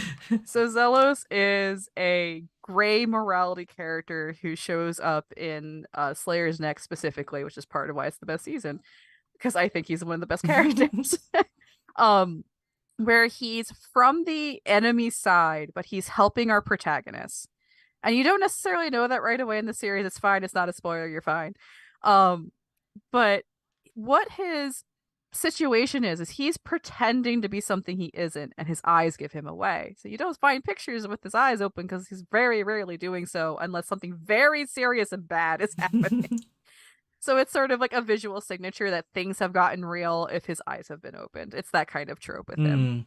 And he has this very particular position as a character and is very interestingly written. And he's voiced by Ishida Akira, who is a giant master in the voice acting industry for this type of character where you're not sure what he's doing and you're not sure what they're for. You're pretty sure it's for something bad, but they're helping us right now. It's sort of the energy. But because Volks has this strong connection to the Slayers property, because they did Lena Inverse, he is one of the most popular characters in the show in general. Aside from Lena herself? Yeah, Lena's very popular, and Naga, who is sort of her... There's a bunch of stories that are before like the anime starts that are about her and her friend Naga. Naga's a giant, very busty looking lady.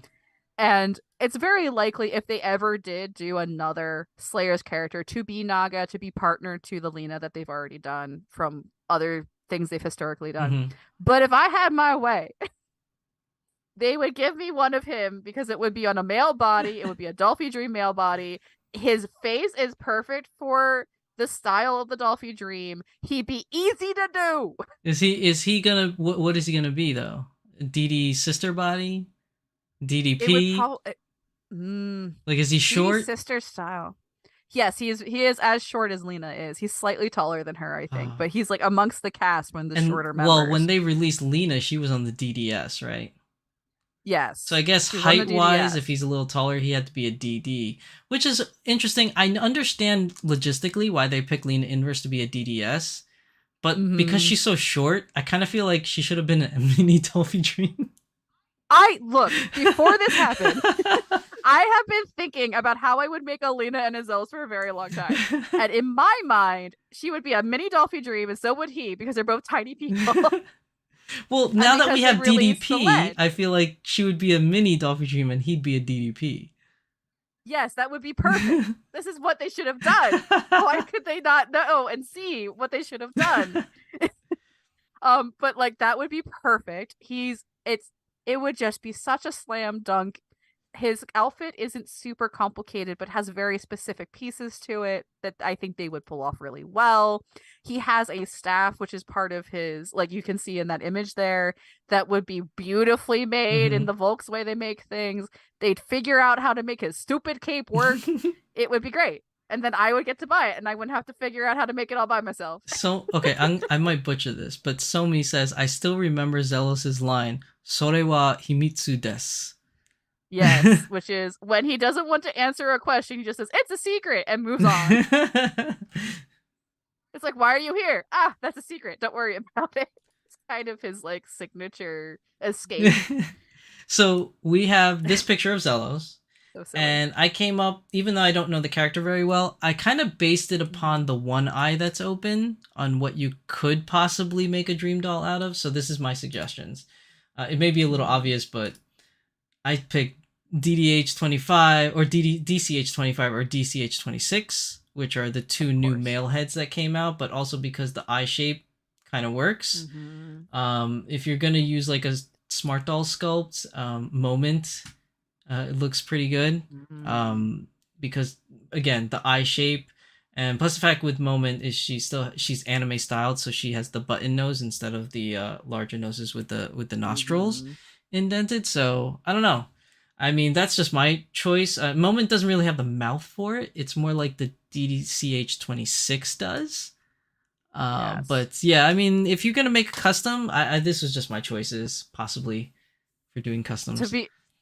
Man, I hadn't actually taken a look at the new the male faces that had come out with the Dolphy Dream system, and looking at them now, that 26 is extremely tempting me to try. I mean, you could, because it would spot on. You could. I mean, if you wanted to, you could do it with both eyes open like that, or you can. I don't know how talented you are with face ups, but you could actually close the eyes. I know some people in the customizing world do that. They actually close the eye when they want to do a winky face. But yeah, I think you're right. I think that DCH 26 would be perfect. I'm really mad because now I really want to do it. You've enabled me. The only problem with that is it's a DCH 26, which means it's a dream choice head.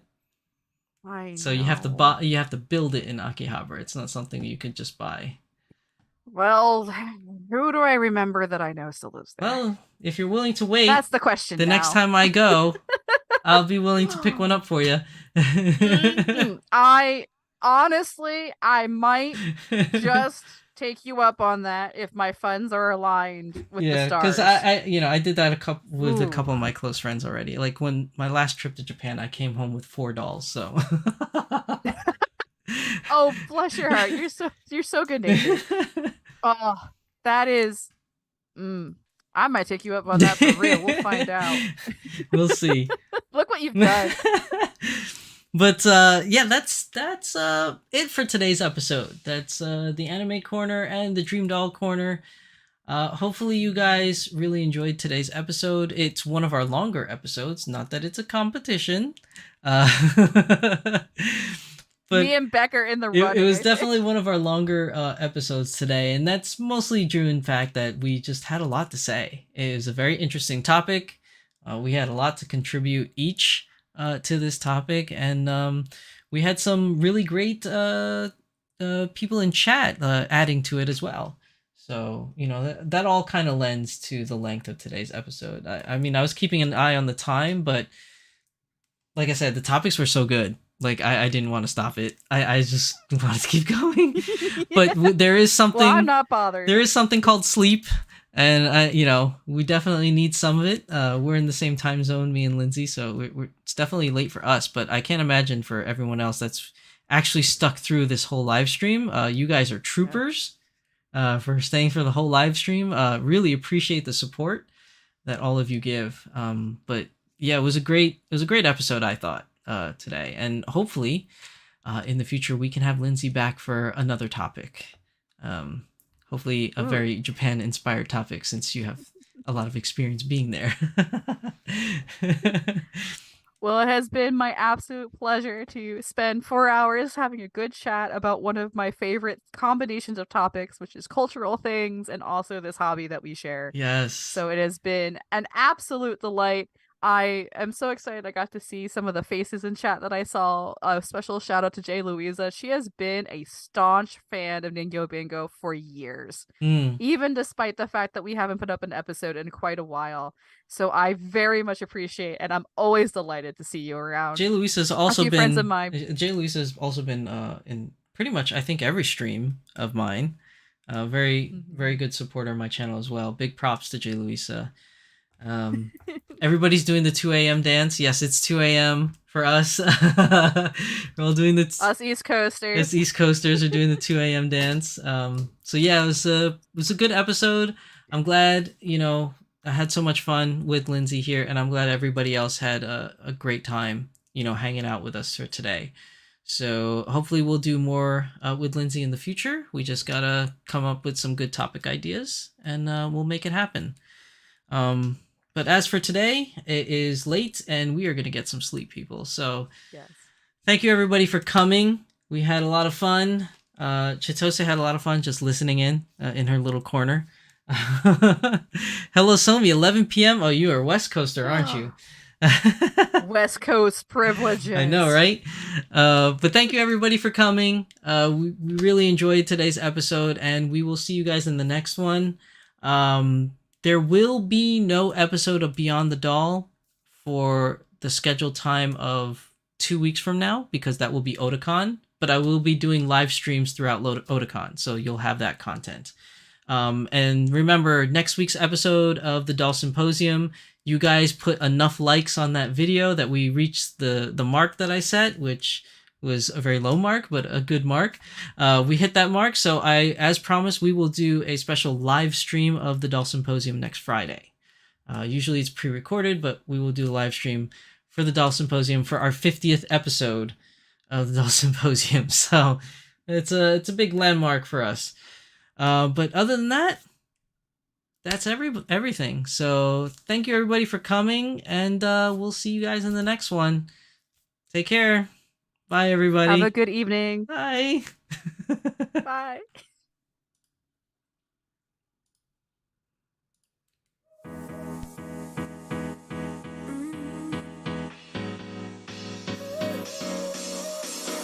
Work is almost over, summer's getting closer. No time to be sober, sunshine on my shoulders. I'm alive and I'm breathing, living my best life. Love is on my mind and it's making me high. I'm staying in this moment, though it's hard sometimes, but I work it out every once in a while. I feel the love, I feel it growing every day. I feel it.